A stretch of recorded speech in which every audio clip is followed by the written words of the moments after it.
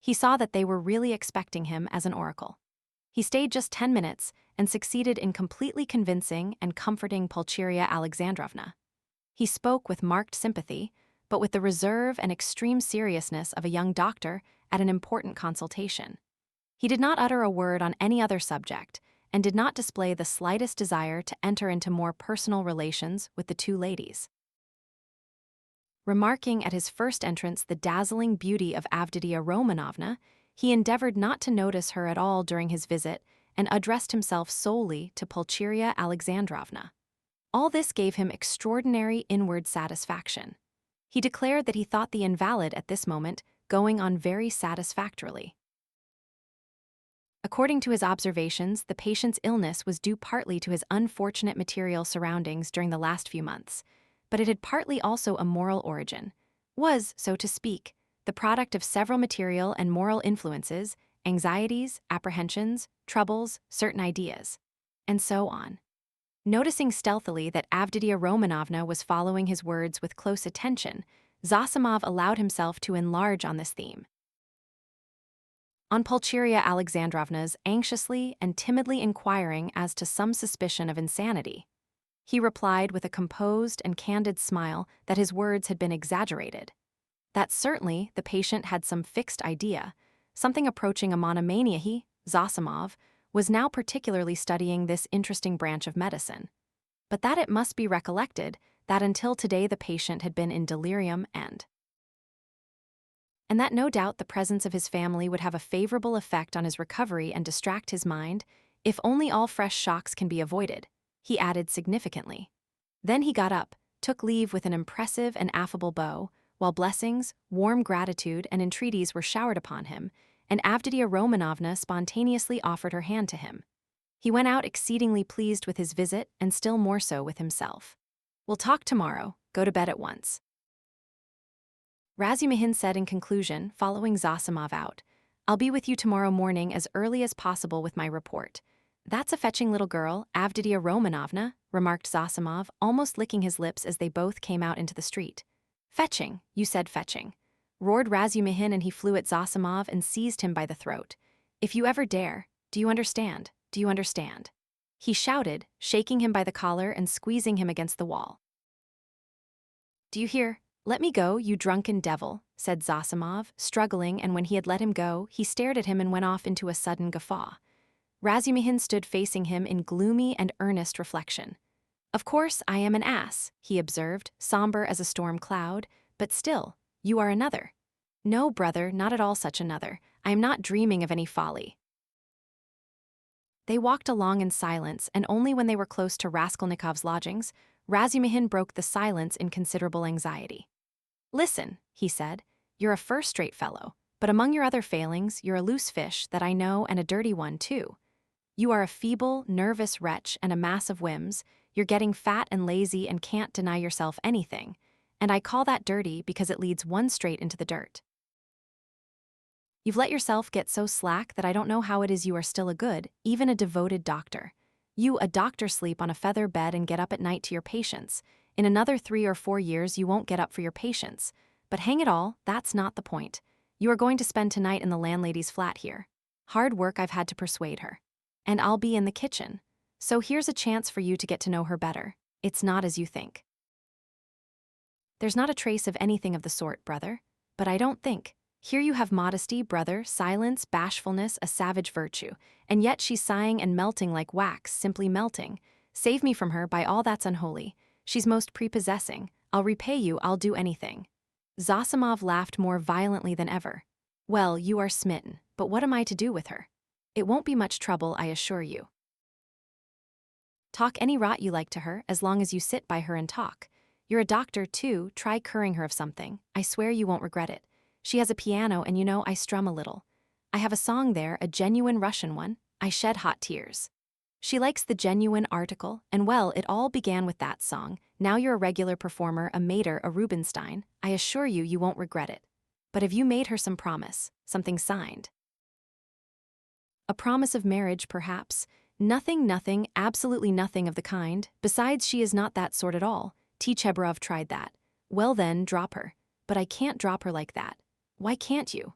Well, I can't, that's all about it. There's an element of attraction here, brother. Then why have you fascinated her? I haven't fascinated her, perhaps I was fascinated myself in my folly. But she won't care a straw whether it's you or I, so long as somebody sits beside her, sighing. I can't explain the position, brother. Look here, you are good at mathematics and working at it now. Begin teaching her the integral calculus. Upon my soul, I'm not joking, I'm in earnest, it'll be just the same to her. She will gaze at you and sigh for a whole year together. I talked to her once for 2 days at a time about the Prussian House of Lords, for one must talk of something, she just sighed and perspired. And you mustn't talk of love, she's bashful to hysterics, but just let her see you can't tear yourself away, that's enough. It's fearfully comfortable, you're quite at home, you can read, sit, lie about, right? You may even venture on a kiss if you're careful. But what do I want with her? Ach, I can't make you understand. You see, you are made for each other. I have often been reminded of you. You'll come to it in the end, so does it matter whether it's sooner or later? There's the featherbed element here, brotherach, and not only that.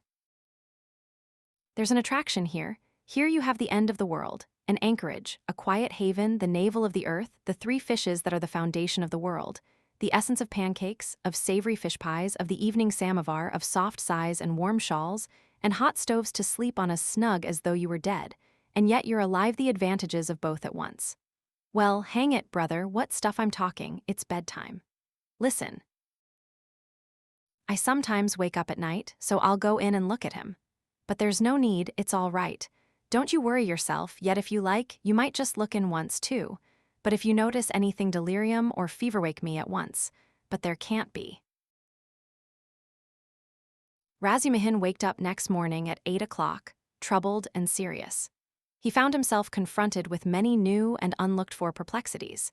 He had never expected that he would ever wake up feeling like that.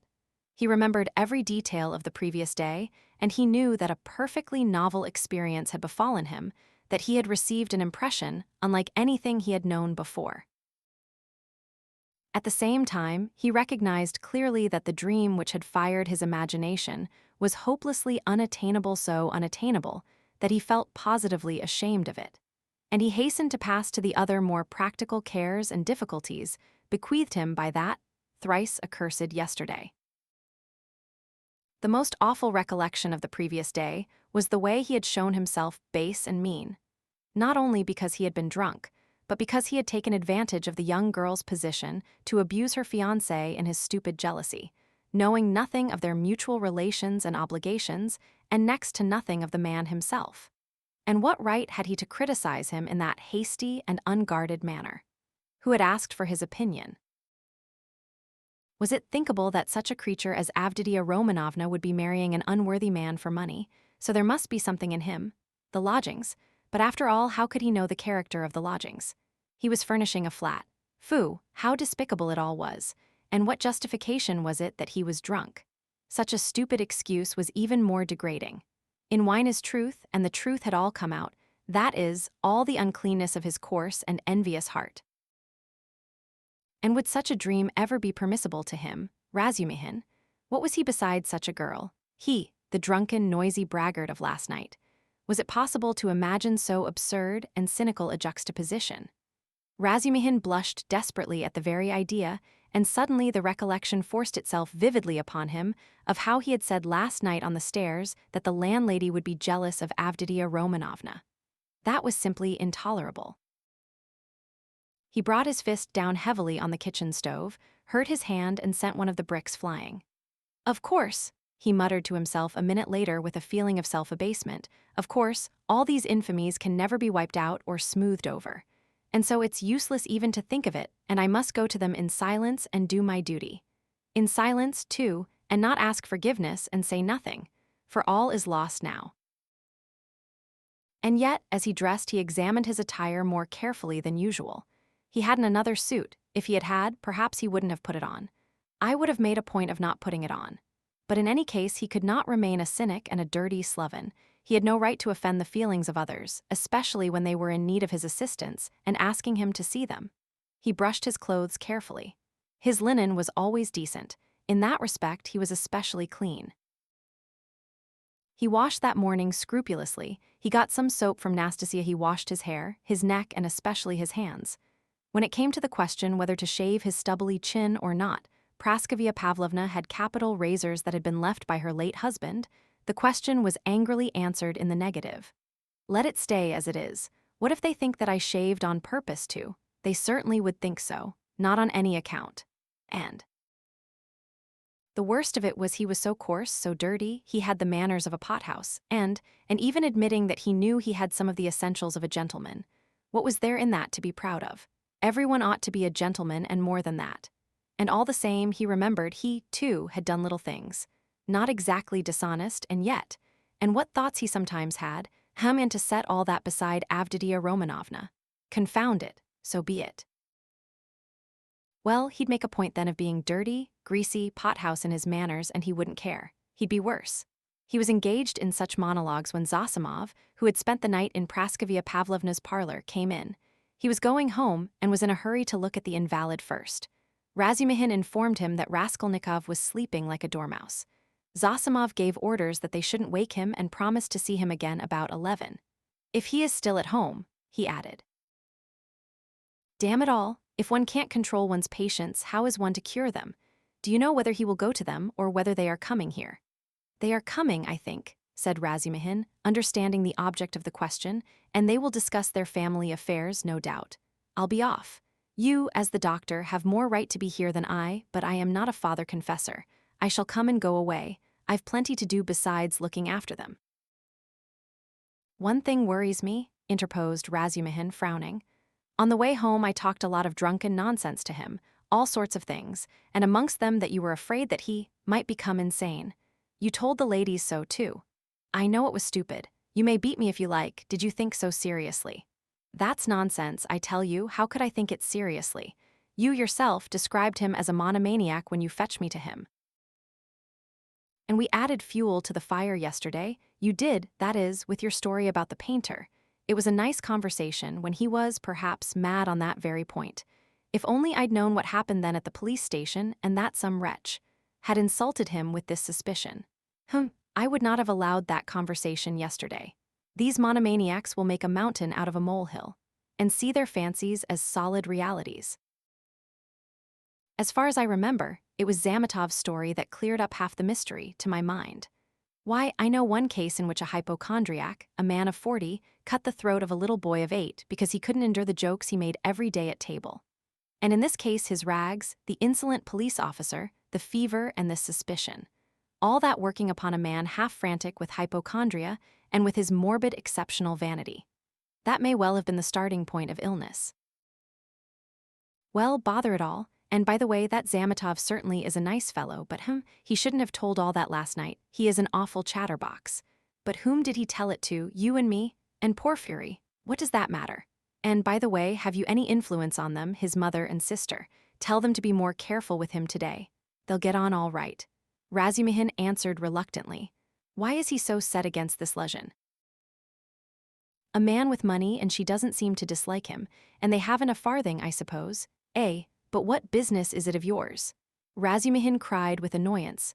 How can I tell whether they've a farthing? Ask them yourself and perhaps you'll find out. Phoo, what an ass you are sometimes. Last night's wine has not gone off yet. Goodbye, thank your Praskovia Pavlovna for me for my night's lodging. She locked herself in, made no reply to my bonjour through the door. She was up at 7 o'clock. The samovar was taken into her from the kitchen. I was not vouchsafed a personal interview. At 9 o'clock, precisely, Razumihin reached the lodgings at Bakalev's house. Both ladies were waiting for him with nervous impatience. They had risen at 7 o'clock or earlier. He entered looking as black as night, bowed awkwardly, and was at once furious with himself for it. He had reckoned without his host. Pulcheria Alexandrovna fairly rushed at him, seized him by both hands, and was almost kissing them. He glanced timidly at Avditia Romanovna, but her proud countenance wore at that moment an expression of such gratitude and friendliness, such complete and unlooked-for respect, in place of the sneering looks and ill-disguised contempt he had expected, that it threw him into greater confusion than if he had been met with abuse. Fortunately, there was a subject for conversation, and he made haste to snatch at it. Hearing that everything was going well and that Radia had not yet waked, Pulcheria Alexandrovna declared that she was glad to hear it, because she had something which it was very, very necessary to talk over beforehand. Then followed an inquiry about breakfast and an invitation to have it with them. They had waited to have it with him. Avditia Romanovna rang the bell. It was answered by a ragged, dirty waiter, and they asked him to bring tea, which was served at last, but in such a dirty and disorderly way that the ladies were ashamed. Razumihin vigorously attacked the lodgings, but remembering Luzhin, stopped in embarrassment and was greatly relieved by Pulcheria Alexandrovna's questions, which showered in a continual stream upon him. He talked for 3/4 of an hour, being constantly interrupted by their questions, and succeeded in describing to them all the most important facts he knew of the last year of Raskolnikov's life, concluding with a circumstantial account of his illness. He omitted, however, many things which were better omitted, including the scene at the police station with all its consequences. They listened eagerly to his story, and when he thought he had finished and satisfied his listeners, he found that they considered he had hardly begun. Tell me, what do you think? Excuse me, I still don't know your name." Pulcheria Alexandrovna put in hastily. "Dmitri Prokofitch. I should like very, very much to know Dmitri Prokofitch, how he looks. On things in general now, that is, how can I explain what are his likes and dislikes? Is he always so irritable? Tell me, if you can, what are his hopes and, so to say, his dreams? Under what influences is he now? In a word, I should like." "Ah, mother, how can he answer all that at once?" observed Dounia. "Good heavens, I had not expected to find him in the least like this, Dmitri Prokofitch." "Naturally," answered Razumihin. "I have no mother, but my uncle comes every year, and almost every time he can scarcely recognize me, even in appearance, though he is a clever man, and your 3-year separation means a great deal. What am I to tell you? I have known Rodion for a year and a half. He is morose, gloomy, proud and haughty, and of late, and perhaps for a long time before, he has been suspicious and fanciful.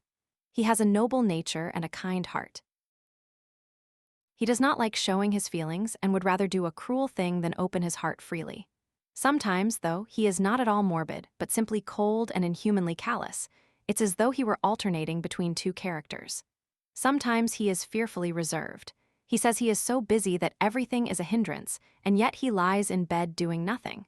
He doesn't jeer at things, not because he hasn't the wit, but as though he hadn't time to waste on such trifles. He never listens to what is said to him. He is never interested in what interests other people at any given moment. He thinks very highly of himself, and perhaps he is right. Well, what more? I think your arrival will have a most beneficial influence upon him." "God grant it may," cried Pulcheria Alexandrovna, distressed by Razumihin's account of her Radia. And Razumihin ventured to look more boldly at Avditia Romanovna at last. He glanced at her often while he was talking, but only for a moment, and looked away again at once. Avditia Romanovna sat at the table, listening attentively, then got up again and began walking to and fro with her arms folded and her lips compressed, occasionally putting in a question, without stopping her walk. She had the same habit of not listening to what was said. She was wearing a dress of thin, dark stuff, and she had a white, transparent scarf round her neck. Razumihin soon detected signs of extreme poverty in their belongings. Had Avditia Romanovna been dressed like a queen, he felt that he would not be afraid of her, but perhaps just because she was poorly dressed and that he noticed all the misery of her surroundings, his heart was filled with dread, and he began to be afraid of every word he uttered, every gesture he made, which was very trying for a man who already felt diffident. "You've told us a great deal that is interesting about my brother's character, and have told it impartially. I am glad. I thought that you were too uncritically devoted to him," observed Avditia Romanovna with a smile. "I think you are right that he needs a woman's care," she added thoughtfully. "I didn't say so, but I dare say you are right only." "What? He loves no one, and perhaps he never will," Razumihin declared decisively. "You mean he is not capable of love?" "Do you know, Avditia Romanovna, you are awfully like your brother in everything indeed." He blurted out suddenly to his own surprise, but remembering at once what he had just before said of her brother, he turned as red as a crab and was overcome with confusion. Avditia Romanovna couldn't help laughing when she looked at him. "You may both be mistaken about Radia. Pulcheria Alexandrovna remarked, slightly piqued. I am not talking of our present difficulty, Dounia. What Pyotr Petrovitch writes in this letter, and what you and I have supposed may be mistaken, but you can't imagine, Dmitri Prokofitch, how moody and, so to say, capricious he is. I never could depend on what he would do when he was only 15. And I am sure that he might do something now that nobody else would think of doing. Well, for instance, do you know how a year and a half ago he astounded me and gave me a shock that nearly killed me when he had the idea of marrying that girl? What was her name, his landlady's daughter? Did you hear about that affair? Asked Avditia Romanovna. Do you suppose, Pulcheria Alexandrovna continued warmly, do you suppose that my tears, my entreaties, my illness, my possible death from grief, our poverty would have made him pause?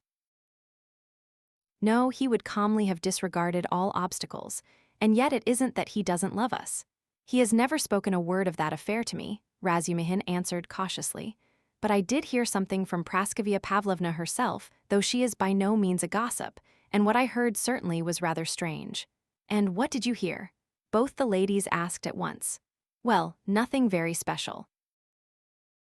I only learned that the marriage, which only failed to take place through the girl's death, was not at all to Praskovia Pavlovna's liking. They say, too, the girl was not at all pretty, in fact I am told positively ugly, and such an invalid and queer. But she seems to have had some good qualities. She must have had some good qualities or it's quite inexplicable. She had no money either and he wouldn't have considered her money. But it's always difficult to judge in such matters. I am sure she was a good girl, Avditia Romanovna observed briefly. God forgive me, I simply rejoiced at her death, though I don't know which of them would have caused most misery to the other, he to her or she to him, Pulcheria Alexandrovna concluded. Then she began tentatively questioning him about the scene on the previous day, with Luzhin, hesitating and continually glancing at Dounia, obviously to the latter's annoyance. This incident more than all the rest evidently caused her uneasiness, even consternation. Razumihin described it in detail again, but this time he added his own conclusions. He openly blamed Raskolnikov for intentionally insulting Pyotr Petrovitch, not seeking to excuse him on the score of his illness. He had planned it before his illness, he added. I think so, too, Pulcheria Alexandrovna agreed with a dejected air. But she was very much surprised at hearing Razumihin express himself so carefully and even with a certain respect about Pyotr Petrovitch. Avditia Romanovna, too, was struck by it. So this is your opinion of Pyotr Petrovitch? Pulcheria Alexandrovna could not resist asking. I can have no other opinion of your daughter's future husband, Razumihin answered firmly and with warmth, and I don't say it simply from vulgar politeness, but simply because Avditia Romanovna has of her own free will deigned to accept this man. If I spoke so rudely of him last night, it was because I was disgustingly drunk and mad besides. Yes, mad, crazy, I lost my head completely. And this morning I am ashamed of it. He crimsoned and ceased speaking. Avditia Romanovna flushed but did not break the silence. She had not uttered a word from the moment they began to speak of Luzhin. Without her support, Pulcheria Alexandrovna obviously did not know what to do. At last, faltering and continually glancing at her daughter, she confessed that she was exceedingly worried by one circumstance. You see, Dmitri Prokofitch, she began. I'll be perfectly open with Dmitri Prokofitch, Dounia. Of course, mother, said Avditia Romanovna emphatically. This is what it is, she began in haste, as though the permission to speak of her trouble lifted a weight off her mind. Very early this morning we got a note from Pyotr Petrovitch in reply to our letter announcing our arrival. He promised to meet us at the station, you know. Instead of that he sent a servant to bring us the address of these lodgings and to show us the way, and he sent a message that he would be here himself this morning. But this morning, this note came from him. You'd better read it yourself. There is one point in it which worries me very much. You will soon see what that is, and tell me your candid opinion, Dmitri Prokofitch. You know Radia's character better than anyone, and no one can advise us better than you can. Dounia, I must tell you, made her decision at once, but I still don't feel sure how to act, and I've been waiting for your opinion. Razumihin opened the note, which was dated the previous evening, and read as follows. Dear Madam, Pulcheria Alexandrovna, I have the honor to inform you that owing to unforeseen obstacles, I was rendered unable to meet you at the railway station. I sent a very competent person with the same object in view. I likewise shall be deprived of the honor of an interview with you tomorrow morning by business in the Senate that does not admit of delay, and also that I may not intrude on your family circle while you are meeting your son, and Avditia Romanovna her brother. I shall have the honor of visiting you and paying you my respects at your lodgings not later than tomorrow evening at 8 o'clock precisely, and herewith I venture to present my earnest, and, I may add, imperative request that Rodion Romanovich may not be present at our interview, as he offered me a gross and unprecedented affront on the occasion of my visit to him in his illness yesterday.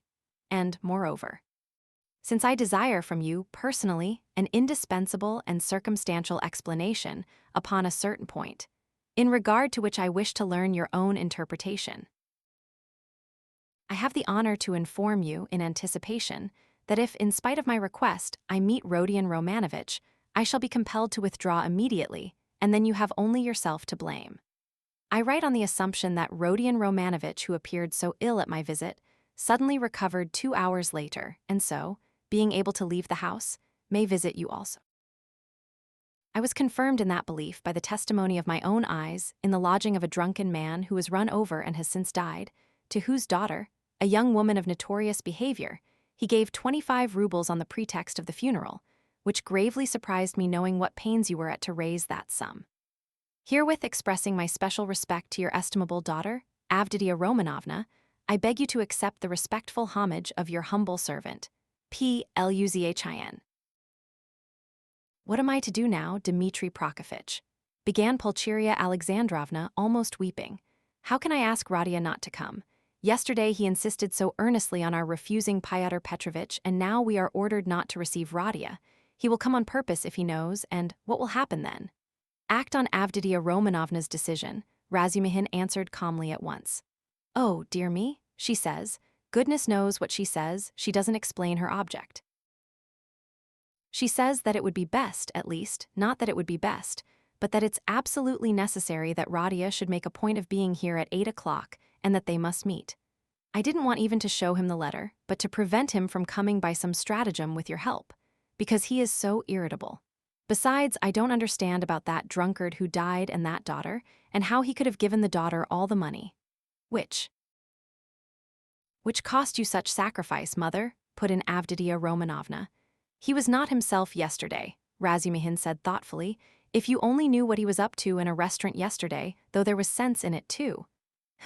He did say something, as we were going home yesterday evening, about a dead man and a girl, but I didn't understand a word. But last night, I myself. The best thing, mother, will be for us to go to him ourselves, and there I assure you we shall see at once what's to be done. Besides, it's getting late, good heavens, it's past 10, she cried, looking at a splendid gold enameled watch which hung round her neck on a thin Venetian chain and looked entirely out of keeping with the rest of her dress. A present from her fiancé, thought Razumihin. We must start, Dounia, we must start, her mother cried in a flutter.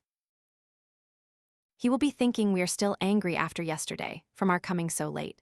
Merciful heavens! While she said this, she was hurriedly putting on her hat and mantle. Dounia, too, put on her things. Her gloves, as Razumihin noticed, were not merely shabby but had holes in them, and yet this evident poverty gave the two ladies an air of special dignity, which is always found in people who know how to wear poor clothes. Razumihin looked reverently at Dounia and felt proud of escorting her. The queen who mended her stockings in prison, he thought, must have looked then every inch a queen, and even more a queen than at sumptuous banquets and levées. My God! Exclaimed Pulcheria Alexandrovna, little did I think that I should ever fear seeing my son, my darling, darling Radia. I am afraid, Dmitri Prokofitch, she added, glancing at him timidly. Don't be afraid, mother, said Dounia, kissing her. Better have faith in him. Oh dear, I have faith in him, but I haven't slept all night, exclaimed the poor woman. They came out into the street. Do you know, Dounia, when I dozed a little this morning, I dreamed of Marfa Petrovna. She was all in white. She came up to me, took my hand, and shook her head at me, but so sternly as though she were blaming me. Is that a good omen? Oh, dear me, you don't know, Dmitri Prokofitch, that Marfa Petrovna's dead. No, I didn't know. Who is Marfa Petrovna? She died suddenly and only fancy. Afterwards, Mama, put in Dounia, he doesn't know who Marfa Petrovna is. Ah, you don't know, and I was thinking that you knew all about us. Forgive me, Dmitri Prokofitch, I don't know what I am thinking about these last few days. I look upon you really as a providence for us, and so I took it for granted that you knew all about us. I look on you as a relation. Don't be angry with me for saying so. Dear me, what's the matter with your right hand? Have you knocked it? Yes, I bruised it, muttered Razumihin overjoyed. I sometimes speak too much from the heart so that Dounia finds fault with me, but dear me, what a cupboard he lives in. I wonder whether he is awake. Does this woman, his landlady, consider it a room? Listen, you say he does not like to show his feelings, so perhaps I shall annoy him with my weaknesses. Do advise me, Dmitri Prokofitch, how am I to treat him? I feel quite distracted, you know. Don't question him too much about anything if you see him frown. Don't ask him too much about his health. He doesn't like that. Ah, Dmitri Prokofitch, how hard it is to be a mother. But here are the stairs. What an awful staircase.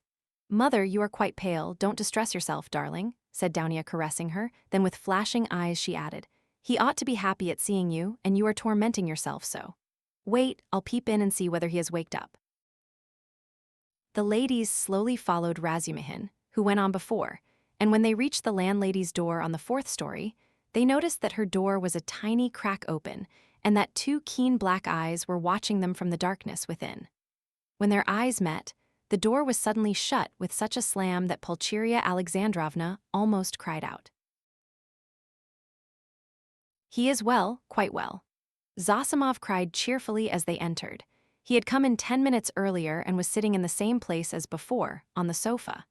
Raskolnikov was sitting in the opposite corner, fully dressed and carefully washed and combed, as he had not been for some time past. The room was immediately crowded, yet Nastasia managed to follow the visitors in and stayed to listen. Raskolnikov really was almost well, as compared with his condition the day before, but he was still pale, listless, and somber. He looked like a wounded man or one who has undergone some terrible physical suffering. His brows were knitted, his lips compressed, his eyes feverish. He spoke little and reluctantly, as though performing a duty, and there was a restlessness in his movements. He only wanted a sling on his arm or a bandage on his finger to complete the impression of a man with a painful abscess or a broken arm. The pale, somber face lighted up for a moment when his mother and sister entered, but this only gave it a look of more intense suffering, in place of its listless dejection. The light soon died away, but the look of suffering remained, and Zosimov, watching and studying his patient with all the zest of a young doctor beginning to practice, noticed in him no joy at the arrival of his mother and sister, but a sort of bitter, hidden determination to bear another hour or 2 of inevitable torture. He saw later that almost every word of the following conversation seemed to touch on some sore place and irritate it. But at the same time, he marveled at the power of controlling himself and hiding his feelings in a patient who the previous day had, like a monomaniac, fallen into a frenzy at the slightest word. Yes, I see myself now that I am almost well, said Raskolnikov, giving his mother and sister a kiss of welcome which made Pulcheria Alexandrovna radiant at once. And I don't say this as I did yesterday, he said, addressing Razumihin with a friendly pressure of his hand. Yes, indeed, I am quite surprised at him today, began Zosimov, much delighted at the lady's entrance, for he had not succeeded in keeping up a conversation with his patient for 10 minutes. In another 3 or 4 days, if he goes on like this, he will be just as before, that is, as he was a month ago, or 2, or perhaps even 3. This has been coming on for a long while. Confess now that it has been perhaps your own fault. He added with a tentative smile as though still afraid of irritating him. It is very possible, answered Raskolnikov coldly. I should say, too, continued Zosimov with zest, that your complete recovery depends solely on yourself. Now that one can talk to you, I should like to impress upon you that it is essential to avoid the elementary, so to speak, fundamental causes tending to produce your morbid condition. In that case you will be cured, if not, it will go from bad to worse. These fundamental causes I don't know, but they must be known to you. You are an intelligent man and must have observed yourself, of course. I fancy the first stage of your derangement coincides with your leaving the university. You must not be left without occupation, and so, work and a definite aim set before you might, I fancy, be very beneficial. Yes, yes, you are perfectly right. I will make haste and return to the university, and then everything will go smoothly. Zosimov, who had begun his sage advice partly to make an effect before the ladies, was certainly somewhat mystified when, glancing at his patient, he observed unmistakable mockery on his face. This lasted an instant, however. Pulcheria Alexandrovna began at once thanking Zosimov, especially for his visit to their lodging the previous night. "What? He saw you last night?" Raskolnikov asked, as though startled. "Then you have not slept either after your journey." "Akradia, that was only till 2 o'clock. Dounia and I never go to bed before 2 at home." "I don't know how to thank him either," Raskolnikov went on, suddenly frowning and looking down. Setting aside the question of payment, forgive me for referring to it, he turned to Zosimov. "I really don't know what I have done to deserve such special attention from you. I simply don't understand it. And, it weighs upon me indeed because I don't understand it. I tell you so candidly." "Don't be irritated." Zosimov forced himself to laugh. "Assume that you are my first patient while we fellows, just beginning to practice, love our first patients as if they were our children, and some almost fall in love with them. And of course, I am not rich in patience.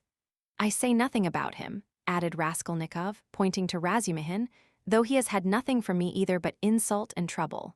What nonsense he is talking. Why, you are in a sentimental mood today, are you?" shouted Razumihin. If he had had more penetration, he would have seen that there was no trace of sentimentality in him, but something indeed quite the opposite. But Avditia Romanovna noticed it. She was intently and uneasily watching her brother. "As for you, mother, I don't dare to speak," he went on, as though repeating a lesson learned by heart. "It is only today that I have been able to realize a little how distressed you must have been here yesterday, waiting for me to come back." When he had said this, he suddenly held out his hand to his sister, smiling without a word. But in this smile there was a flash of real unfeigned feeling. Dounia caught it at once and warmly pressed his hand, overjoyed and thankful. It was the first time he had addressed her since their dispute the previous day. The mother's face lighted up with ecstatic happiness at the sight of this conclusive unspoken reconciliation. "Yes, that is what I love him for," Razumihin, exaggerating it all, muttered to himself with a vigorous turn in his chair. "He has these movements. And how well he does it all," the mother was thinking to herself. "What generous impulses he has, and how simply, how delicately he put an end to all the misunderstanding with his sister, simply by holding out his hand at the right minute and looking at her like that. And what fine eyes he has, and how fine his whole face is. He is even better looking than Dounia. But good heavens, what a suit, how terribly he's dressed. Vasya, the messenger boy in Afanassy Ivanich's shop, is better dressed. I could rush at him and hug him, weep over him, but I am afraid.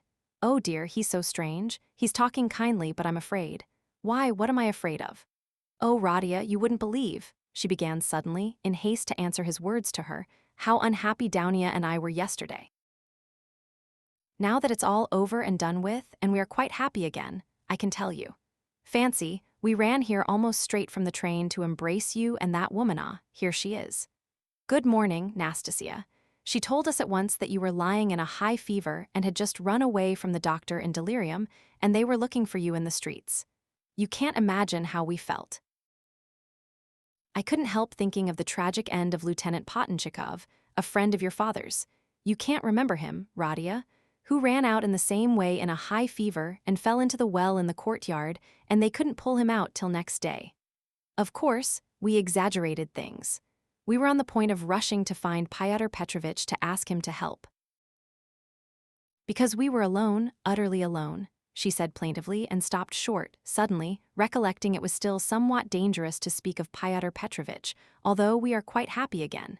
Yes, of course it's very annoying. Raskolnikov muttered in reply, but with such a preoccupied and inattentive air that Dounia gazed at him in perplexity. What else was it I wanted to say? He went on trying to recollect. Oh yes, mother, and you too, Dounia. Please don't think that I didn't mean to come and see you today and was waiting for you to come first. What are you saying, Radia? Cried Pulcheria Alexandrovna. She too was surprised. Is he answering us as a duty? Dounia wondered. Is he being reconciled and asking forgiveness as though he were performing a rite or repeating a lesson? I've only just waked up and wanted to go to you but was delayed owing to my clothes. I forgot yesterday to ask her. Nastasia, to wash out the blood, I've only just dressed. Blood? What blood? Pulcheria Alexandrovna asked in alarm. Oh, nothing, don't be uneasy. It was when I was wandering about yesterday, rather delirious, I chanced upon a man who had been run over, a clerk. Delirious, but you remember everything. Razumihin interrupted. That's true, Raskolnikov answered with special carefulness.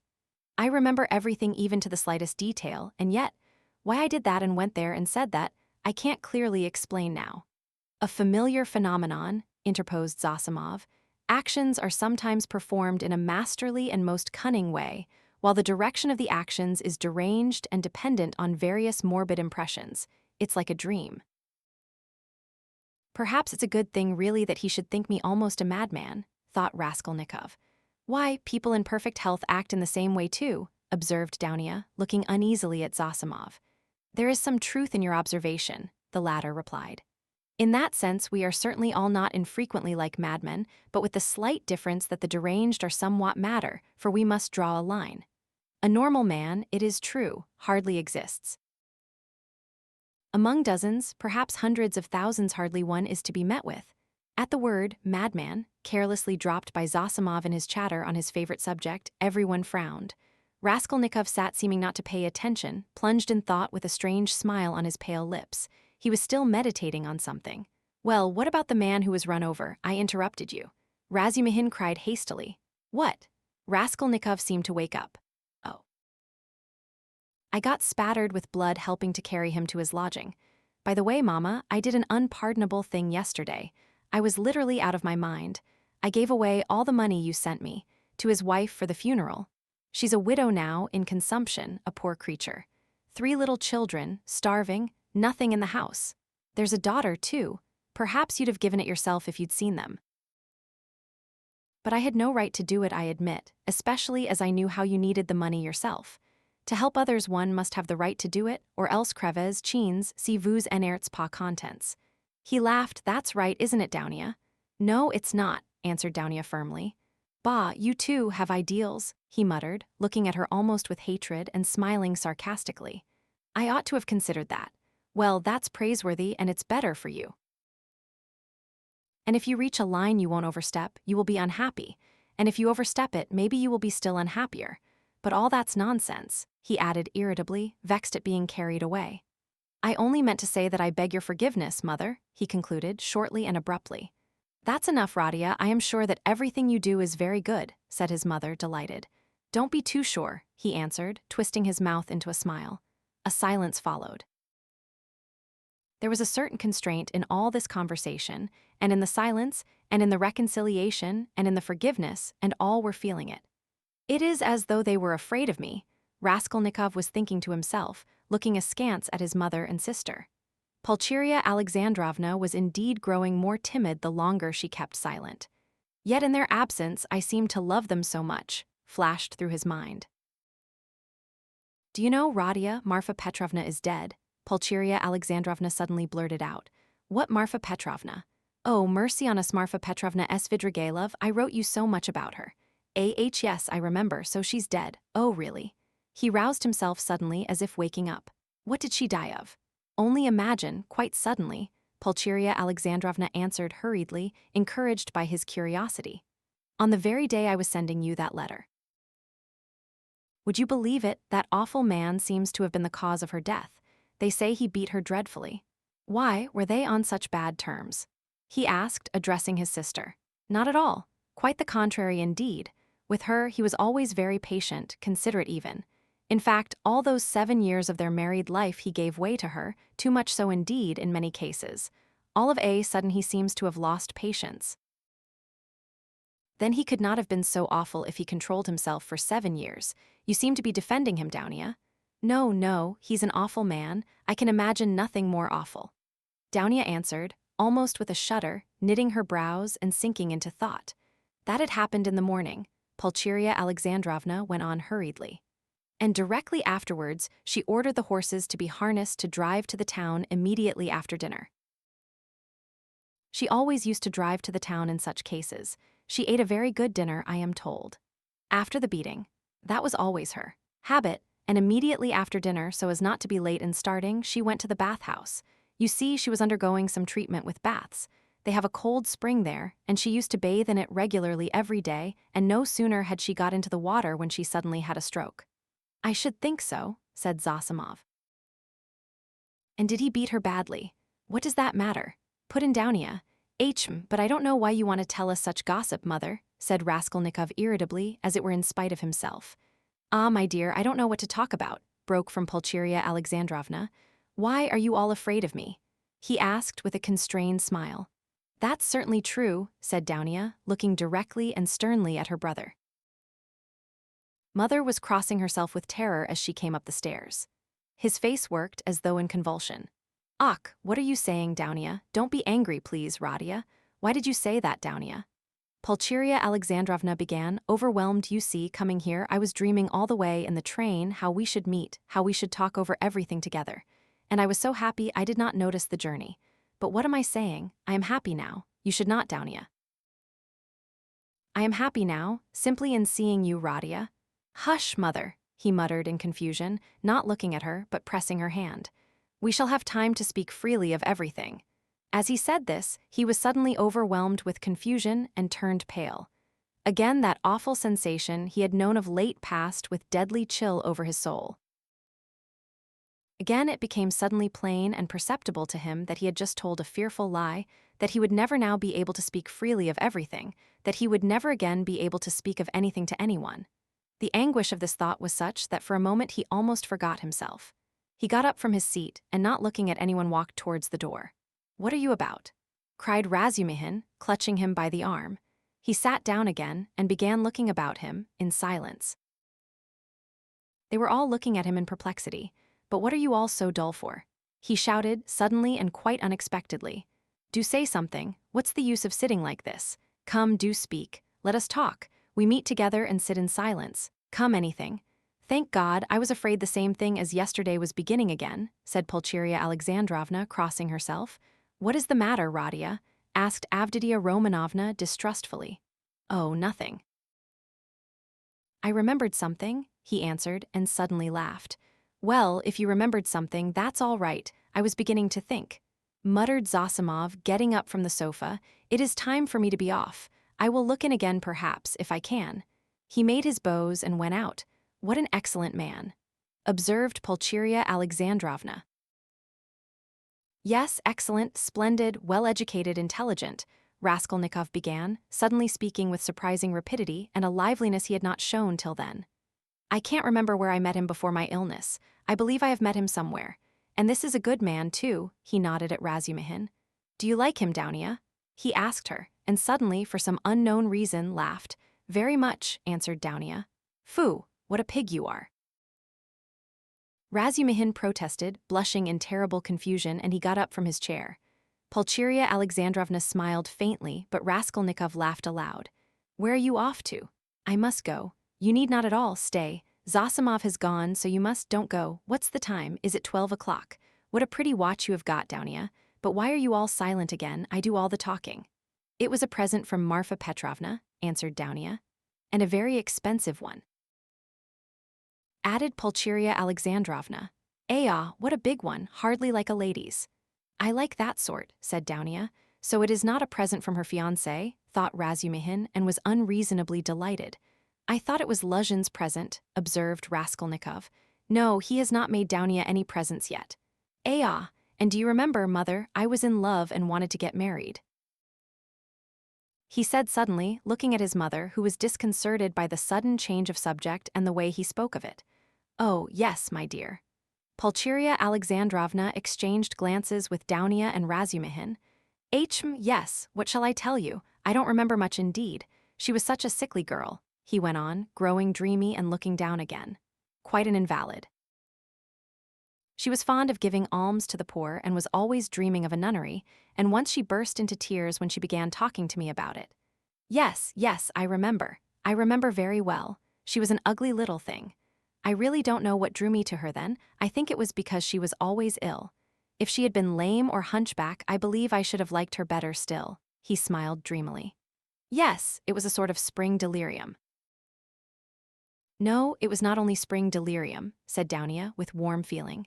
He fixed a strained, intent look on his sister, but did not hear or did not understand her words. Then, completely lost in thought, he got up, went up to his mother, kissed her, went back to his place and sat down. You love her even now? Said Pulcheria Alexandrovna, touched. Her now, oh yes, you ask about her. No, that's all now, as it were, in another world, and so long ago. And indeed everything happening here seems somehow far away. He looked attentively at them. You now, I seem to be looking at you from 1,000 miles away, but goodness knows why we are talking of that, and what's the use of asking about it? He added with annoyance and, biting his nails, fell into dreamy silence again. What a wretched lodging you have, Radia. It's like a tomb, said Pulcheria Alexandrovna, suddenly breaking the oppressive silence. I am sure it's quite half through your lodging you have become so melancholy. My lodging, he answered listlessly. Yes, the lodging had a great deal to do with it. I thought that too. If only you knew, though, what a strange thing you said just now, mother, he said, laughing strangely. A little more, and their companionship, this mother and this sister, with him after 3 years' absence, this intimate tone of conversation, in face of the utter impossibility of really speaking about anything, would have been beyond his power of endurance. But there was one urgent matter which must be settled one way or the other that day, so he had decided when he woke. Now he was glad to remember it, as a means of escape. Listen, Downia, he began, gravely and dryly. Of course I beg your pardon for yesterday, but I consider it my duty to tell you again that I do not withdraw from my chief point. It is me or Luzhin. If I am a scoundrel, you must not be. One is enough. If you marry Luzhin, I cease at once to look on you as a sister. Radia, it is the same as yesterday again, Pulcheria Alexandrovna cried mournfully. And why do you call yourself a scoundrel? I can't bear it. You said the same yesterday. Brother, Downia answered firmly and with the same dryness. In all this there is a mistake on your part. I thought it over at night and found out the mistake. It is all because you seem to fancy I am sacrificing myself to someone and for someone. That is not the case at all. I am simply marrying for my own sake, because things are hard for me.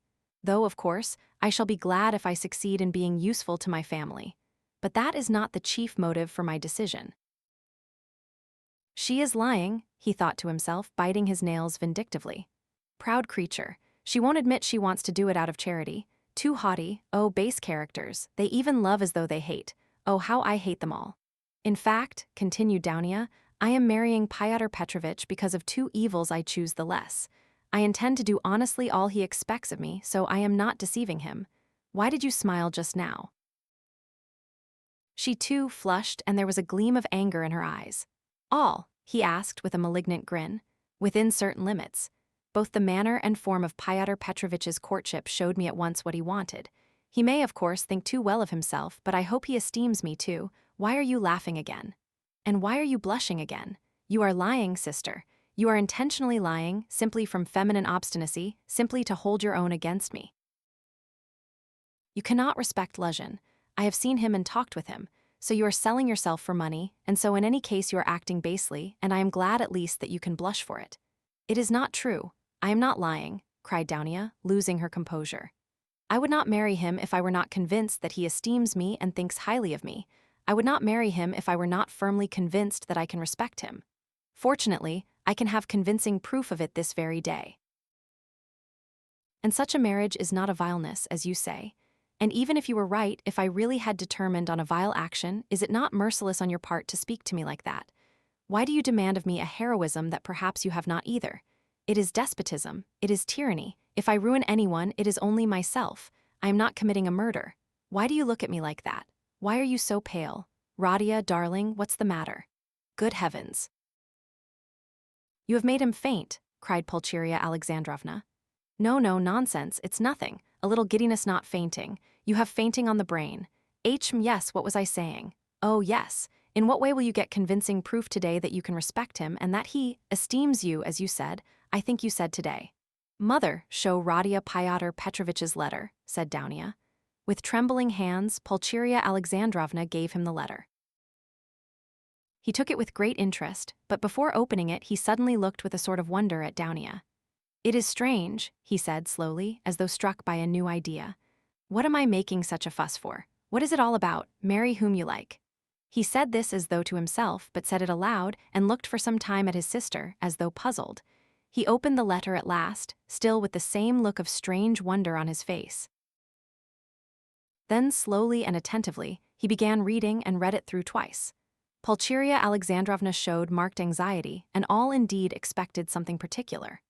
"What surprises me," he began, after a short pause, handing the letter to his mother, but not addressing anyone in particular, "is that he is a businessman, a lawyer, and his conversation is pretentious indeed, and yet he writes such an uneducated letter." They all started. They had expected something quite different. "But they all write like that, you know," Razumihin observed abruptly. "Have you read it?" "Yes. We showed him, Radia. We consulted him just now," Pulcheria Alexandrovna began, embarrassed.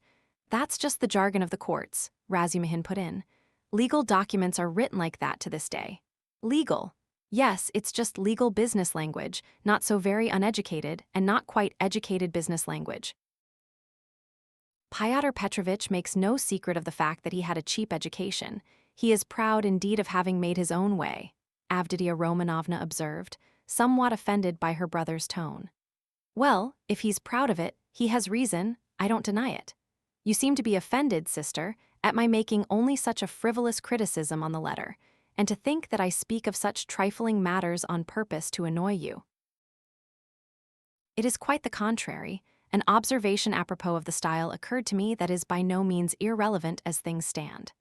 There is one expression, blame yourselves, put in very significantly and plainly, and there is besides a threat that he will go away at once if I am present. That threat to go away is equivalent to a threat to abandon you both if you are disobedient, and to abandon you now after summoning you to Petersburg. Well, what do you think? Can one resent such an expression from Luzhin, as we should if he pointed to Razumihin had written it, or Zosimov, or one of us? And no, answered Dounia with more animation. I saw clearly that it was too naively expressed, and that perhaps he simply has no skill in writing. That is a true criticism, brother. I did not expect, indeed. It is expressed in legal style and sounds coarser than perhaps he intended, but I must disillusion you a little. There is one expression in the letter, one slander about me, and rather a contemptible one.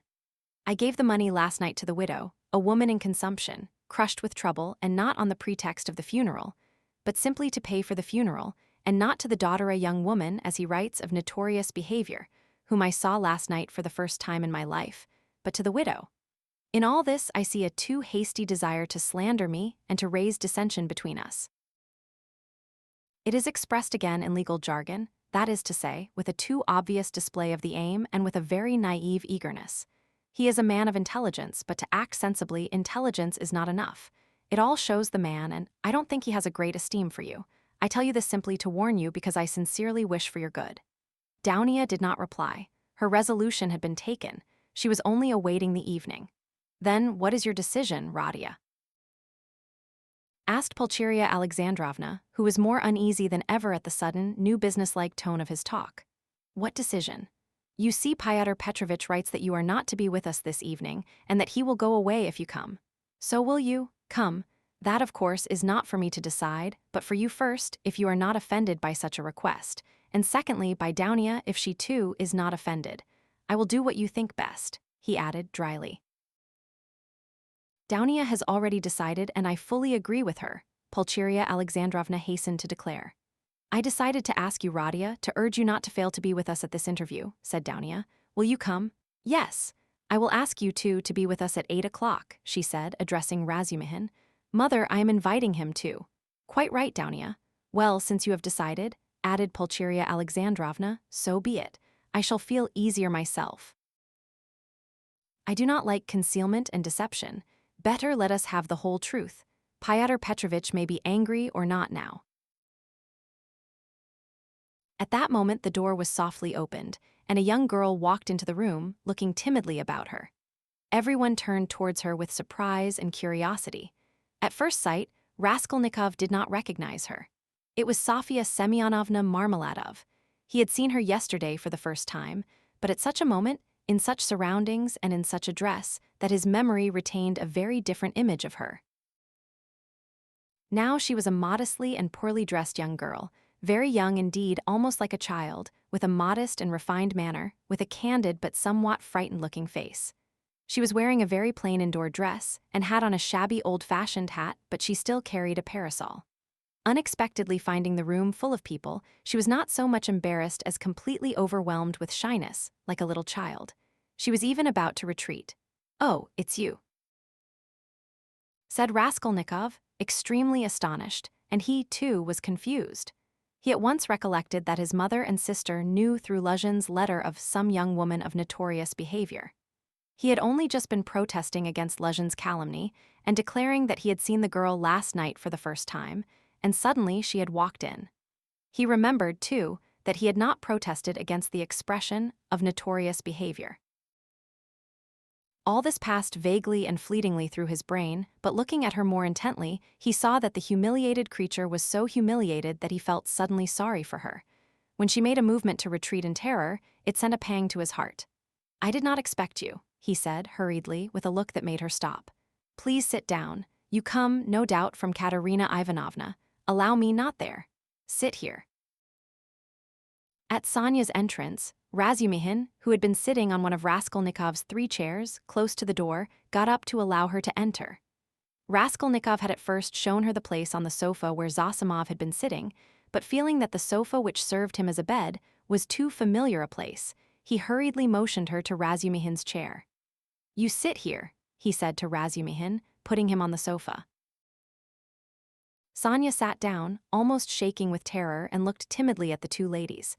It was evidently almost inconceivable to herself that she could sit down beside them. At the thought of it, she was so frightened that she hurriedly got up again and in utter confusion addressed Raskolnikov. I have come for 1 minute. Forgive me for disturbing you," she began falteringly. "I come from Katerina Ivanovna, and she had no one to send. Katerina Ivanovna told me to beg you to be at the service in the morning at Mitrofanivsky, and then to us, to her, to do her the honor. She told me to beg you." Sonia stammered and ceased speaking. "I will try, certainly, most certainly," answered Raskolnikov.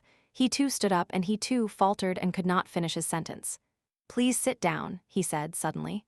"I want to talk to you. You are perhaps in a hurry, but please be so kind, spare me 2 minutes," and he drew up a chair for her.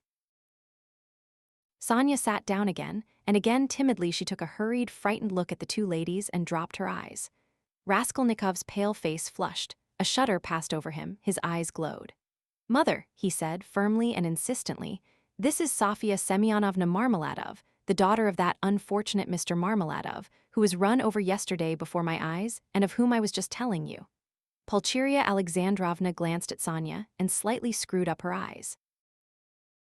In spite of her embarrassment before Radia's urgent and challenging look, she could not deny herself that satisfaction. Dounia gazed gravely and intently into the poor girl's face and scrutinized her with perplexity. Sonia, hearing herself introduced, tried to raise her eyes again, but was more embarrassed than ever. "I wanted to ask you," said Raskolnikov hastily, "how things were arranged yesterday. You were not worried by the police, for instance." "No, that was all right. It was too evident, the cause of death. They did not worry us, only the lodgers are angry." "Why?" "At the body's remaining so long, you see it is hot now, so that today they will carry it to the cemetery, into the chapel, until tomorrow. At first Katerina Ivanovna was unwilling, but now she sees herself that it's necessary. Today, then, she begs you to do us the honor to be in the church tomorrow for the service, and then to be present at the funeral lunch." "She is giving a funeral lunch." "Yes, just a little. She told me to thank you very much for helping us yesterday, but for you, we should have had nothing for the funeral." All at once her lips and chin began trembling, but with an effort she controlled herself, looking down again. During the conversation, Raskolnikov watched her carefully. She had a thin, very thin, pale little face, rather irregular and angular, with a sharp little nose and chin. She could not have been called pretty, but her blue eyes were so clear, and when they lighted up, there was such a kindliness and simplicity in her expression that one could not help being attracted. Her face, and her whole figure indeed, had another peculiar characteristic. In spite of her 18 years, she looked almost a little girl, almost a child. And in some of her gestures, this childishness seemed almost absurd. But has Katerina Ivanovna been able to manage with such small means? "Does she even mean to have a funeral lunch?" Raskolnikov asked, persistently keeping up the conversation. The coffin will be plain, of course, and everything will be plain so it won't cost much. Katerina Ivanovna and I have reckoned it all out so that there will be enough left. And Katerina Ivanovna was very anxious it should be so. You know, one can't, it's a comfort to her. She is like that, you know? I understand, of course. Why do you look at my room like that?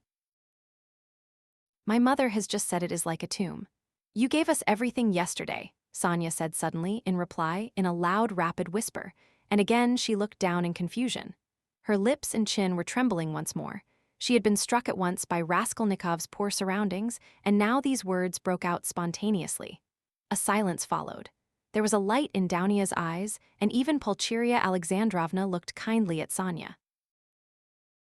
Radia, she said, getting up, we shall have dinner together, of course. Come, Dounia, and you, Radia, had better go for a little walk and then rest and lie down before you come to see us. I am afraid we have exhausted you. Yes, I'll come, he answered, getting up fussily, but I have something to see to. But surely you will have dinner together, cried Razumihin, looking in surprise at Raskolnikov. What do you mean? Yes, I am coming, of course. And you stay a minute, you do not want him just now, do you, mother? Or perhaps I am taking him from you. Oh, no, and will you, Dmitri Prokofitch, do us the favor of dining with us? Please do, added Dounia. Razumihin bowed, positively radiant. For one moment they were all strangely embarrassed. Goodbye, Radia, that is till we meet. I do not like saying goodbye. Goodbye, Nastasia. Ah, I have said goodbye again. Pulcheria Alexandrovna meant to greet Sonia too, but it somehow failed to come off and she went in a flutter out of the room. But Avditia Romanovna seemed to await her turn, and following her mother out, gave Sonia an attentive, courteous bow. Sonia, in confusion, gave a hurried, frightened curtsy.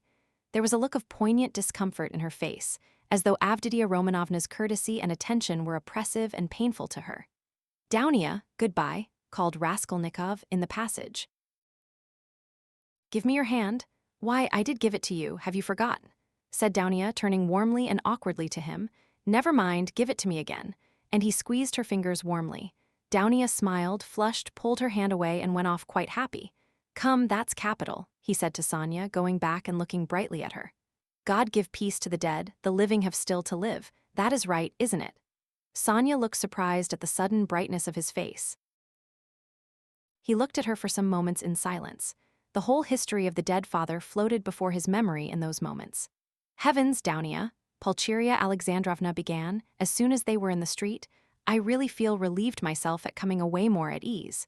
How little did I think yesterday in the train that I could ever be glad of that. I tell you again, mother, he is still very ill, don't you see it?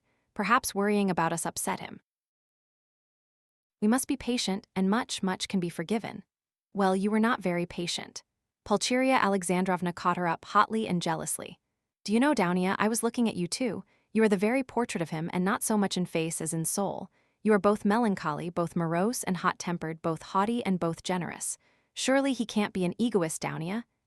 When I think of what is in store for us this evening, my heart sinks. Don't be uneasy, mother. What must be will be. Dounia, only think what a position we are in. What if Pyotr Petrovitch breaks it off? Poor Pulcheria Alexandrovna blurted out incautiously. He won't be worth much if he does, answered Dounia, sharply and contemptuously. We did well to come away, Pulcheria Alexandrovna hurriedly broke in. He was in a hurry about some business or other. If he gets out and has a breath of air, it is fearfully close in his room, but where is one to get a breath of air here? The very streets here feel like shut-up rooms. Good heavens, what a town, stay, this side, they will crush you carrying something. Why, it is a piano they have got, I declare, how they push. I am very much afraid of that young woman too. What young woman, mother? Why, that Sofia Semyonovna who was there just now. Why? I have a presentiment, Dounia. Well, you may believe it or not, but as soon as she came in, that very minute, I felt that she was the chief cause of the trouble. Nothing of the sort, cried Dounia in vexation. What nonsense with your presentiments, mother. He only made her acquaintance the evening before, and he did not know her when she came in. Well, you will see. She worries me, but you will see. I was so frightened. She was gazing at me with those eyes. I could scarcely sit still in my chair when he began introducing her. Do you remember? It seems so strange, but Pyotr Petrovitch writes like that about her, and he introduces her to us, to you, so he must think a great deal of her. People will write anything. We were talked about and written about, too. Have you forgot? I am sure that she is a good girl and that it is all nonsense. God grant it may be. And Pyotr Petrovitch is a contemptible slanderer, Dounia snapped out suddenly. Pulcheria Alexandrovna was crushed. The conversation was not resumed. I will tell you what I want with you, said Raskolnikov, drawing Razumihin to the window. Then I will tell Katerina Ivanovna that you are coming, Sonia said hurriedly, preparing to depart. 1 minute, Sofya Semyonovna, we have no secrets, you are not in our way, I want to have another word or two with you. Listen. He turned suddenly to Razumihin again. You know that, what's his name, Porfiry Petrovitch? I should think so, he is a relation. Why? Added the latter with interest. Is not he managing that case? You know about that murder, you were speaking about it yesterday. Yes, well. Razumihin's eyes opened wide. He was inquiring for people who had pawned things, and I have some pledges there, 2 trifles. A ring my sister gave me as a keepsake when I left home, and my father's silver watch. They are only worth 5 or 6 rubles altogether. But I value them, so what am I to do now? I do not want to lose the things, especially the watch. I was quaking just now, for fear Mother would ask to look at it when we spoke of Dounia's watch. It is the only thing of Father's left us. She would be ill if it were lost. You know what women are, so tell me what to do. I know I ought to have given notice at the police station, but would it not be better to go straight to Porfiry? What do you think? The matter might be settled more quickly. You see, Mother may ask for it before dinner. Certainly not to the police station. Certainly to Porfiry, Razumihin shouted in extraordinary excitement. Well, how glad I am. Let us go at once. It is a couple of steps. We shall be sure to find him. Very well, let us go. And he will be very, very glad to make your acquaintance. I have often talked to him of you at different times. I was speaking of you yesterday. Let us go. So you knew the old woman, so that's it. It is all turning out splendidly. Oh yes, Sofya Ivanovna. Sofya Semyonovna, corrected Raskolnikov. Sofya Semyonovna, this is my friend Razumihin, and he is a good man.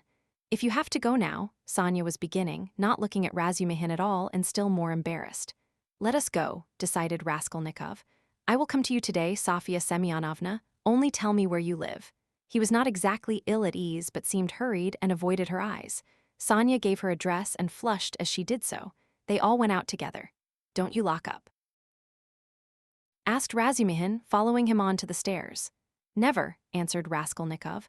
I have been meaning to buy a lock for these 2 years. People are happy who have no need of locks, he said, laughing to Sonia.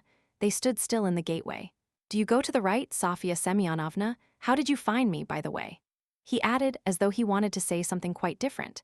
He wanted to look at her soft, clear eyes, but this was not easy. Why, you gave your address to Polenka yesterday.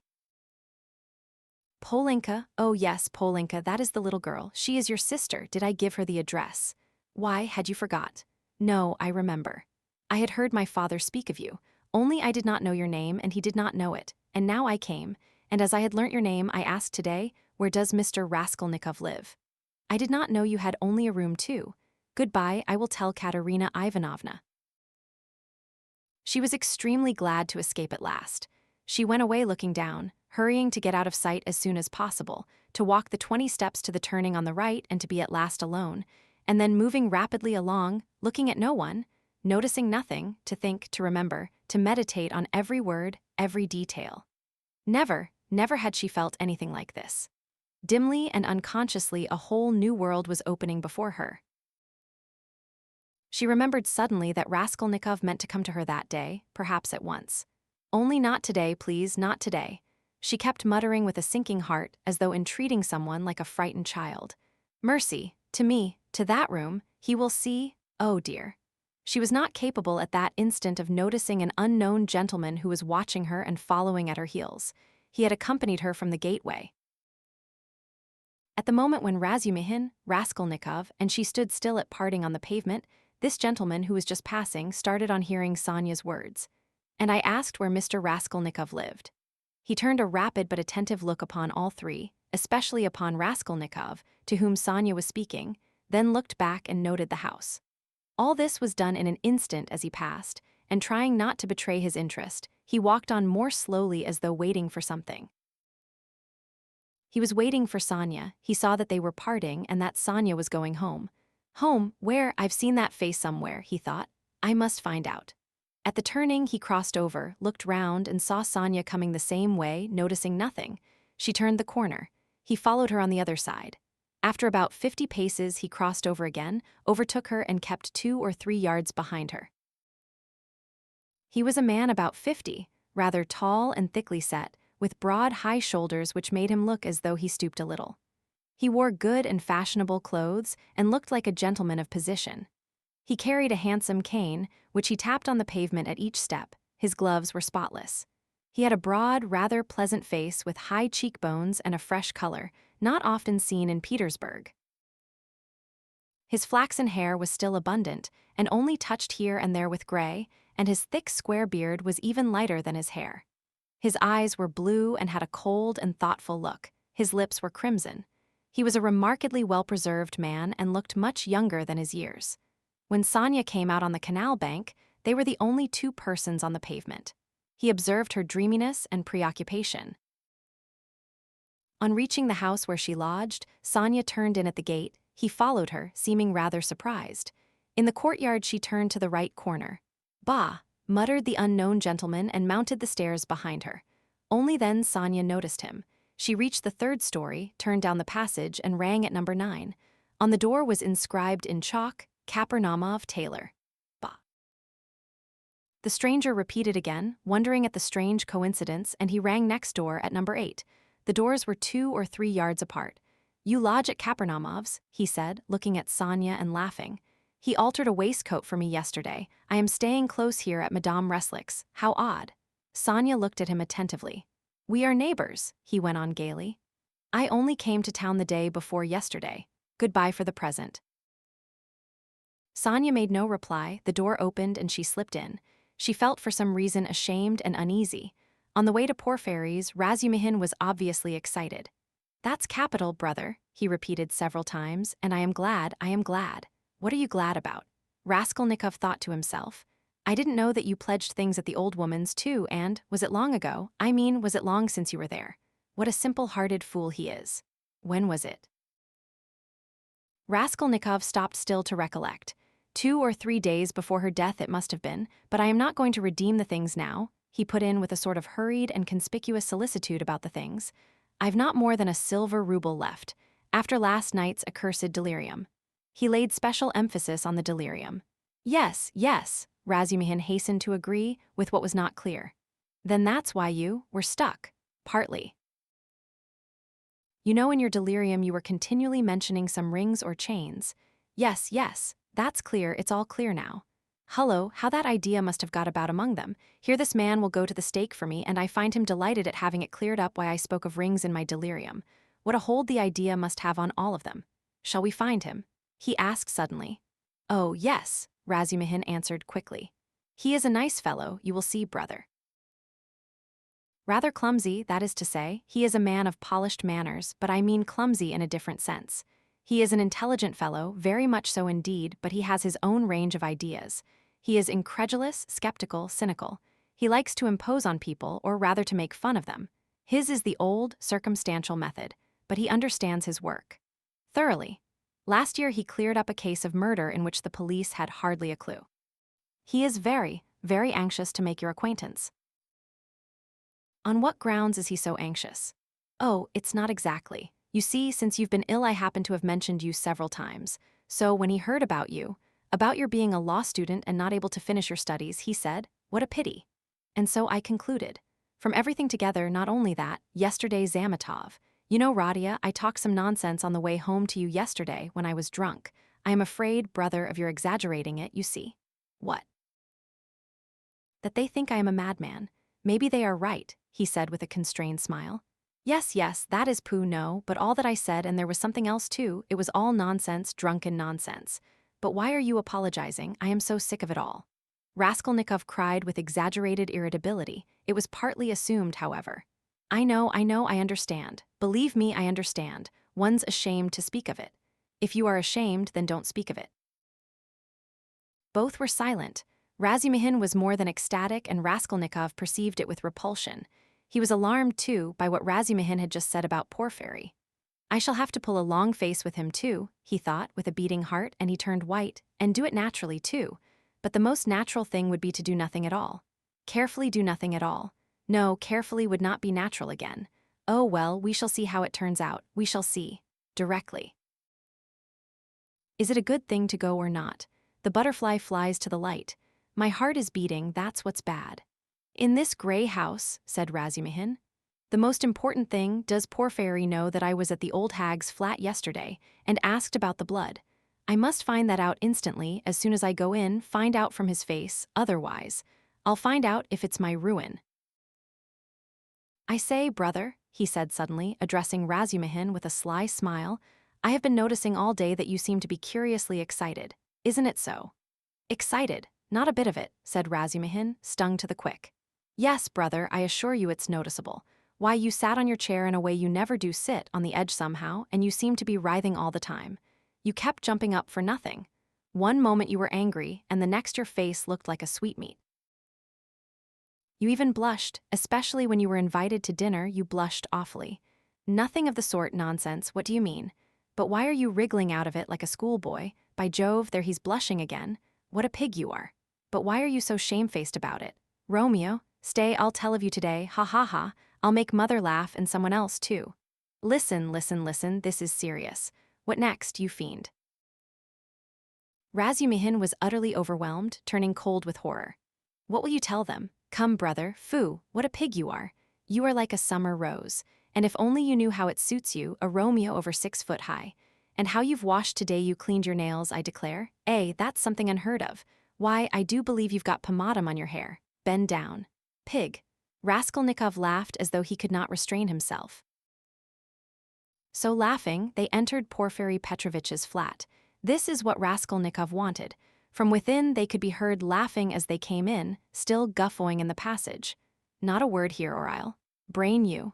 Razumihin whispered furiously, seizing Raskolnikov by the shoulder.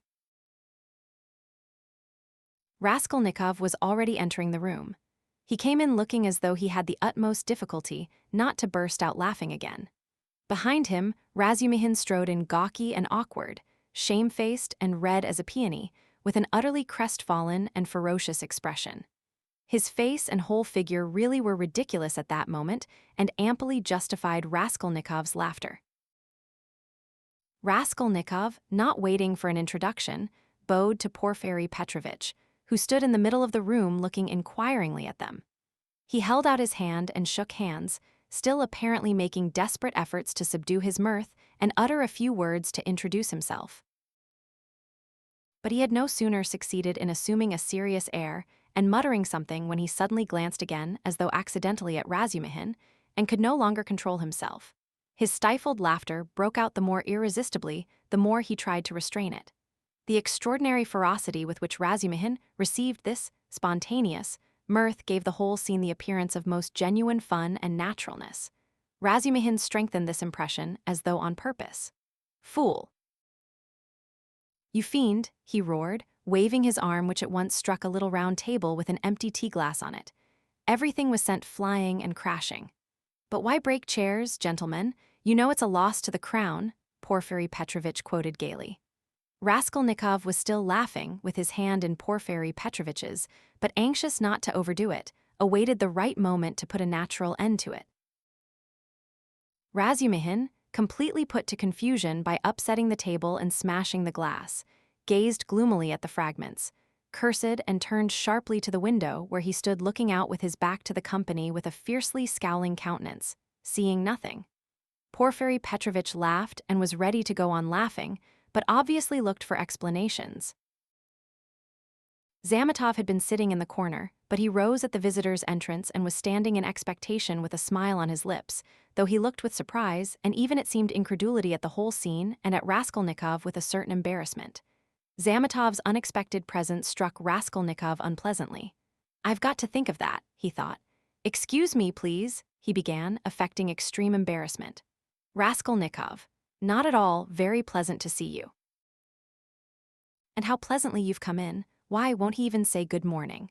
Porfiry Petrovitch nodded at Razumihin. Upon my honor, I don't know why he is in such a rage with me. I only told him as we came along that he was like Romeo, and proved it, and that was all, I think.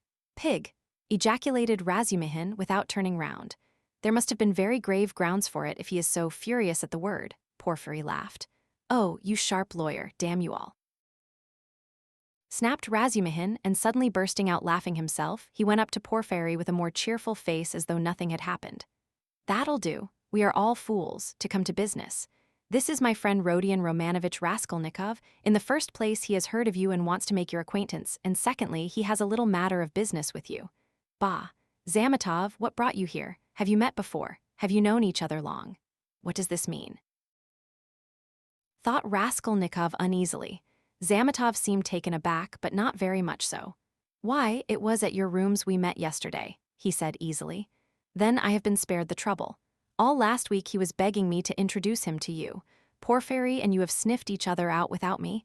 Where is your tobacco?" Porfiry Petrovitch was wearing a dressing gown, very clean linen, and trodden-down slippers. He was a man of about 35, short, stout even to corpulence, and clean-shaven. He wore his hair cut short and had a large round head, particularly prominent at the back. His soft, round, rather snub-nosed face was of a sickly yellowish color, but had a vigorous and rather ironical expression. It would have been good-natured except for a look in the eyes, which shone with a watery, mawkish light under almost white, blinking eyelashes. The expression of those eyes was strangely out of keeping with his somewhat womanish figure, and gave it something far more serious than could be guessed at first sight. As soon as Porfiry Petrovitch heard that his visitor had a little matter of business with him, he begged him to sit down on the sofa and sat down himself on the other end, waiting for him to explain his business, with that careful and over-serious attention which is at once oppressive and embarrassing, especially to a stranger, and especially if what you are discussing is in your opinion of far too little importance for such exceptional solemnity. But in brief and coherent phrases, Raskolnikov explained his business clearly and exactly, and was so well satisfied with himself that he even succeeded in taking a good look at Porfiry. Porfiry Petrovitch did not once take his eyes off him. Razumihin, sitting opposite at the same table, listened warmly and impatiently, looking from one to the other every moment with rather excessive interest. "Fool!" Raskolnikov swore to himself. "You have to give information to the police," Porfiry replied with a most business-like air, "that having learned of this incident, that is of the murder, you beg to inform the lawyer in charge of the case that such and such things belong to you and that you desire to redeem them. But they will write to you." That's just the point that at the present moment, Raskolnikov tried his utmost to feign embarrassment. "I am not quite in funds, and even this trifling sum is beyond me. I only wanted, you see, for the present to declare that the things are mine and that when I have money—" "That's no matter," answered Porfiry Petrovitch, receiving his explanation of his pecuniary position coldly. "But you can, if you prefer, write straight to me to say that having been informed of the matter and claiming such and such as your property, you beg, on an ordinary sheet of paper." Raskolnikov interrupted eagerly, again interested in the financial side of the question. "Oh, the most ordinary," and suddenly Porfiry Petrovitch looked with obvious irony at him, screwing up his eyes and, as it were, winking at him. But perhaps it was Raskolnikov's fancy, for it all lasted but a moment. There was certainly something of the sort. Raskolnikov could have sworn he winked at him, goodness knows why. "He knows," flashed through his mind like lightning. "Forgive my troubling you about such trifles," he went on, a little disconcerted. "The things are only worth 5 rubles, but I prize them particularly for the sake of those from whom they came to me, and I must confess that I was alarmed when I heard. That's why you were so much struck when I mentioned to Zosimov that Porfiry was inquiring for everyone who had pledges." Razumihin put in with obvious intention. This was really unbearable. Raskolnikov could not help glancing at him with a flash of vindictive anger in his black eyes, but immediately recollected himself. "You seem to be jeering at me, brother," he said to him, with a well-feigned irritability. "I dare say I do seem to you absurdly anxious about such trash, but you mustn't think me selfish or grasping for that, and these two things may be anything but trash in my eyes. I told you just now that the silver watch, though it's not worth a cent, is the only thing left us of my father's. You may laugh at me, but my mother is here." He turned suddenly to Porfiry, and if she knew, he turned again hurriedly to Razumihin, carefully making his voice tremble, that the watch was lost, she would be in despair. "You know what women are." "Not a bit of it. I didn't mean that at all. Quite the contrary," shouted Razumihin, distressed. Was it right? Was it natural?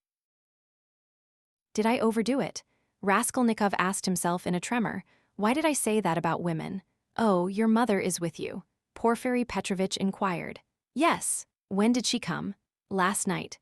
Porfiry paused as though reflecting. Your things would not in any case be lost, he went on calmly and coldly. I have been expecting you here for some time. And as though that was a matter of no importance, he carefully offered the ashtray to Razumihin, who was ruthlessly scattering cigarette ash over the carpet. Raskolnikov shuddered, but Porfiry did not seem to be looking at him and was still concerned with Razumihin's cigarette. What? Expecting him? Why, did you know that he had pledges there? Cried Razumihin. Porfiry Petrovitch addressed himself to Raskolnikov. Your things, the ring and the watch, were wrapped up together, and on the paper your name was legibly written in pencil, together with the date on which you left them with her. How observant you are.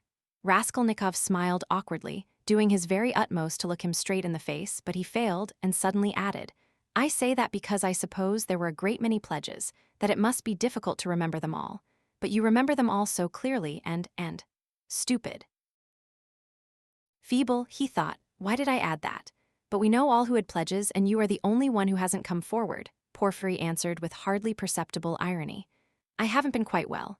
I heard that too. I heard indeed that you were in great distress about something. You look pale still. I am not pale at all. No, I am quite well, Raskolnikov snapped out rudely and angrily, completely changing his tone. His anger was mounting, he could not repress it. And in my anger I shall betray myself, flashed through his mind again. Why are they torturing me? Not quite well. Razumihin caught him up. What next? He was unconscious and delirious all yesterday.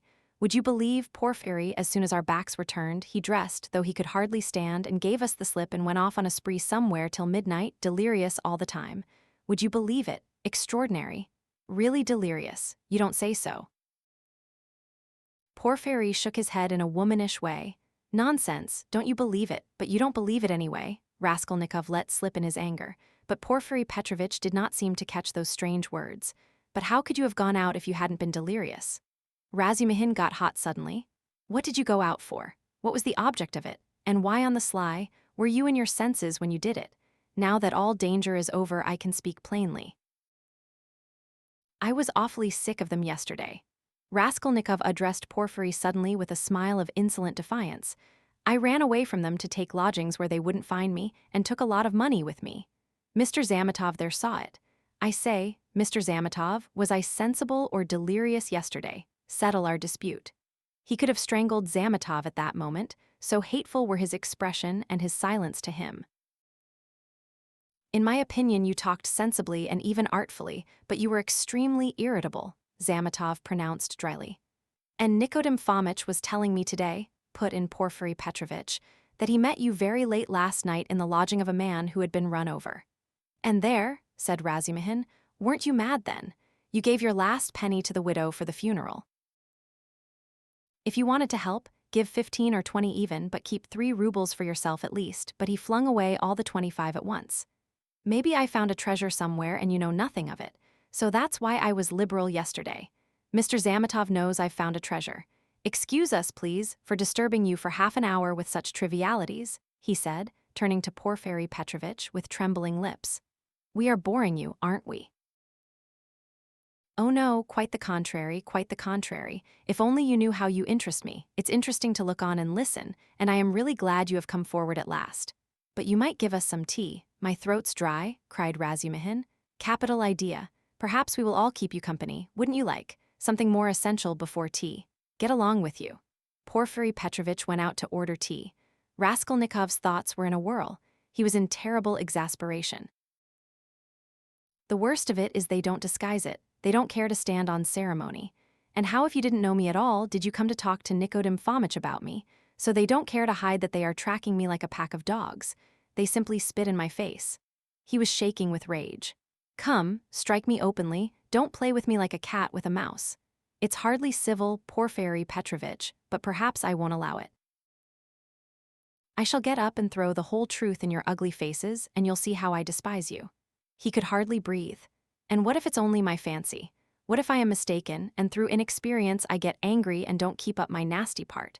Perhaps it's all unintentional. All their phrases are the usual ones, but there is something about them. It all might be said, but there is something. Why did he say bluntly, with her? Why did Zametov add that I spoke artfully? Why do they speak in that tone? Yes, the tone. Razumihin is sitting here, why does he see nothing?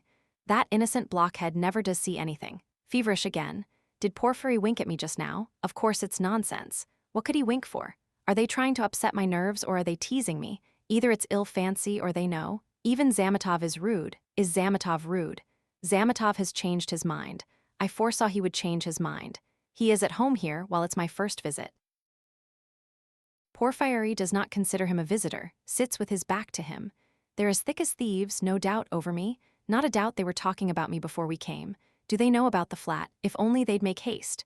When I said that I ran away to take a flat, he let it pass. I put that in cleverly about a flat, it may be of use afterwards. Delirious indeed. Ha ha ha. He knows all about last night. He didn't know of my mother's arrival.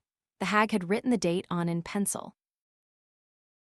You are wrong, you won't catch me. There are no facts. It's all supposition, you produce facts. The flat even isn't a fact but delirium. I know what to say to them. Do they know about the flat? I won't go without finding out. What did I come for? But my being angry now maybe is a fact. Fool, how irritable I am. Perhaps that's right, to play the invalid. He is feeling me. He will try to catch me. Why did I come? All this flashed like lightning through his mind. Porfiry Petrovitch returned quickly. He became suddenly more jovial. Your party yesterday, brother, has left my head rather, and I am out of sorts altogether, he began in quite a different tone, laughing to Razumihin. Was it interesting? I left you yesterday at the most interesting point. Who got the best of it? Oh, no one, of course. They got on to everlasting questions, floated off into space. Only fancy, Radia, what we got on to yesterday. Whether there is such a thing as crime. I told you that we talked our heads off. What is there strange? It's an everyday social question, Raskolnikov answered casually. The question wasn't put quite like that, observed Porfiry. Not quite, that's true, Razumihin agreed at once, getting warm and hurried as usual. Listen, Rodion, and tell us your opinion, I want to hear it. I was fighting tooth and nail with them and wanted you to help me. I told them you were coming.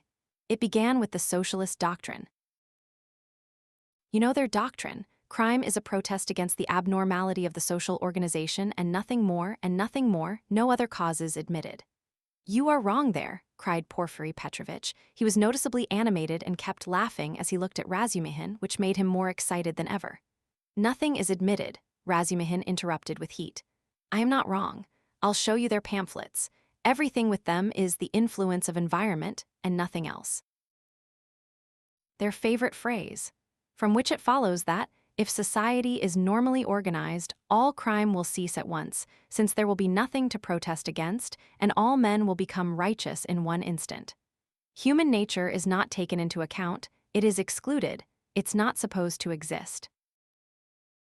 They don't recognize that humanity, developing by a historical living process, will become at last a normal society. But they believe that a social system that has come out of some mathematical brain is going to organize all humanity at once and make it just and sinless in an instant, quicker than any living process. That's why they instinctively dislike history, nothing but ugliness and stupidity in it, and they explain it all as stupidity. That's why they so dislike the living process of life. They don't want a living soul. The living soul demands life, the soul won't obey the rules of mechanics, the soul is an object of suspicion, the soul is retrograde. But what they want, though it smells of death and can be made of India rubber, at least is not alive, has no will, is servile and won't revolt. And it comes in the end to their reducing everything to the building of walls and the planning of rooms and passages in a phalanstery. The phalanstery is ready indeed, but your human nature is not ready for the phalanstery it wants life. It hasn't completed its vital process, it's too soon for the graveyard. You can't skip over nature by logic. Logic presupposes 3 possibilities, but there are millions. Cut away a million and reduce it all to the question of comfort. That's the easiest solution of the problem. It's seductively clear and you mustn't think about it. That's the great thing, you mustn't think. The whole secret of life in 2 pages of print. Now he is off beating the drum. Catch hold of him, do, laughed Porfiry. Can you imagine, he turned to Raskolnikov, 6 people holding forth like that last night in one room with punch as a preliminary. No, brother, you are wrong. Environment accounts for a great deal in crime. I can assure you of that. Oh, I know it does, but just tell me. A man of 40 violates a child of 10. Was it environment drove him to it? Well, strictly speaking, it did, Porphyry observed with noteworthy gravity. A crime of that nature may be very well ascribed to the influence of environment. Razumihin was almost in a frenzy. Oh, if you like, he roared. I'll prove to you that your white eyelashes may very well be ascribed to the church of Ivan the Great's being 250 feet high, and I will prove it clearly, exactly, progressively, and even with a liberal tendency. I undertake to. Will you bet on it? Done. Let's hear, please, how he will prove it. He is always humbugging, confound him, cried Razumihin, jumping up and gesticulating. What's the use of talking to you? He does all that on purpose. You don't know him, Rodion. He took their side yesterday simply to make fools of them, and the things he said yesterday, and they were delighted. He can keep it up for a fortnight together. Last year he persuaded us that he was going into a monastery. He stuck to it for 2 months. Not long ago he took it into his head to declare he was going to get married, that he had everything ready for the wedding. He ordered new clothes indeed. We all began to congratulate him. There was no bride, nothing, all pure fantasy. Ah, you are wrong, I got the clothes before. It was the new clothes, in fact, that made me think of taking you in. Are you such a good dissembler? Raskolnikov asked carelessly. You wouldn't have supposed it, eh? Wait a bit, I shall take you in, too. Ha ha ha. No, I'll tell you the truth. All these questions about crime, environment, children recall to my mind an article of yours which interested me at the time. On crime, or something of the sort, I forget the title. I read it with pleasure 2 months ago in the Periodical Review. My article, in the Periodical Review? Raskolnikov asked in astonishment. I certainly did write an article upon a book 6 months ago when I left the university, but I sent it to the Weekly Review. But it came out in the periodical. And the Weekly Review ceased to exist, so that's why it wasn't printed at the time. That's true, but when it ceased to exist, the Weekly Review was amalgamated with the periodical, and so your article appeared 2 months ago in the latter. Didn't you know? Raskolnikov had not known. Why, you might get some money out of them for the article. What a strange person you are. You lead such a solitary life that you know nothing of matters that concern you directly. It's a fact, I assure you. Bravo, Radia, I knew nothing about it either, cried Razumihin. I'll run today to the reading room and ask for the number. 2 months ago. What was the date? It doesn't matter though, I will find it. Think of not telling us. How did you find out that the article was mine? It's only signed with an initial. I only learnt it by chance the other day. Through the editor, I know him. I was very much interested. I analyzed, if I remember, the psychology of a criminal before and after the crime. Yes, and you maintain that the perpetration of a crime is always accompanied by illness. Very, very original, but it was not that part of your article that interested me so much, but an idea at the end of the article, which I regret to say you merely suggested without working it out clearly. There is, if you recollect, a suggestion that there are certain persons who can. That is, not precisely are able to, but have a perfect right to commit breaches of morality and crimes, and that the law is not for them. Raskolnikov smiled at the exaggerated and intentional distortion of his idea. What do you mean? A right to crime, but not because of the influence of environment? Razumihin inquired with some alarm even. No, not exactly because of it, answered Porphyry. In his article, all men are divided into ordinary and extraordinary. Ordinary men have to live in submission, have no right to transgress the law because, don't you see, they are ordinary. But extraordinary men have a right to commit any crime and to transgress the law in any way just because they are extraordinary. That was your idea, if I am not mistaken. What do you mean? That can't be right. Razumihin muttered in bewilderment. Raskolnikov smiled again. He saw the point at once and knew where they wanted to drive him. He decided to take up the challenge. That wasn't quite my contention, he began simply and modestly. Yet I admit that you have stated it almost correctly, perhaps, if you like, perfectly so. It almost gave him pleasure to admit this. The only difference is that I don't contend that extraordinary people are always bound to commit breaches of morals, as you call it.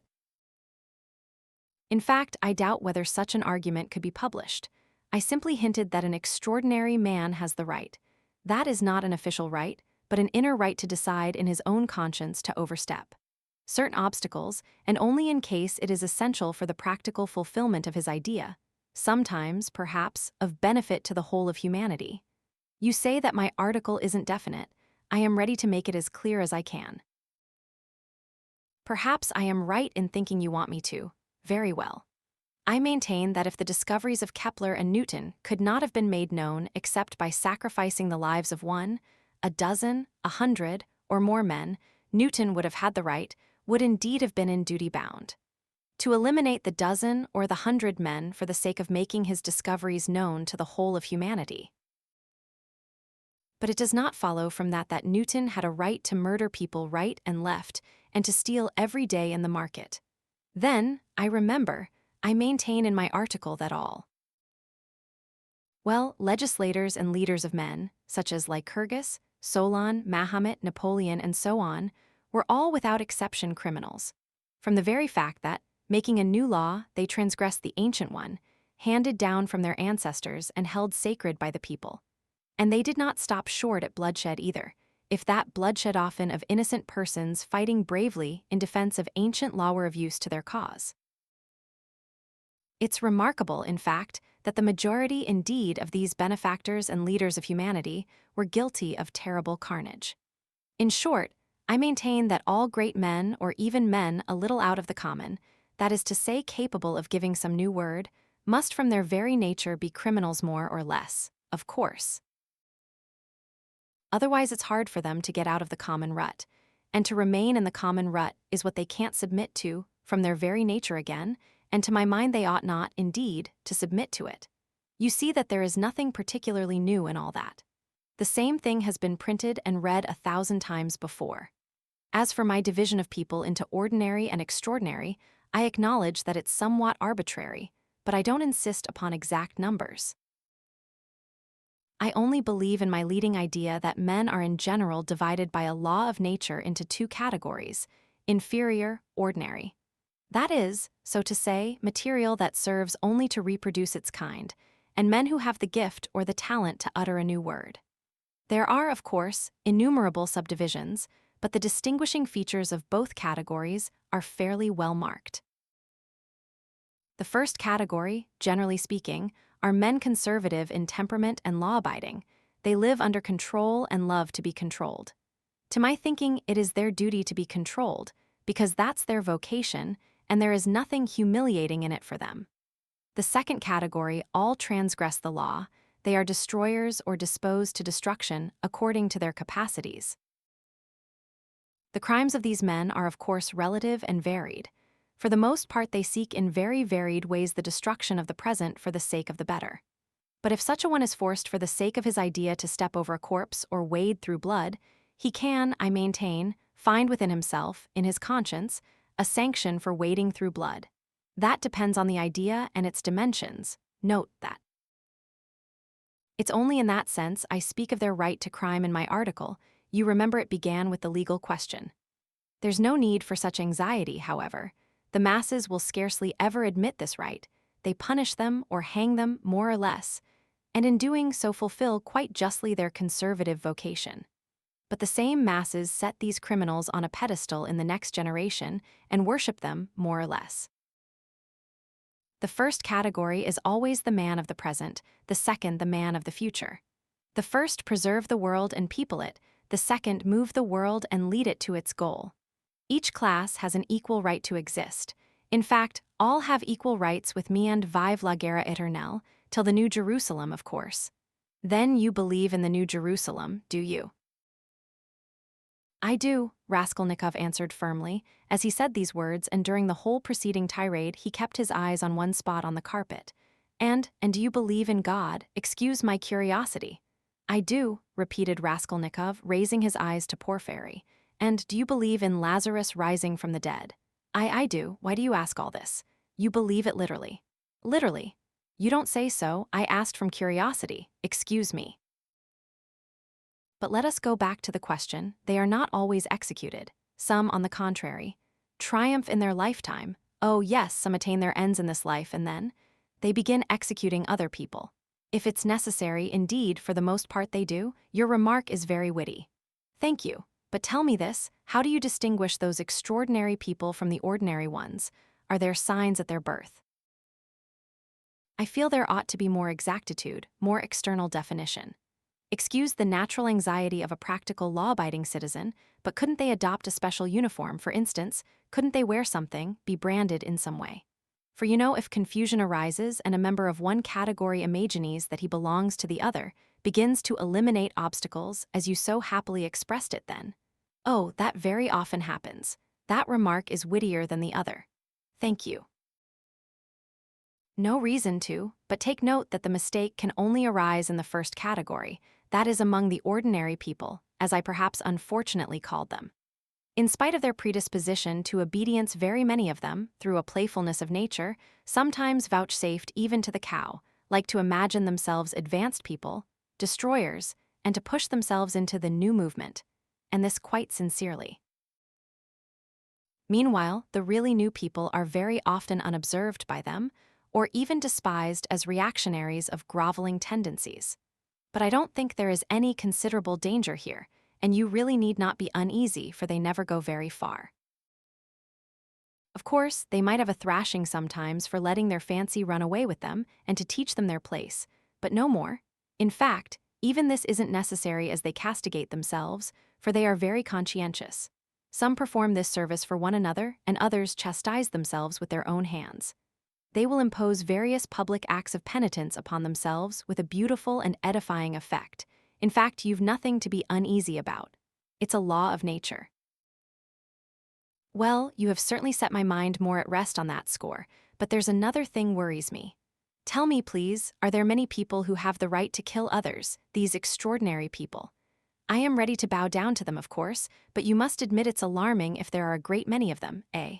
Oh, you needn't worry about that either, Raskolnikov went on in the same tone. People with new ideas, people with the faintest capacity for saying something new, are extremely few in number, extraordinarily so in fact. One thing only is clear, that the appearance of all these grades and subdivisions of men must follow with unfailing regularity some law of nature. That law, of course, is unknown at present, but I am convinced that it exists, and one day may become known. The vast mass of mankind is mere material, and only exists in order by some great effort, by some mysterious process, by means of some crossing of races and stocks, to bring into the world at last perhaps one man out of 1,000 with a spark of independence. 1 in 10,000 perhaps, I speak roughly, approximately, is born with some independence, and with still greater independence 1 in 100,000. The man of genius is one of millions, and the great geniuses, the crown of humanity, appear on earth perhaps 1 in many thousand millions. In fact, I have not peeped into the retort in which all this takes place. But there certainly is and must be a definite law. It cannot be a matter of chance. Why, are you both joking? Razumihin cried at last. There you sit, making fun of one another. Are you serious, Radia? Raskolnikov raised his pale and almost mournful face and made no reply. And the unconcealed, persistent, nervous and discourteous sarcasm of Porfiry seemed strange to Razumihin beside that quiet and mournful face. Well, brother, if you are really serious. You are right, of course, in saying that it's not new, that it's like what we've read and heard 1,000 times already. But what is really original in all this, and is exclusively your own to my horror, is that you sanction bloodshed in the name of conscience, and excuse my saying so, with such fanaticism. That, I take it, is the point of your article. But that sanction of bloodshed by conscience is, to my mind, more terrible than the official, legal sanction of bloodshed. You are quite right, it is more terrible, Porfiry agreed. Yes, you must have exaggerated. There is some mistake, I shall read it. You can't think that, I shall read it. All that is not in the article, there's only a hint of it, said Raskolnikov. Yes, yes. Porfiry couldn't sit still. Your attitude to crime is pretty clear to me now, but, excuse me for my impertinence, I am really ashamed to be worrying you like this. You see, you've removed my anxiety as to the two grades getting mixed, but there are various practical possibilities that make me uneasy. What if some man or youth imagines that he is a Lycurgus or Mahomet, future one of course, and suppose he begins to remove all obstacles. He has some great enterprise before him and needs money for it, and tries to get it. Do you see? Zametov gave a sudden guffaw in his corner. Raskolnikov did not even raise his eyes to him. I must admit, he went on calmly, that such cases certainly must arise. The vain and foolish are particularly apt to fall into that snare, young people especially. Yes, you see, well then. What then? Raskolnikov smiled in reply. That's not my fault. So it is and so it always will be. He said just now, he nodded at Razumihin, that I sanction bloodshed. Society is too well protected by prisons, banishment, criminal investigators, penal servitude. There's no need to be uneasy, you have but to catch the thief. And what if we do catch him? Then he gets what he deserves. You are certainly logical, but what of his conscience? Why do you care about that? Simply from humanity. If he has a conscience, he will suffer for his mistake. That will be his punishment as well as the prison. But the real geniuses, asked Razumihin frowning, those who have the right to murder, oughtn't they to suffer at all even for the blood they've shed? Why the word ought? It's not a matter of permission or prohibition. He will suffer if he is sorry for his victim. Pain and suffering are always inevitable for a large intelligence and a deep heart. The really great men must, I think, have great sadness on earth, he added dreamily, not in the tone of the conversation. He raised his eyes, looked earnestly at them all, smiled, and took his cap. He was too quiet by comparison with his manner at his entrance, and he felt this. Everyone got up. Well, you may abuse me, be angry with me if you like, Porfiry Petrovitch began again, but I can't resist. Allow me one little question, I know I am troubling you. There is just one little notion I want to express, simply that I may not forget it. Very good, tell me your little notion. Raskolnikov stood waiting, pale and grave before him. Well, you see, I really don't know how to express it properly. It's a playful, psychological idea. When you were writing your article, surely you couldn't have helped, fancying yourself. Just a little an extraordinary man uttering a new word in your sense. That's so, isn't it? Quite possibly, Raskolnikov answered contemptuously. Razumihin made a movement. And if so, could you bring yourself in case of worldly difficulties and hardship, or for some service to humanity to overstep obstacles? For instance, to rob and murder. And again he winked with his left eye and laughed noiselessly just as before. If I did, I certainly should not tell you, Raskolnikov answered with defiant and haughty contempt. No, I was only interested on account of your article, from a literary point of view. Phoo, how obvious and insolent that is. Raskolnikov thought with repulsion. Allow me to observe, he answered dryly, that I don't consider myself a Mahomet or a Napoleon, nor any personage of that kind, and not being one of them, I cannot tell you how I should act. Oh, come, don't we all think ourselves Napoleons now in Russia? Porfiry Petrovitch said with alarming familiarity. Something peculiar betrayed itself in the very intonation of his voice. Perhaps it was one of these future Napoleons who did for Alyona Ivanovna last week. Zametov blurted out from the corner. Raskolnikov did not speak, but looked firmly and intently at Porfiry. Razumihin was scowling gloomily. He seemed before this to be noticing something. He looked angrily around. There was a minute of gloomy silence. Raskolnikov turned to go. Are you going already? Porfiry said amiably, holding out his hand with excessive politeness. Very, very glad of your acquaintance. As for your request, have no uneasiness, write just as I told you, or better still, come to me there yourself in a day or two. Tomorrow, indeed, I shall be there at 11 o'clock for certain. We'll arrange it all, we'll have a talk. As one of the last to be there, you might perhaps be able to tell us something, he added with a most good-natured expression. You want to cross-examine me officially in due form? Raskolnikov asked sharply. Oh, why? That's not necessary for the present. You misunderstand me. I lose no opportunity, you see, and I've talked with all who had pledges. I obtained evidence from some of them, and you are the last. Yes, by the way, he cried, seemingly suddenly delighted, I just remember, what was I thinking of? He turned to Razumihin. You were talking my ears off about that Nikolay.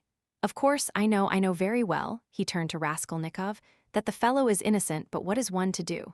We had to trouble Dmitri too. This is the point, this is all. When you went up the stairs it was past 7, wasn't it?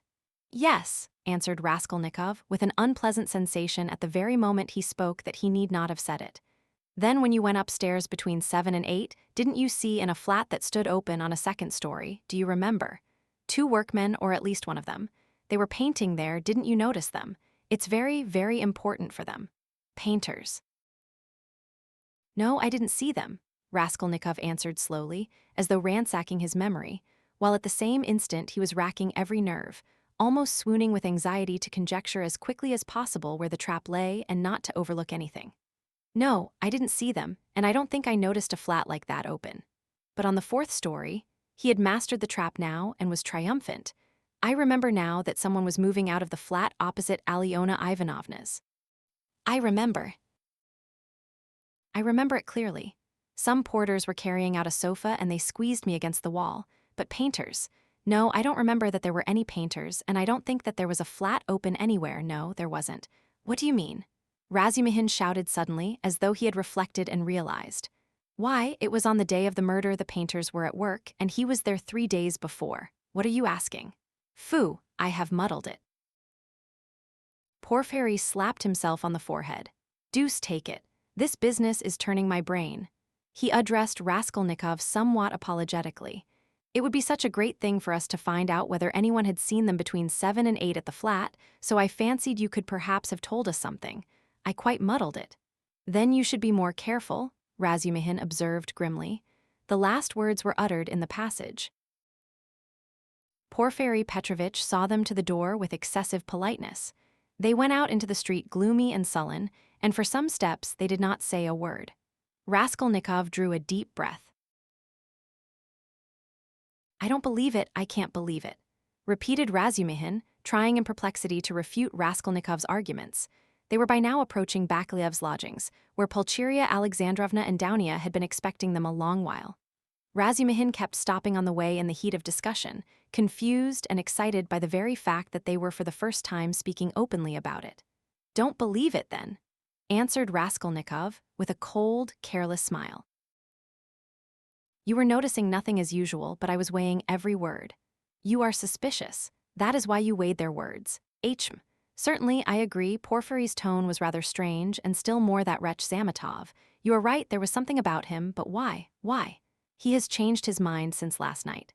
Quite the contrary. If they had that brainless idea, they would do their utmost to hide it and conceal their cards so as to catch you afterwards. But it was all impudent and careless. If they had had facts, I mean real facts, or at least grounds for suspicion, then they would certainly have tried to hide their game in the hope of getting more. They would have made a search long ago besides. But they have no facts, not one. It is all mirage, all ambiguous. Simply a floating idea. So they try to throw me out by impudence.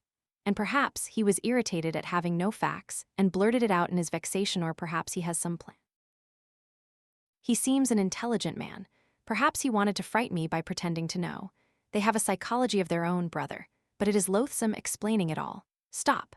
And it's insulting, I understand you, but since we have spoken openly now, and it is an excellent thing that we have at last, I am glad. I will own now frankly that I noticed it in them long ago, this idea. Of course, the merest hint only an insinuation, but why an insinuation even? How dare they? What foundation have they? If only you knew how furious I have been. Think only. Simply because a poor student, unhinged by poverty and hypochondria, on the eve of a severe delirious illness, note that, suspicious, vain, proud, who has not seen a soul to speak to for 6 months, in rags and in boots without soles, has to face some wretched policemen and put up with their insolence, and the unexpected debt thrust under his nose, the IOU. Presented by Tchebarov, the new paint, 30 degrees Ryomir and a stifling atmosphere, a crowd of people, the talk about the murder of a person where he had been just before, and all that on an empty stomach he might well have a fainting fit. And that is what they found it all on. Damn them. I understand how annoying it is, but in your place, Radia, I would laugh at them, or better still, spit in their ugly faces, and spit a dozen times in all directions. I'd hit out in all directions, neatly too, and so I'd put an end to it. Damn them, don't be downhearted, it's a shame. He really has put it well, though, Raskolnikov thought. Damn them, but the cross-examination again tomorrow, he said with bitterness. Must I really enter into explanations with them? I feel vexed as it is that I condescended to speak to Zametov yesterday in the restaurant. Damn it, I will go myself to Porfiry. I will squeeze it out of him as one of the family. He must let me know the ins and outs of it all. And as for Zametov, at last he sees through him, thought Raskolnikov. Stay, cried Razumihin, seizing him by the shoulder again. Stay, you were wrong, I have thought it out. You are wrong. How was that a trap? You say that the question about the workmen was a trap. But if you had done that, could you have said you had seen them painting the flat? And the workmen? On the contrary, you would have seen nothing, even if you had seen it. who would own it against himself. If I had done that thing, I should certainly have said that I had seen the workmen and the flat, Raskolnikov answered, with reluctance and obvious disgust. But why speak against yourself? Because only peasants or the most inexperienced novices deny everything flatly at examinations. If a man is ever so little developed and experienced, he will certainly try to admit all the external facts that can't be avoided, but will seek other explanations of them, will introduce some special, unexpected turn that will give them another significance and put them in another light. Porfiry might well reckon that I should be sure to answer so, and say I had seen them to give an air of truth, and then make some explanation. But he would have told you at once that the workmen could not have been there 2 days before, and that therefore you must have been there on the day of the murder at 8 o'clock. And so he would have caught you over a detail. Yes, that is what he was reckoning on, that I should not have time to reflect, and should be in a hurry to make the most likely answer, and so would forget that the workmen could not have been there 2 days before. But how could you forget it? Nothing easier. It is in just such stupid things clever people are most easily caught. The more cunning a man is, the less he suspects that he will be caught in a simple thing. The more cunning a man is, the simpler the trap he must be caught in. Porfiry is not such a fool as you think. He is a knave, then, if that is so. Raskolnikov could not help laughing. But at the very moment, he was struck by the strangeness of his own frankness, and the eagerness with which he had made this explanation, though he had kept up all the preceding conversation with gloomy repulsion, obviously with a motive from necessity. I am getting a relish for certain aspects, he thought to himself, but almost at the same instant he became suddenly uneasy, as though an unexpected and alarming idea had occurred to him. His uneasiness kept on increasing. They had just reached the entrance to Bakaleyev's. "Go in alone," said Raskolnikov suddenly. "I will be back directly." "Where are you going?" "Why, we are just here." "I can't help it. I will come in half an hour, tell them. Say what you like, I will come with you." "You, too, want to torture me." He screamed with such bitter irritation, such despair in his eyes that Razumihin's hands dropped. He stood for some time on the steps, looking gloomily at Raskolnikov striding rapidly away in the direction of his lodging. At last, gritting his teeth and clenching his fist, he swore he would squeeze Porfiry like a lemon that very day, and went up the stairs to reassure Pulcheria Alexandrovna, who was by now alarmed at their long absence. When Raskolnikov got home, his hair was soaked with sweat and he was breathing heavily. He went rapidly up the stairs, walked into his unlocked room and at once fastened the latch. Then in senseless terror he rushed to the corner, to that hole under the paper where he had put the things, put his hand in, and for some minutes felt carefully in the hole, in every crack and fold of the paper. Finding nothing, he got up and drew a deep breath.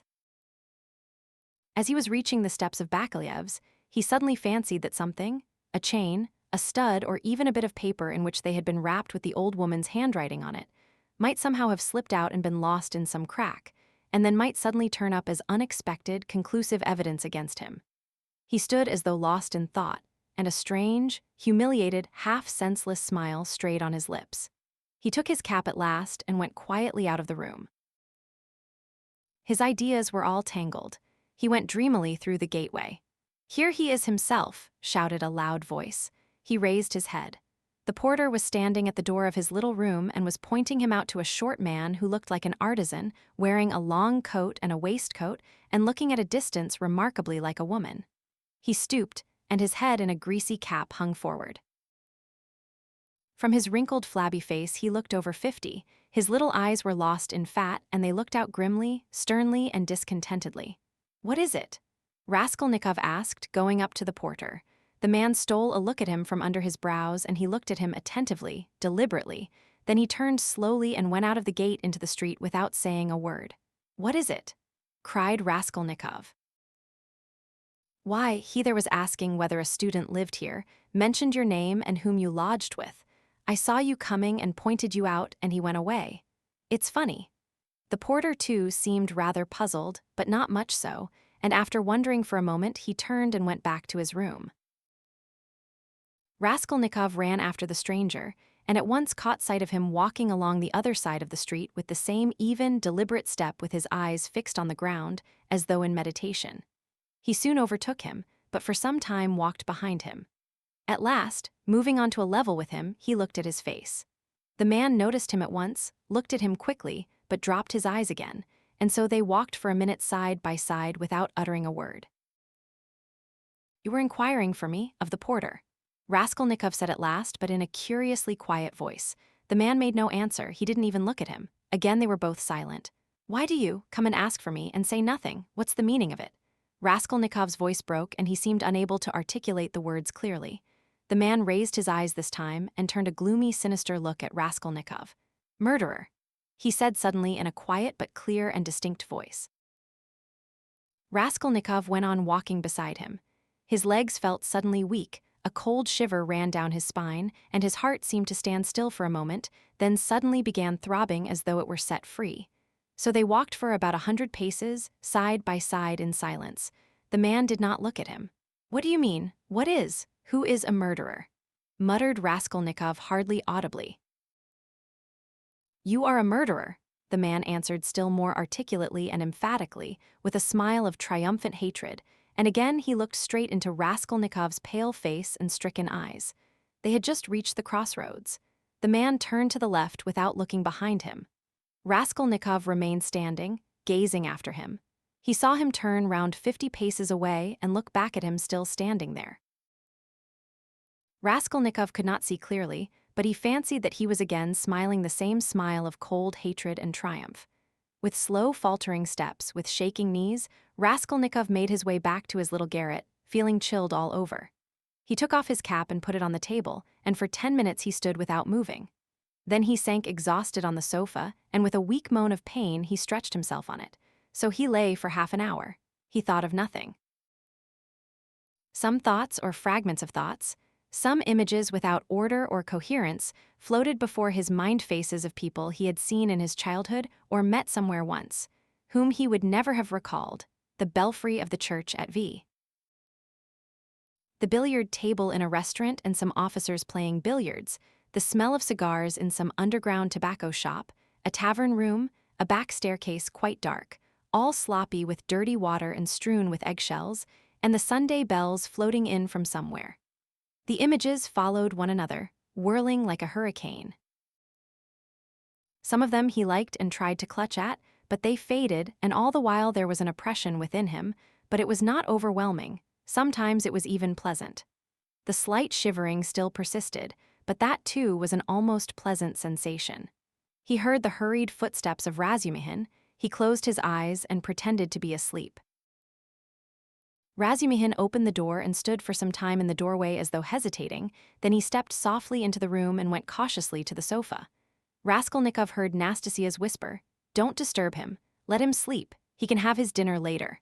"Quite so," answered Razumihin. Both withdrew carefully and closed the door. Another half-hour passed. Raskolnikov opened his eyes, turned on his back again, clasping his hands behind his head. "Who is he? Who is that man who sprang out of the earth? Where was he? What did he see? He has seen it all, that's clear. Where was he then? And from where did he see? Why has he only now sprung out of the earth? And how could he see? Is it possible?" Continued Raskolnikov, turning cold and shivering, "and the jewel case Nikolay found behind the door, was that possible? A clue. You miss an infinitesimal line and you can build it into a pyramid of evidence. A fly flew by and saw it. Is it possible?" He felt with sudden loathing how weak, how physically weak he had become. "I ought to have known it," he thought with a bitter smile. "And how dared I, knowing myself, knowing how I should be, take up an axe and shed blood? I ought to have known beforehand. Ah, but I did know." He whispered in despair. At times he came to a standstill at some thought. No, those men are not made so. The real master to whom all is permitted storms Toulon, makes a massacre in Paris, forgets an army in Egypt, wastes 500,000 men in the Moscow expedition, and gets off with a jest at Vilna. And altars are set up to him after his death, and so all is permitted. No, such people, it seems, are not of flesh but of bronze. One sudden irrelevant idea almost made him laugh. Napoleon, the pyramids, Waterloo, and a wretched skinny old woman, a pawnbroker with a red trunk under her bed. It's a nice hash for Porfiry Petrovitch to digest. How can they digest it? It's too inartistic. A Napoleon creep under an old woman's bed. Ah, how loathsome. At moments he felt he was raving. He sank into a state of feverish excitement. The old woman is of no consequence, he thought, hotly and incoherently. The old woman was a mistake, perhaps, but she is not what matters. The old woman was only an illness. I was in a hurry to overstep. I didn't kill a human being, but a principle. I killed the principle, but I didn't overstep. I stopped on this side. I was only capable of killing, and it seems I wasn't even capable of that. Principle. Why was that fool Razumihin abusing the socialists? They are industrious, commercial people. The happiness of all is their case. No, life is only given to me once, and I shall never have it again. I don't want to wait for the happiness of all. I want to live myself, or else better not live at all. I simply couldn't pass by my mother starving, keeping my ruble in my pocket while I waited for the happiness of all. I am putting my little brick into the happiness of all, and so my heart is at peace. Ha ha, why have you let me slip? I only live once, I too want. I am an aesthetic louse and nothing more, he added suddenly, laughing like a madman. Yes, I am certainly a louse, he went on, clutching at the idea, gloating over it and playing with it with vindictive pleasure. In the first place, because I can reason that I am one, and secondly, because for a month past I have been troubling benevolent Providence, calling it to witness that not for my own fleshly lusts did I undertake it, but with a grand and noble object, haha. Thirdly, because I aimed at carrying it out as justly as possible, weighing, measuring, and calculating. Of all the lice, I picked out the most useless one and proposed to take from her only as much as I needed for the first step, no more nor less, so the rest would have gone to a monastery, according to her will, ha.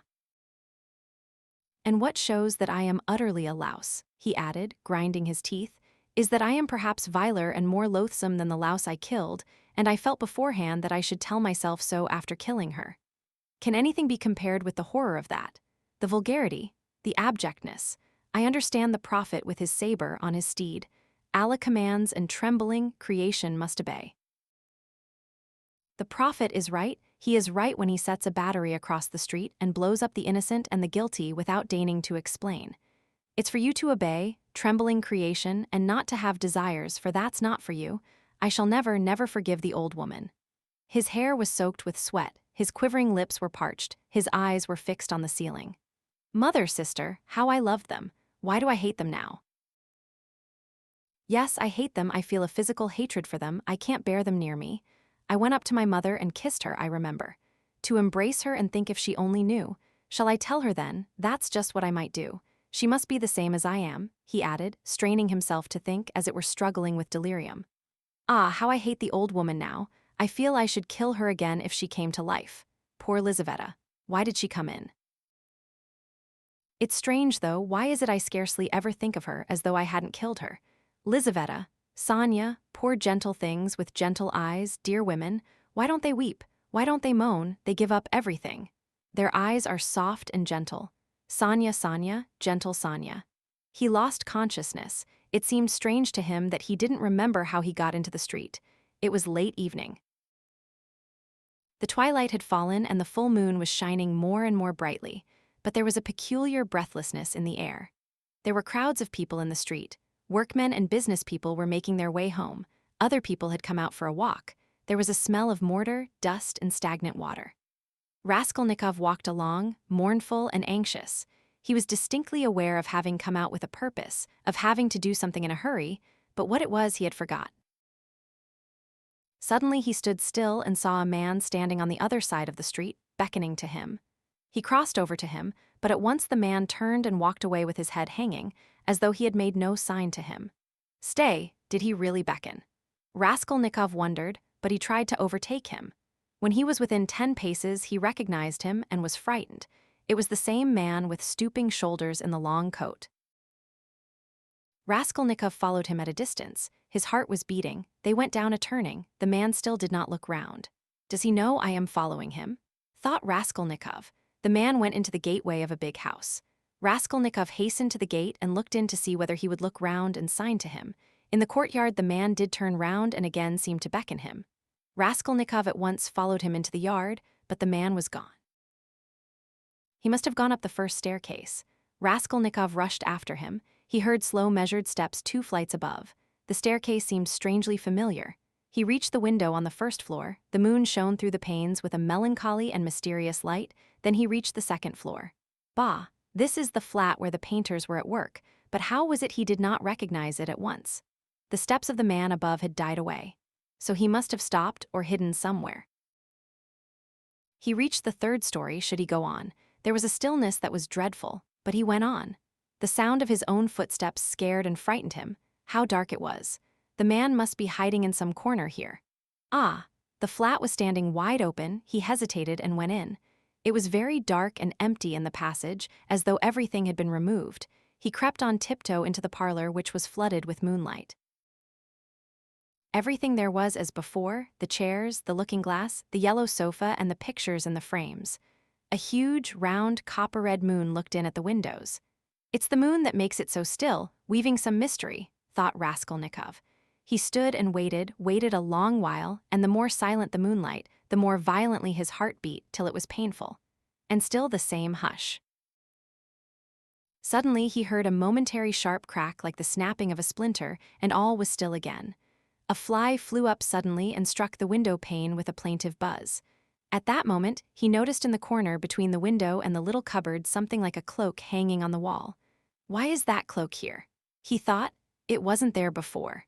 He went up to it quietly and felt that there was someone hiding behind it. He cautiously moved the cloak and saw, sitting on a chair in the corner, the old woman bent double so that he couldn't see her face, but it was she. He stood over her. She is afraid, he thought. He stealthily took the axe from the noose and struck her one blow, then another on the skull. But strange to say, she did not stir, as though she were made of wood. He was frightened, bent down nearer and tried to look at her, but she too bent her head lower. He bent right down to the ground and peeped up into her face from below. He peeped and turned cold with horror.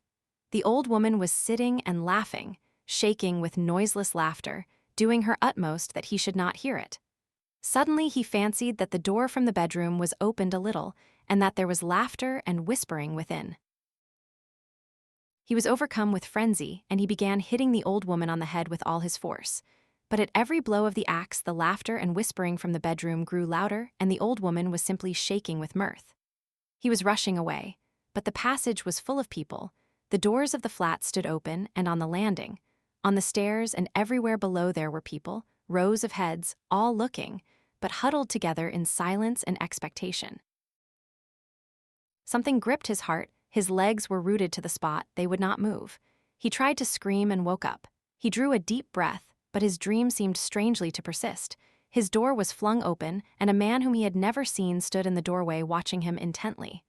Raskolnikov had hardly opened his eyes, and he instantly closed them again. He lay on his back without stirring. Is it still a dream? He wondered and again raised his eyelids hardly perceptibly. The stranger was standing in the same place, still watching him. He stepped cautiously into the room, carefully closing the door after him, went up to the table, paused a moment, still keeping his eyes on Raskolnikov, and noiselessly seated himself on the chair by the sofa. He put his hat on the floor beside him and leaned his hands on his cane and his chin on his hands. It was evident that he was prepared to wait indefinitely. As far as Raskolnikov could make out from his stolen glances, he was a man no longer young, stout, with a full, fair, almost whitish beard. 10 minutes passed. It was still light but beginning to get dusk. There was complete stillness in the room. Not a sound came from the stairs. Only a big fly buzzed and fluttered against the window pane. It was unbearable at last. Raskolnikov suddenly got up and sat on the sofa. Come, tell me what you want. I knew you were not asleep, but only pretending, the stranger answered oddly, laughing calmly. Arkady Ivanovich Svidrigailov, allow me to introduce myself. Can this be still a dream? Raskolnikov thought once more. He looked carefully and suspiciously at the unexpected visitor.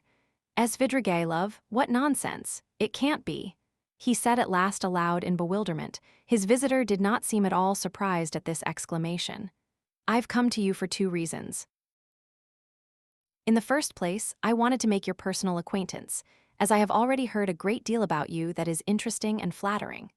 Secondly, I cherish the hope that you may not refuse to assist me in a matter directly concerning the welfare of your sister, Avditia Romanovna. For without your support she might not let me come near her now, for she is prejudiced against me, but with your assistance I reckon on." "You reckon wrongly," interrupted Raskolnikov. "They only arrived yesterday, may I ask you?" Raskolnikov made no reply. "It was yesterday, I know. I only arrived myself the day before."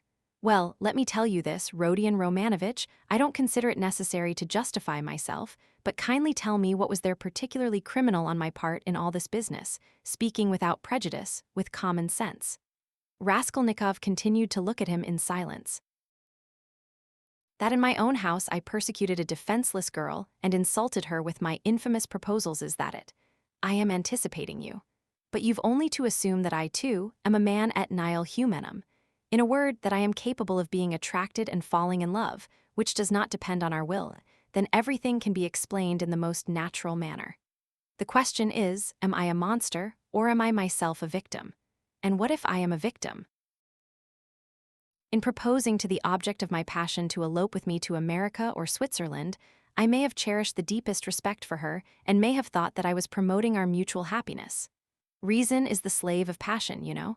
Why, probably, I was doing more harm to myself than anyone. But that's not the point, Raskolnikov interrupted with disgust. It's simply that whether you are right or wrong, we dislike you. We don't want to have anything to do with you. We show you the door, go out. Svidrigailov broke into a sudden laugh. But there's no getting round you, he said, laughing in the frankest way. I hoped to get round you, but you took up the right line at once. But you are trying to get round me still. What of it, what of it? Cried Svidrigailov, laughing openly. But this is what the French call bonne guerre and the most innocent form of deception. But still you have interrupted me. One way or another, I repeat again, there would never have been any unpleasantness except for what happened in the garden. Marfa Petrovna. You have got rid of Marfa Petrovna, too, so they say. Raskolnikov interrupted rudely. Oh, you've heard that too, then. You'd be sure to, though. But as for your question, I really don't know what to say, though my own conscience is quite at rest on that score. Don't suppose that I am in any apprehension about it. All was regular and in order. The medical inquiry diagnosed apoplexy due to bathing immediately after a heavy dinner and a bottle of wine, and indeed it could have proved nothing else.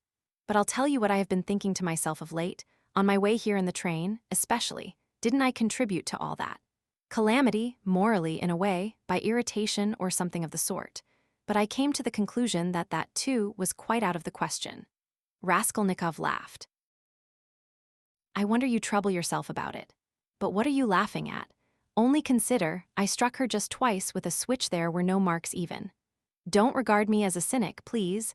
I am perfectly aware how atrocious it was of me and all that. But I know for certain, too, that Marfa Petrovna was very likely pleased at my, so to say, warmth. The story of your sister had been wrung out to the last drop. For the last 3 days, Marfa Petrovna had been forced to sit at home. She had nothing to show herself within the town. Besides, she had bored them so with that letter. You heard about her reading the letter. And all of a sudden those 2 switches fell from heaven. Her first act was to order the carriage to be got out. Not to speak of the fact that there are cases when women are very, very glad to be insulted in spite of all their show of indignation. There are instances of it with everyone. Human beings in general, indeed, greatly love to be insulted. Have you noticed that? But it's particularly so with women. One might even say it's their only amusement. At one time, Raskolnikov thought of getting up and walking out, and so finishing the interview. But some curiosity and even a sort of prudence made him linger for a moment. You are fond of fighting? He asked carelessly. No, not very, Svidrigailov answered calmly. And Marfa Petrovna and I scarcely ever fought. We lived very harmoniously, and she was always pleased with me. I only used the whip twice in all our 7 years, not counting a third occasion of a very ambiguous character. The first time 2 months after our marriage, immediately after we arrived in the country, and the last time was that of which we are speaking. Did you suppose I was such a monster, such a reactionary, such a slave driver? Ha ha. By the way, do you remember Rodion Romanovich, how a few years ago in those days of beneficent publicity, a nobleman, I've forgotten his name, was put to shame everywhere in all the papers for having thrashed a German woman in the railway train? You remember. It was in those days, that very year I believe, the disgraceful action of the age took place, you know, the Egyptian nights, that public reading, you remember. The dark eyes, you know. Ah, the golden days of our youth, where are they? Well, as for the gentleman who thrashed the German, I feel no sympathy with him, because after all, what need is there for sympathy? But I must say that there are sometimes such provoking Germans that I don't believe there is a progressive who could quite answer for himself. No one looked at the subject from that point of view then, but that's the truly humane point of view, I assure you. After saying this, Svidrigailov broke into a sudden laugh again. Raskolnikov saw clearly that this was a man with a firm purpose in his mind and able to keep it to himself. "I expect you've not talked to anyone for some days?" he asked. "Scarcely anyone. I suppose you are wondering at my being such an adaptable man." "No, I am only wondering at your being too adaptable a man. Because I am not offended at the rudeness of your questions. Is that it? But why take offense?" "As you asked, so I answered," he replied with a surprising expression of simplicity. "You know, there's hardly anything I take interest in," he went on, as it were dreamily, "especially now I've nothing to do." "You are quite at liberty to imagine, though, that I am making up to you with a motive, particularly as I told you I want to see your sister about something. But I'll confess frankly, I am very much bored. The last 3 days especially, so I am delighted to see you. Don't be angry, Rodion Romanovich, but you seem to be somehow awfully strange yourself. Say what you like, there's something wrong with you, and now too. Not this very minute, I mean, but now, generally." "Well, well, I won't, don't scowl. I am not such a bear, you know, as you think." Raskolnikov looked gloomily at him. "You are not a bear, perhaps, at all," he said. "I fancy indeed that you are a man of very good breeding, or at least know how on occasion to behave like one." "I am not particularly interested in anyone's opinion," Svidrigailov answered, dryly and even with a shade of haughtiness. "And therefore why not be vulgar at times when vulgarity is such a convenient cloak for our climate? And especially if one has a natural propensity that way," he added, laughing again. "But I've heard you have many friends here. You are, as they say, not without connections. What can you want with me, then, unless you've some special object?" "That's true that I have friends here," Svidrigailov admitted, not replying to the chief point. "I've met some already. I've been lounging about for the last 3 days, and I've seen them or they've seen me. That's a matter, of course. I am well dressed and reckon not a poor man. The emancipation of the serfs hasn't affected me. My property consists chiefly of forests and water meadows. The revenue has not fallen off, but I am not going to see them. I was sick of them long ago. I've been here 3 days and have called on no one. What a town it is. How has it come into existence among us, tell me that? A town of officials and students of all sorts. Yes, there's a great deal I didn't notice when I was here 8 years ago, kicking up my heels. My only hope now is in anatomy, by Jove, it is. Anatomy. But as for these clubs, dust-outs, parades, or progress indeed may be well, all that can go on without me," he went on, again without noticing the question. "Besides, who wants to be a card sharper?" "Why, have you been a card sharper, then?" "How could I help being? There was a regular set of us, men of the best society, 8 years ago. We had a fine time. And all men of breeding, you know, poets, men of property. And indeed, as a rule in our Russian society, the best manners are found among those who have been thrashed. Have you noticed that? I've deteriorated in the country. But I did get into prison for debt, through a low Greek who came from Nezhin. Then Marfa Petrovna turned up. She bargained with him and bought me off for 30,000 silver pieces. I owed 70,000. We were united in lawful wedlock, and she bore me off into the country like a treasure. You know, she was 5 years older than I. She was very fond of me. For 7 years I never left the country. And take note that all my life she held a document over me, the IOU for 30,000 rubles, so if I were to elect to be restive about anything I should be trapped at once. And she would have done it. Women find nothing incompatible in that. If it hadn't been for that, would you have given her the slip? I don't know what to say. It was scarcely the document restrained me. I didn't want to go anywhere else.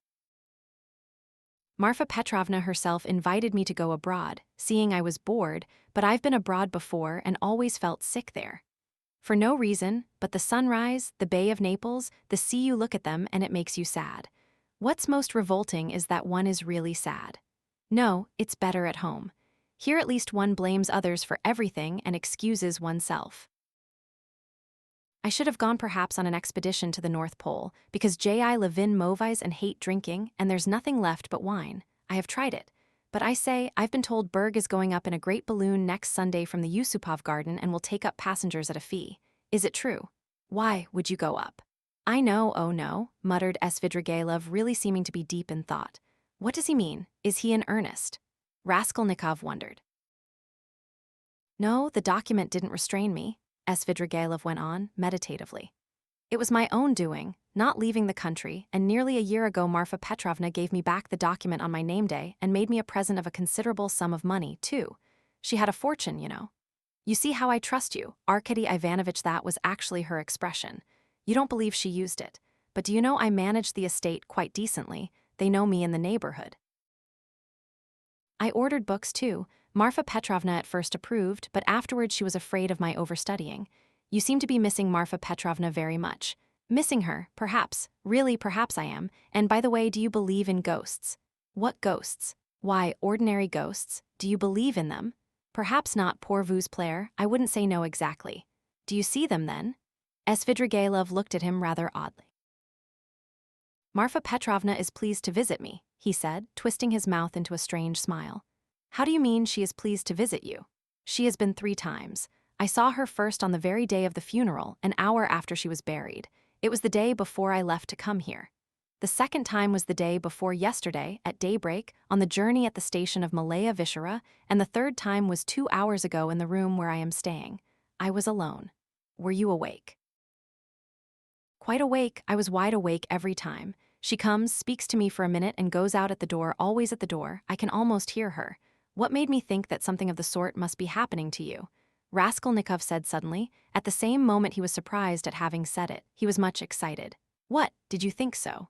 Svidrigailov asked in astonishment. Did you really? Didn't I say that there was something in common between us, eh? You never said so. Raskolnikov cried sharply and with heat. Didn't I? No. I thought I did. When I came in and saw you lying with your eyes shut, pretending, I said to myself at once, here's the man. What do you mean by the man? What are you talking about?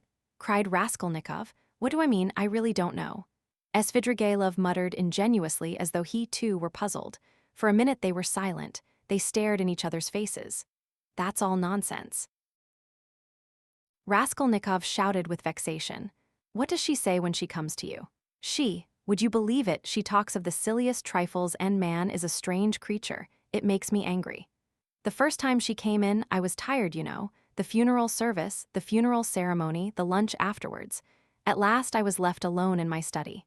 I lighted a cigar and began to think. She came in at the door. You've been so busy today, Arkady Ivanovich, you have forgotten to wind the dining room clock, she said. All those 7 years I've wound that clock every week, and if I forgot it, she would always remind me. The next day I set off on my way here. I got out at the station at daybreak. I'd been asleep, tired out, with my eyes half open. I was drinking some coffee. I looked up, and there was suddenly Marfa Petrovna sitting beside me with a pack of cards in her hands. Shall I tell your fortune for the journey, Arkady Ivanovich? She was a great hand at telling fortunes. I shall never forgive myself for not asking her to. I ran away in a fright, and besides, the bell rang. I was sitting today, feeling very heavy after a miserable dinner from a cookshop. I was sitting smoking, all of a sudden Marfa Petrovna again. She came in very smart in a new green silk dress with a long train. Good day, Arkady Ivanovich. How do you like my dress? Aniska can't make like this. Aniska was a dressmaker in the country, one of our former serf girls who had been trained in Moscow, a pretty wench. She stood turning round before me. I looked at the dress, and then I looked carefully, very carefully, at her face. I wonder you trouble to come to me about such trifles, Marfa Petrovna. Good gracious, you won't let one disturb you about anything. To tease her, I said, I want to get married, Marfa Petrovna. That's just like you, Arkady Ivanovich. It does you very little credit to come looking for a bride when you've hardly buried your wife. And if you could make a good choice, at least, but I know it won't be for your happiness or hers, you will only be a laughingstock to all good people. Then she went out, and her train seemed to rustle. Isn't it nonsense, eh? But perhaps you are telling lies. Raskolnikov put in. I rarely lie, answered Svidrigailov thoughtfully, apparently not noticing the rudeness of the question. And in the past, have you ever seen ghosts before? Why, yes, I have seen them, but only once in my life 6 years ago. I had a serf, Filka. Just after his burial, I called out forgetting Filka my pipe. He came in and went to the cupboard where my pipes were. I sat still and thought he is doing it out of revenge, because we had a violent quarrel just before his death. How dare you come in with a hole in your elbow? I said. Go away, you scamp. He turned and went out and never came again. I didn't tell Marfa Petrovna at the time. I wanted to have a service sung for him, but I was ashamed. You should go to a doctor. I know I am not well without your telling me, though I don't know what's wrong. I believe I am 5 times as strong as you are. I didn't ask you whether you believe that ghosts are seen, but whether you believe that they exist. No, I won't believe it. Raskolnikov cried with positive anger. What do people generally say? Muttered Svidrigailov as though speaking to himself, looking aside and bowing his head. They say, you are ill, so what appears to you is only unreal fantasy. But that's not strictly logical. I agree that ghosts only appear to the sick, but that only proves that they are unable to appear except to the sick, not that they don't exist. Nothing of the sort, Raskolnikov insisted irritably. No, you don't think so. Svidrigailov went on, looking at him deliberately. But what do you say to this argument? Help me with it. Ghosts are, as it were, shreds and fragments of other worlds, the beginning of them. A man in health has, of course, no reason to see them, because he is above all a man of this earth, and is bound for the sake of completeness and order to live only in this life. But as soon as one is ill, as soon as the normal earthly order of the organism is broken, one begins to realize the possibility of another world. And the more seriously ill one is, the closer becomes one's contact with that other world, so that as soon as the man dies, he steps straight into that world. I thought of that long ago. If you believe in a future life, you could believe in that too. I don't believe in a future life, said Raskolnikov. Svidrigailov sat lost in thought. And what if there are only spiders there or something of that sort? He said suddenly. He is a madman, thought Raskolnikov. We always imagine eternity as something beyond our conception, something vast, vast. But why must it be vast? Instead of all that, what if it's one little room, like a bathhouse in the country, black and grimy and spiders in every corner, and that's all eternity is? I sometimes fancy it like that. Can it be you can imagine nothing juster and more comforting than that? Raskolnikov cried with a feeling of anguish. Juster. And how can we tell? Perhaps that is just, and do you know it's what I would certainly have made it, answered Svidrigailov with a vague smile. This horrible answer sent a cold chill through Raskolnikov. Svidrigailov raised his head, looked at him, and suddenly began laughing. Only think, he cried.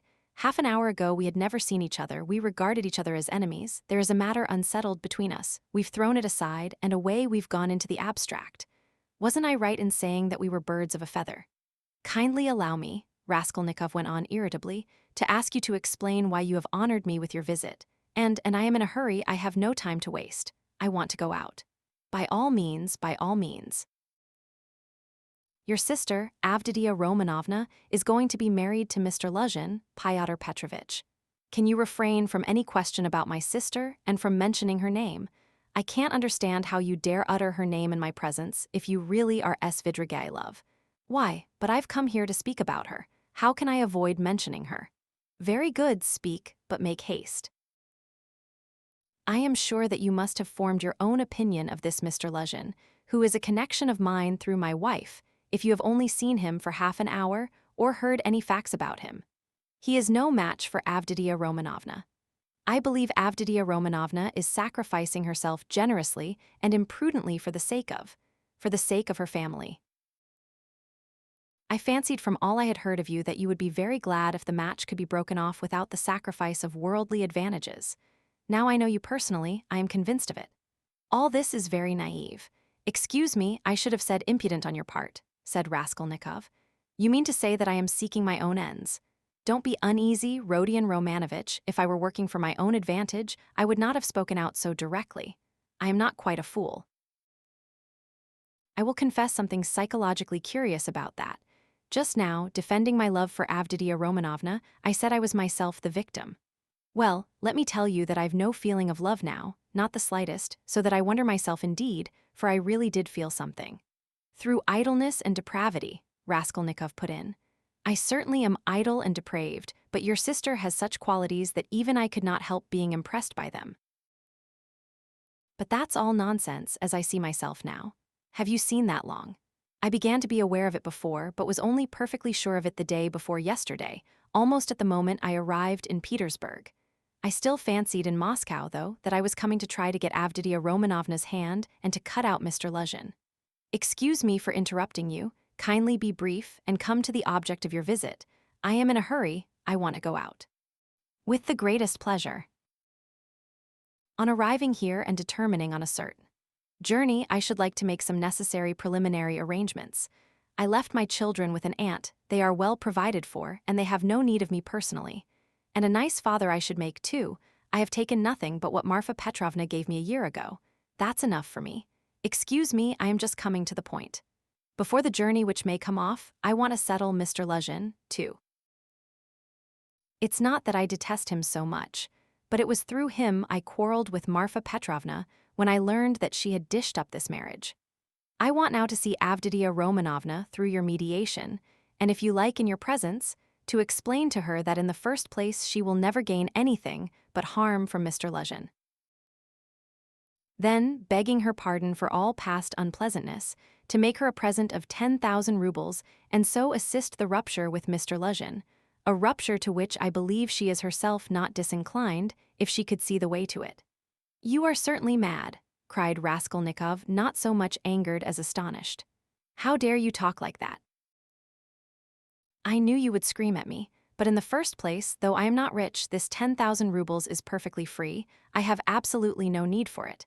If Avditia Romanovna does not accept it, I shall waste it in some more foolish way. That's the first thing. Secondly, my conscience is perfectly easy. I make the offer with no ulterior motive. You may not believe it, but in the end Avditia Romanovna and you will know. The point is that I did actually cause your sister, whom I greatly respect, some trouble and unpleasantness, and so, sincerely regretting it, I want not to compensate, not to repay her for the unpleasantness, but simply to do something to her advantage, to show that I am not, after all, privileged to do nothing but harm. If there were a millionth fraction of self-interest in my offer, I should not have made it so openly. And I should not have offered her 10,000 only, when 5 weeks ago I offered her more. Besides, I may perhaps very soon marry a young lady, and that alone ought to prevent suspicion of any design on Avditia Romanovna. In conclusion, let me say that in marrying Mr. Luzhin, she is taking money just the same, only from another man. Don't be angry, Rodion Romanovich, think it over coolly and quietly. Svidrigailov himself was exceedingly cool and quiet as he was saying this. I beg you to say no more, said Raskolnikov. In any case, this is unpardonable impertinence. Not in the least. Then a man may do nothing but harm to his neighbor in this world, and is prevented from doing the tiniest bit of good by trivial conventional formalities. That's absurd. If I died, for instance, and left that sum to your sister in my will, surely she wouldn't refuse it. Very likely she would. Oh no, indeed. However, if you refuse it, so be it, though 10,000 rubles is a capital thing to have on occasion. In any case, I beg you to repeat what I have said to Avditia Romanovna. No, I won't. In that case, Rodion Romanovich, I shall be obliged to try and see her myself and worry her by doing so. And if I do tell her, will you not try to see her? I don't know really what to say. I should like very much to see her once more. Don't hope for it. I'm sorry, but you don't know me. Perhaps we may become better friends. You think we may become friends? And why not? Svidrigailov said, smiling. He stood up and took his hat. I didn't quite intend to disturb you, and I came here without reckoning on it, though I was very much struck by your face this morning. Where did you see me this morning? Raskolnikov asked uneasily. I saw you by chance. I kept fancying there is something about you like me, but don't be uneasy. I am not intrusive. I used to get on all right with card sharpers, and I never bored Prince Verby, a great personage who is a distant relation of mine, and I could write about Raphael's Madonna in Madame Prilukov's album, and I never left Marfa Petrovna's side for 7 years, and I used to stay the night at Vyazemsky's house in the Hay Market in the old days, and I may go up in a balloon with Berg, perhaps. Oh, all right. Are you starting soon on your travels, may I ask? What travels? Why, on that journey, you spoke of it yourself. A journey? Oh yes, I did speak of a journey. Well, that's a wide subject. If only you knew what you're asking, he added and gave a sudden, loud, short laugh. Perhaps I'll get married instead of the journey. They're making a match for me. Here. Yes. How have you had time for that? But I am very anxious to see Avditia Romanovna once. I earnestly beg it. Well, goodbye for the present. Oh yes, I have forgotten something. Tell your sister, Rodion Romanovich, that Marfa Petrovna remembered her in her will and left her 3,000 rubles. That's absolutely certain. Marfa Petrovna arranged it a week before her death, and it was done in my presence. Avditia Romanovna will be able to receive the money in 2 or 3 weeks. Are you telling the truth? Yes, tell her. Well, your servant, I am staying very near you. As he went out, Svidrigailov ran up against Razumihin in the doorway. It was nearly 8 o'clock. The 2 young men hurried to Bakaliev's to arrive before Luzhin. Why, who was that? Asked Razumihin as soon as they were in the street. It was Svidrigailov, that landowner in whose house my sister was insulted when she was their governess. Through his persecuting her with his attentions, she was turned out by his wife, Marfa Petrovna. This Marfa Petrovna begged Daunia's forgiveness afterwards, and she's just died suddenly. It was of her we were talking this morning. I don't know why I'm afraid of that man. He came here at once after his wife's funeral. He is very strange and is determined on doing something. We must guard Daunia from him. That's what I wanted to tell you, do you hear? Guard her? What can he do to harm Avditia Romanovna? Thank you, Radia, for speaking to me like that. We will guard her. Where does he live? I don't know. Why didn't you ask? What a pity. I'll find out, though. Did you see him? Asked Raskolnikov after a pause. Yes, I noticed him well. You did really see him, you saw him clearly. Raskolnikov insisted. Yes, I remember him perfectly. I should know him in 1,000. I have a good memory for faces. They were silent again. That's all right, muttered Raskolnikov. Do you know, I keep thinking that it may have been an hallucination. What do you mean? I don't understand you. Well, you all say, Raskolnikov went on, twisting his mouth into a smile, that I am mad. I thought just now that perhaps I really am mad and have only seen a phantom. What do you mean? Why, who can tell? Perhaps I am really mad, and perhaps everything that happened all these days may be only imagination. Ach, Radia, you have been upset again. But what did he say? What did he come for? Raskolnikov did not answer. Razumihin thought a minute. Now let me tell you my story, he began. I came to you, you were asleep. Then we had dinner, and then I went to Porfiry's. Zametov was still with him. I tried to begin, but it was no use. I couldn't speak in the right way. They don't seem to understand and can't understand, but are not a bit ashamed. I drew Porfiry to the window and began talking to him, but it was still no use. He looked away and I looked away. At last I shook my fist in his ugly face and told him as a cousin I'd brain him. He merely looked at me, I cursed and came away. That was all. It was very stupid. To Zametov I didn't say a word. But you see, I thought I'd made a mess of it, but as I went downstairs a brilliant idea struck me. Why should we trouble? Of course if you were in any danger or anything, but why need you care? You needn't care a hang for them. We shall have a laugh at them afterwards, and if I were in your place I'd mystify them more than ever. How ashamed they'll be afterwards. Hang them. We can thrash them afterwards, but let's laugh at them now. To be sure, answered Raskolnikov, but what will you say tomorrow? He thought to himself. Strange to say, till that moment it had never occurred to him to wonder what Razumihin would think when he knew. As he thought it, Raskolnikov looked at him. Razumihin's account of his visit to Porfiry had very little interest for him, so much had come and gone since then. In the corridor they came upon Luzhin. He had arrived punctually at 8 and was looking for the number, so that all 3 went in together without greeting or looking at one another. The young men walked in first, while Fyodor Petrovitch, for good manners, lingered a little in the passage, taking off his coat. Pulcheria Alexandrovna came forward at once to greet him in the doorway. Daunia was welcoming her brother. Fyodor Petrovitch walked in and quite amiably, though with redoubled dignity, bowed to the ladies. He looked, however, as though he were a little put out and could not yet recover himself. Pulcheria Alexandrovna, who seemed also a little embarrassed, hastened to make them all sit down at the round table where a samovar was boiling. Daunia and Luzhin were facing one another on opposite sides of the table. Razumihin and Raskolnikov were facing Pulcheria Alexandrovna. Razumihin was next to Luzhin, and Raskolnikov was beside his sister. A moment's silence followed. Pyotr Petrovitch deliberately drew out a cambric handkerchief reeking of scent and blew his nose with an air of a benevolent man who felt himself slighted, and was firmly resolved to insist on an explanation. In the passage, the idea had occurred to him to keep on his overcoat and walk away, and so give the two ladies a sharp and emphatic lesson and make them feel the gravity of the position. But he could not bring himself to do this. Besides, he could not endure uncertainty, and he wanted an explanation. If his request had been so openly disobeyed, there was something behind it, and in that case it was better to find it out beforehand. It rested with him to punish them, and there would always be time for that. "I trust you had a favorable journey," he inquired officially of Pulcheria Alexandrovna. "Oh, very, Pyotr Petrovitch. I am gratified to hear it, and Avditia Romanovna is not overfatigued either." "I am young and strong, I don't get tired, but it was a great strain for Mother," answered Downia. "That's unavoidable. Our national railways are of terrible length.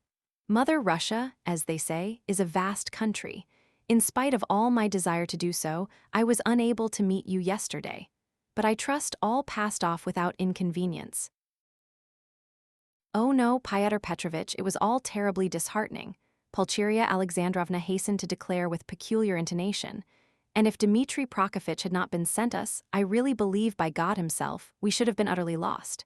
Here he is, Dmitri Prokofitch Razumihin," she added, introducing him to Luzhin. "I had the pleasure." "Yesterday," muttered Pyotr Petrovitch with a hostile glance sidelong at Razumihin, then he scowled and was silent. Pyotr Petrovitch belonged to that class of persons, on the surface very polite in society, who make a great point of punctiliousness, but who, directly they are crossed in anything, are completely disconcerted and become more like sacks of flour than elegant and lively men of society. Again, all was silent. Raskolnikov was obstinately mute. Avditia Romanovna was unwilling to open the conversation too soon. Razumihin had nothing to say, so Pulcheria Alexandrovna was anxious again. "Marfa Petrovna is dead, have you heard?" She began having recourse to her leading item of conversation. "To be sure, I heard so. I was immediately informed, and I have come to make you acquainted with the fact that Arkady Ivanovich Svidrigailov set off in haste for Petersburg immediately after his wife's funeral, so at least I have excellent authority for believing." "To Petersburg? Here?" Downia asked in alarm and looked at her mother. "Yes, indeed, and doubtless not without some design, having in view the rapidity of his departure and all the circumstances preceding it." "Good heavens, won't he leave Downia in peace even here?" cried Pulcheria Alexandrovna. "I imagine that neither you nor Avditia Romanovna have any grounds for uneasiness, unless, of course, you are yourselves desirous of getting into communication with him. For my part, I am on my guard, and am now discovering where he is lodging." "Oh, Pyotr Petrovitch, you would not believe what a fright you have given me," Pulcheria Alexandrovna went on. "I've only seen him twice, but I thought him terrible, terrible. I am convinced that he was the cause of Marfa Petrovna's death. It's impossible to be certain about that. I have precise information. I do not dispute that he may have contributed to accelerate the course of events by the moral influence, so to say, of the affront. But as to the general conduct and moral characteristics of that personage, I am in agreement with you. I do not know whether he is well off now, and precisely what Marfa Petrovna left him. This will be known to me within a very short period. But no doubt here in Petersburg, if he has any pecuniary resources, he will relapse at once into his old ways. He is the most depraved and abjectly vicious specimen of that class of men. I have considerable reason to believe that Marfa Petrovna, who was so unfortunate as to fall in love with him and to pay his debts 8 years ago, was of service to him also in another way. Solely by her exertions and sacrifices, a criminal charge, involving an element of fantastic and homicidal brutality for which he might well have been sentenced to Siberia, was hushed up. That's the sort of man he is, if you care to know. Good heavens, cried Pulcheria Alexandrovna. Raskolnikov listened attentively. Are you speaking the truth when you say that you have good evidence of this? Downia asked sternly and emphatically. I only repeat what I was told in secret by Marfa Petrovna. I must observe that from the legal point of view the case was far from clear. There was, and I believe still is, living here a woman called Reslik, a foreigner, who lent small sums of money at interest and did other commissions, and with this woman Svidrigailov had for a long while close and mysterious relations. She had a relation, a niece I believe, living with her, a deaf and dumb girl of 15, or perhaps not more than 14. Reslik hated this girl and grudged her every crust. She used to beat her mercilessly. One day the girl was found hanging in the garret. At the inquest, the verdict was suicide. After the usual proceedings, the matter ended, but later on, information was given that the child had been cruelly outraged by Svidrigailov. It is true, this was not clearly established. The information was given by another German woman of loose character whose word could not be trusted. No statement was actually made to the police. Thanks to Marfa Petrovna's money and exertions, it did not get beyond gossip. And yet the story is a very significant one. You heard, no doubt, Avditia Romanovna, when you were with them, the story of the servant Philip, who died of ill treatment he received 6 years ago, before the abolition of serfdom. I heard, on the contrary, that this Philip hanged himself.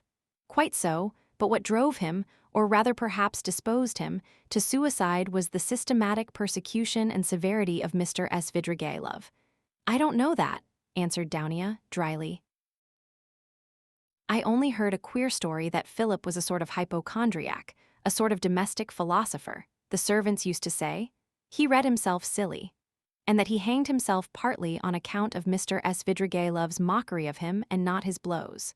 When I was there, he behaved well to the servants, and they were actually fond of him, though they certainly did blame him for Philip's death. I perceive, Avditia Romanovna, that you seem disposed to undertake his defense all of a sudden, Luzhin observed, twisting his lips into an ambiguous smile. There's no doubt that he is an astute man, and insinuating where ladies are concerned, of which Marfa Petrovna, who has died so strangely, is a terrible instance. My only desire has been to be of service to you and your mother with my advice, in view of the renewed efforts which may certainly be anticipated from him. For my part, it's my firm conviction that he will end in a debtor's prison again. Marfa Petrovna had not the slightest intention of settling anything substantial on him, having regard for his children's interests, and if she left him anything, it would only be the merest sufficiency, something insignificant and ephemeral, which would not last a year for a man of his habits. Fyodor Petrovitch, I beg you, said Dounia, say no more of Mr. Svidrigailov. It makes me miserable. He has just been to see me, said Raskolnikov, breaking his silence for the first time. There were exclamations from all, and they all turned to him. Even Fyodor Petrovitch was roused. An hour and a half ago, he came in when I was asleep, waked me, and introduced himself, Raskolnikov continued. He was fairly cheerful and at ease, and quite hopes that we shall become friends. He is particularly anxious, by the way, Dounia, for an interview with you, at which he asked me to assist.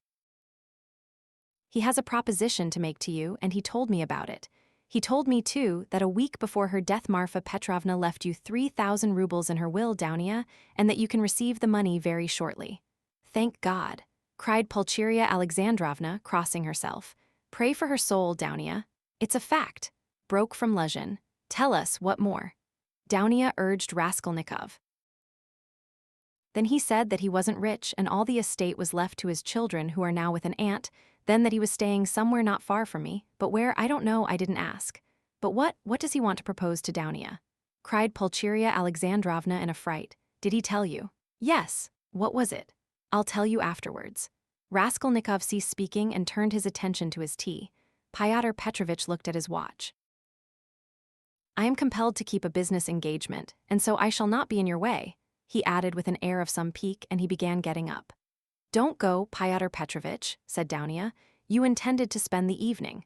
Besides, you wrote yourself that you wanted to have an explanation with mother.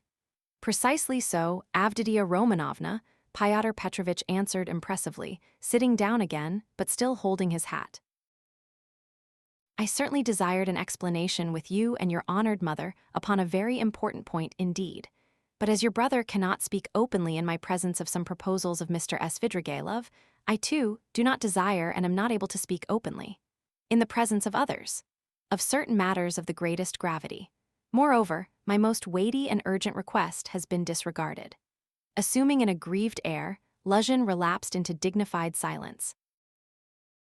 Your request that my brother should not be present at our meeting was disregarded solely at my insistence, said Dounia. You wrote that you had been insulted by my brother. I think that this must be explained at once, and you must be reconciled. And if Radia really has insulted you, then he should and will apologize. Pyotr Petrovitch took a stronger line. There are insults, Avditia Romanovna, which no goodwill can make us forget. There is a line in everything which it is dangerous to overstep, and when it has been overstepped, there is no return. That wasn't what I was speaking of exactly, Pyotr Petrovitch, Dounia interrupted with some impatience. Please understand that our whole future depends now on whether all this is explained and set right as soon as possible. I tell you frankly at the start that I cannot look at it in any other light, and if you have the least regard for me, all this business must be ended today, however hard that may be. I repeat that if my brother is to blame, he will ask your forgiveness. I am surprised at your putting the question like that, said Luzhin, getting more and more irritated. Esteeming, and so to say, adoring you, I may at the same time, very well indeed, be able to dislike some member of your family. Though I lay claim to the happiness of your hand, I cannot accept duties incompatible with. Ah, don't be so ready to take offense, Pyotr Petrovitch, Dounia interrupted with feeling, and be the sensible and generous man I have always considered and wish to consider you to be. I've given you a great promise, I am your betrothed. Trust me in this matter, and believe me, I shall be capable of judging impartially. My assuming the part of judge is as much a surprise for my brother as for you. When I insisted on his coming to our interview today after your letter, I told him nothing of what I meant to do. Understand that, if you are not reconciled, I must choose between you. It must be either you or he. That is how the question rests on your side and on his. I don't want to be mistaken in my choice, and I must not be. For your sake, I must break off with my brother. For my brother's sake, I must break off with you. I can find out for certain now whether he is a brother to me, and I want to know it. And of you, whether I am dear to you, whether you esteem me, whether you are the husband for me. Avditia Romanovna, Luzhin declared huffily, your words are of too much consequence to me. I will say more, they are offensive in view of the position I have the honor to occupy in relation to you. To say nothing of your strange and offensive setting me on a level with an impertinent boy, you admit the possibility of breaking your promise to me. You say you or he, showing thereby of how little consequence I am in your eyes. I cannot let this pass considering the relationship and the obligations existing between us. What? Cried Dounia, flushing. I set your interest beside all that has hitherto been most precious in my life, what has made up the whole of my life, and here you are offended at my making too little account of you. Raskolnikov smiled sarcastically, Razumihin fidgeted, but Pyotr Petrovitch did not accept the reproof. On the contrary, at every word he became more persistent and irritable, as though he relished it. Love for the future partner of your life, for your husband, ought to outweigh your love for your brother, he pronounced sententiously, and in any case I cannot be put on the same level. Although I said so emphatically that I would not speak openly in your brother's presence, nevertheless, I intend now to ask your honored mother for a necessary explanation on a point of great importance, closely affecting my dignity. Your son, he turned to Pulcheria Alexandrovna, yesterday in the presence of Mr. Razsidkin, or, I think that's it. Excuse me, I have forgotten your surname. He bowed politely to Razumihin. Insulted me by misrepresenting the idea I expressed to you in a private conversation, drinking coffee, that is, that marriage with a poor girl who has had experience of trouble is more advantageous from the conjugal point of view than with one who has lived in luxury, since it is more profitable for the moral character. Your son intentionally exaggerated the significance of my words and made them ridiculous, accusing me of malicious intentions, and, as far as I could see, relied upon your correspondence with him. I shall consider myself happy, Pulcheria Alexandrovna, if it is possible for you to convince me of an opposite conclusion, and thereby considerately reassure me. Kindly let me know in what terms precisely you repeated my words in your letter to Rodion Romanovich. I don't remember, faltered Pulcheria Alexandrovna. I repeated them as I understood them. I don't know how Radia repeated them to you, perhaps he exaggerated. He could not have exaggerated them, except at your instigation. Pyotr Petrovitch, Pulcheria Alexandrovna declared with dignity, the proof that Dounia and I did not take your words in a very bad sense is the fact that we are here. Good, mother, said Dounia approvingly. Then this is my fault again, said Luzhin, aggrieved. Well, Pyotr Petrovitch, you keep blaming Rodion, but you yourself have just written what was false about him, Pulcheria Alexandrovna added, gaining courage. I don't remember writing anything false. You wrote, Raskolnikov said sharply, not turning to Luzhin, that I gave money yesterday not to the widow of the man who was killed, as was the fact, but to his daughter, whom I had never seen till yesterday. You wrote this to make dissension between me and my family, and for that object added coarse expressions about the conduct of a girl whom you don't know. All that is mean slander. Excuse me, sir, said Luzhin, quivering with fury. I enlarged upon your qualities and conduct in my letter solely in response to your sister's and mother's inquiries, how I found you, and what impression you made on me. As for what you've alluded to in my letter, be so good as to point out one word of falsehood. Show, that is, that you didn't throw away your money, and that there are not worthless persons in that family, however unfortunate. To my thinking, you, with all your virtues, are not worth the little finger of that unfortunate girl at whom you throw stones. Would you go so far then as to let her associate with your mother and sister? I have done so already, if you care to know. I made her sit down today with mother and Dounia. Radia, cried Pulcheria Alexandrovna. Dounia crimsoned, Razumihin knitted his brows. Luzhin smiled with lofty sarcasm. You may see for yourself, Avditia Romanovna, he said, whether it is possible for us to agree. I hope now that this question is at an end once and for all. I will withdraw, that I may not hinder the pleasures of family intimacy and the discussion of secrets. He got up from his chair and took his hat. But in withdrawing, I venture to request that for the future I may be spared similar meetings, and so to say, compromises. I appeal particularly to you, honored Pulcheria Alexandrovna, on this subject, the more as my letter was addressed to you and to no one else. Pulcheria Alexandrovna was a little offended. You seem to think we are completely under your authority, Pyotr Petrovitch. Dounia has told you the reason your desire was disregarded. She had the best intentions. And indeed you write as though you were laying commands upon me. Are we to consider every desire of yours as a command? Let me tell you, on the contrary, that you ought to show particular delicacy and consideration for us now, because we have thrown up everything and have come here relying on you, and so we are in any case in a sense in your hands. That is not quite true, Pulcheria Alexandrovna, especially at the present moment, when the news has come of Marfa Petrovna's legacy, which seems indeed very apropos, judging from the new tone you take to me, he added sarcastically. Judging from that remark, we may certainly presume that you were reckoning on our helplessness, Dounia observed irritably. But now in any case I cannot reckon on it, and I particularly desire not to hinder your discussion of the secret proposals of Arkady Ivanovich Svidrigailov, which he has entrusted to your brother and which have, I perceive, a great and possibly a very agreeable interest for you. Good heavens! Cried Pulcheria Alexandrovna. Razumihin could not sit still on his chair. Aren't you ashamed now, sister? Asked Raskolnikov. I am ashamed, Radia, said Dounia. Pyotr Petrovitch, go away, she turned to him, white with anger. Pyotr Petrovitch had apparently not at all expected such a conclusion.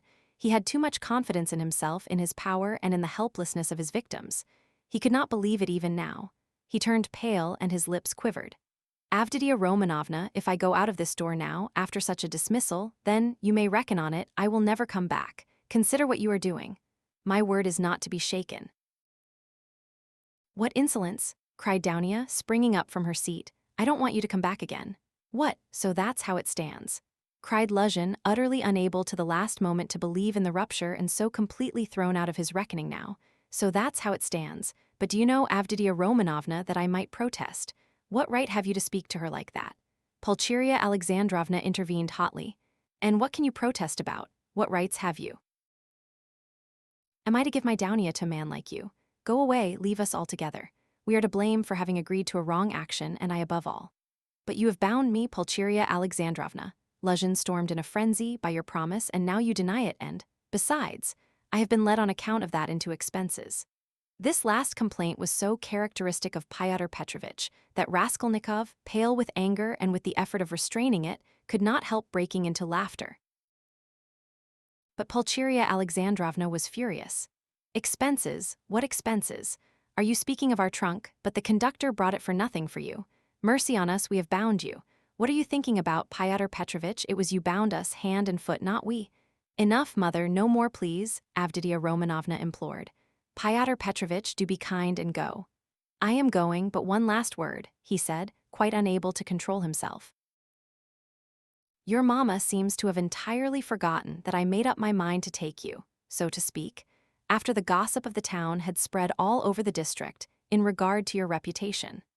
Disregarding public opinion for your sake and reinstating your reputation, I certainly might very well reckon on a fitting return, and might indeed look for gratitude on your part. And my eyes have only now been opened. I see myself that I may have acted very, very recklessly in disregarding the universal verdict." "Does the fellow want his head smashed?" cried Razumihin, jumping up. "You are a mean and spiteful man," cried Dounia. "Not a word, not a movement," cried Raskolnikov, holding Razumihin back, then going close up to Luzhin. "Kindly leave the room," he said quietly and distinctly, "and not a word more or—" Pyotr Petrovich gazed at him for some seconds with a pale face that worked with anger. Then he turned, went out, and rarely has any man carried away in his heart such vindictive hatred as he felt against Raskolnikov. Him, and him alone, he blamed for everything. It is noteworthy that as he went downstairs, he still imagined that his case was perhaps not utterly lost, and that, so far as the ladies were concerned, all might very well indeed be set right again. The fact was that up to the last moment he had never expected such an ending. He had been overbearing to the last degree, never dreaming that two destitute and defenseless women could escape from his control. This conviction was strengthened by his vanity and conceit, a conceit to the point of fatuity. Pyotr Petrovich, who had made his way up from insignificance, was morbidly given to self-admiration, had the highest opinion of his intelligence and capacities, and sometimes even gloated in solitude over his image in the glass. But what he loved and valued above all was the money he had amassed by his labor, and by all sorts of devices. That money made him the equal of all who had been his superiors. When he had bitterly reminded Dounia that he had decided to take her in spite of evil report, Pyotr Petrovich had spoken with perfect sincerity and had indeed felt genuinely indignant at such black ingratitude. And yet, when he made Dounia his offer, he was fully aware of the groundlessness of all the gossip. The story had been everywhere contradicted by Marfa Petrovna, and was by then disbelieved by all the townspeople, who were warm in Dounia's defense. And he would not have denied that he knew all that at the time. Yet he still thought highly of his own resolution in lifting Dounia to his level, and regarded it as something heroic. In speaking of it to Dounia, he had let out the secret feeling he cherished and admired, and he could not understand that others should fail to admire it too. He had called on Raskolnikov with the feelings of a benefactor who is about to reap the fruits of his good deeds and to hear agreeable flattery. And as he went downstairs now, he considered himself most undeservedly injured and unrecognized. Dounia was simply essential to him. To do without her was unthinkable. For many years he had had voluptuous dreams of marriage, but he had gone on waiting and amassing money. He brooded with relish in profound secret over the image of a girl virtuous. Poor, she must be poor. Very young, very pretty, of good birth and education, very timid, one who had suffered much and was completely humbled before him, one who would all her life look on him as her savior, worship him, admire him and only him. How many scenes, how many amorous episodes he had imagined on this seductive and playful theme when his work was over. And behold, the dream of so many years was all but realized. The beauty and education of Avditia Romanovna had impressed him. Her helpless position had been a great allurement. In her he had found even more than he dreamed of. Here was a girl of pride, character, virtue, of education and breeding superior to his own. He felt that. And this creature would be slavishly grateful all her life for his heroic condescension, and would humble herself in the dust before him, and he would have absolute, unbounded power over her. Not long before he had, too, after long reflection and hesitation, made an important change in his career and was now entering on a wider circle of business. With this change, his cherished dreams of rising into a higher class of society seemed likely to be realized. He was, in fact, determined to try his fortune in Petersburg. He knew that women could do a very great deal. The fascination of a charming, virtuous, highly educated woman might make his way easier, might do wonders in attracting people to him, throwing an aureole round him, and now everything was in ruins. This sudden horrible rupture affected him like a clap of thunder. It was like a hideous joke, an absurdity. He had only been a tiny bit masterful, had not even time to speak out, had simply made a joke, been carried away, and it had ended so seriously. And of course, too, he did love Dounia in his own way. He already possessed her in his dreams and all at once. No. The next day, the very next day, it must all be set right, smoothed over, settled. Above all, he must crush that conceited milksop who was the cause of it all. With a sick feeling, he could not help recalling Razumihin too, but he soon reassured himself on that score, as though a fellow like that could be put on a level with him. The man he really dreaded in earnest was Svidrigailov. He had, in short, a great deal to attend to. "No, I am more to blame than anyone," said Dounia, kissing and embracing her mother. "I was tempted by his money, but on my honor, brother, I had no idea he was such a base man. If I had seen through him before, nothing would have tempted me. Don't blame me, brother. God has delivered us. God has delivered us." Pulcheria Alexandrovna muttered, but half-consciously, as though scarcely able to realize what had happened. They were all relieved, and in 5 minutes they were laughing. Only now and then Dounia turned white and frowned, remembering what had passed. Pulcheria Alexandrovna was surprised to find that she, too, was glad. She had only that morning thought rupture with Luzhin a terrible misfortune.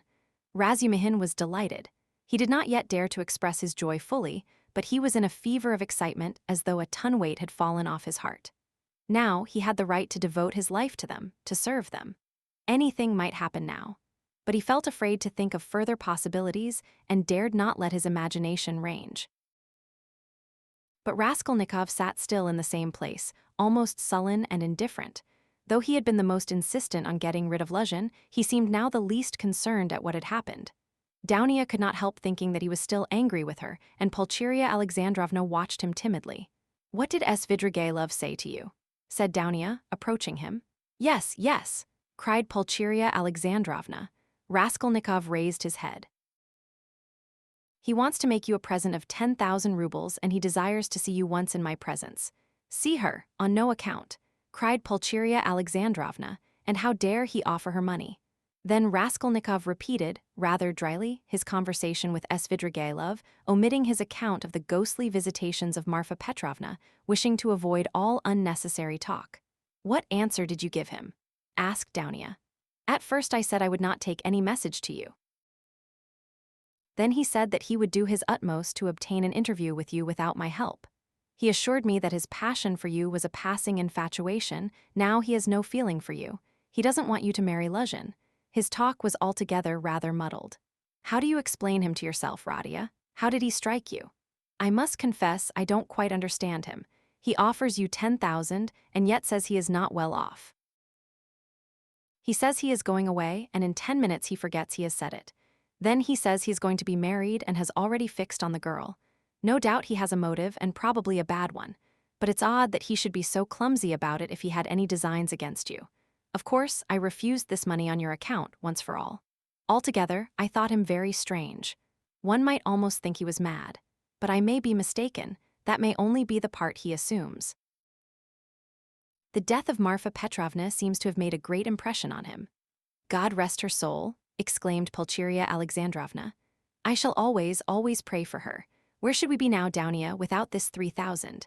It's as though it had fallen from heaven.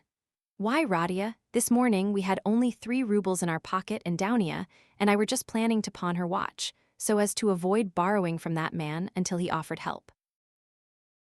Dounia seemed strangely impressed by Svidrigailov's offer. She still stood meditating. He has got some terrible plan, she said in a half-whisper to herself, almost shuddering. Raskolnikov noticed this disproportionate terror.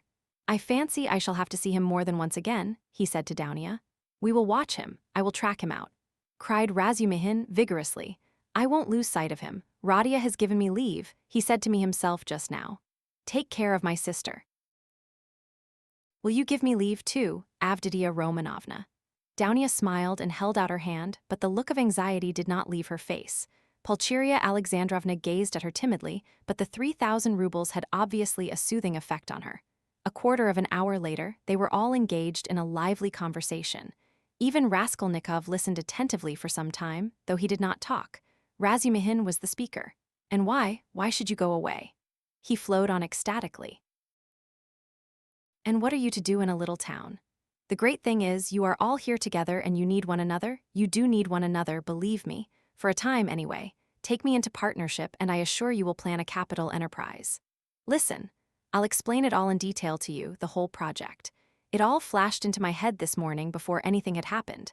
I tell you what, I have an uncle, I must introduce him to you, a most accommodating and respectable old man. This uncle has got a capital of 1,000 rubles, and he lives on his pension and has no need of that money. For the last 2 years, he has been bothering me to borrow it from him and pay him 6%. Interest. I know what that means, he simply wants to help me. Last year I had no need of it, but this year I resolved to borrow it as soon as he arrived. Then you lend me another 1,000 of your 3 and we have enough for a start, so we'll go into partnership. And what are we going to do? Then Razumihin began to unfold his project. And he explained at length that almost all our publishers and booksellers know nothing at all of what they are selling, and for that reason, they are usually bad publishers, and that any decent publications pay as a rule and give a profit, sometimes a considerable one. Razumihin had, indeed, been dreaming of setting up as a publisher. For the last 2 years, he had been working in publishers' offices and knew 3 European languages well, though he had told Raskolnikov 6 days before that he was Schwach in German with an object of persuading him to take half his translation and half the payment for it. He had told a lie then, and Raskolnikov knew he was lying. Why? Why should we let our chance slip when we have one of the chief means of success money of our own? Cried Razumihin warmly. Of course there will be a lot of work, but we will work, you, Avditia Romanovna, I, Rodion. You get a splendid profit on some books nowadays. And the great point of the business is that we shall know just what wants translating, and we shall be translating, publishing, learning all at once. I can be of use because I have experience. For nearly 2 years I've been scuttling about among the publishers, and now I know every detail of their business. You need not be a saint to make pots, believe me. And why should we let our chance slip? Why, I know, and I kept the secret 2 or 3 books which one might get 100 rubles simply for thinking of translating and publishing. Indeed, and I would not take 500 for the very idea of one of them. And what do you think? If I were to tell a publisher, I dare say he'd hesitate, they are such blockheads. And as for the business side, printing, paper, selling, you trust to me, I know my way about. We'll begin in a small way and go on to a large. In any case, it will get us our living and we shall get back our capital. Dounia's eyes shone. I like what you are saying, Dmitri Prokofitch, she said. I know nothing about it, of course, put in Pulcheria Alexandrovna. It may be a good idea, but again God knows. It's new and untried. Of course, we must remain here at least for a time. She looked at Radia. What do you think, brother? Said Dounia. I think he's got a very good idea, he answered. Of course, it's too soon to dream of a publishing firm, but we certainly might bring out 5 or 6 books and be sure of success. I know of one book myself which would be sure to go well. And as for his being able to manage it, there's no doubt about that either. He knows the business, but we can talk it over later. Hurrah! Cried Razumihin. Now stay, there's a flat here in this house, belonging to the same owner. It's a special flat apart, not communicating with these lodgings. It's furnished, rent moderate, 3 rooms. Suppose you take them to begin with. I'll pawn your watch tomorrow and bring you the money, and everything can be arranged then. You can all 3 live together and Radia will be with you. But where are you off to, Radia? What, Radia, you are going already? Pulcheria Alexandrovna asked in dismay. At such a minute. Cried Razumihin. Dounia looked at her brother with incredulous wonder. He held his cap in his hand, he was preparing to leave them. One would think you were burying me or saying goodbye forever, he said somewhat oddly. He attempted to smile, but it did not turn out a smile. But who knows, perhaps it is the last time we shall see each other. He let slip accidentally. It was what he was thinking, and it somehow was uttered aloud. What is the matter with you? Cried his mother. Where are you going, Radia? asked Downia rather strangely. Oh, I'm quite obliged to.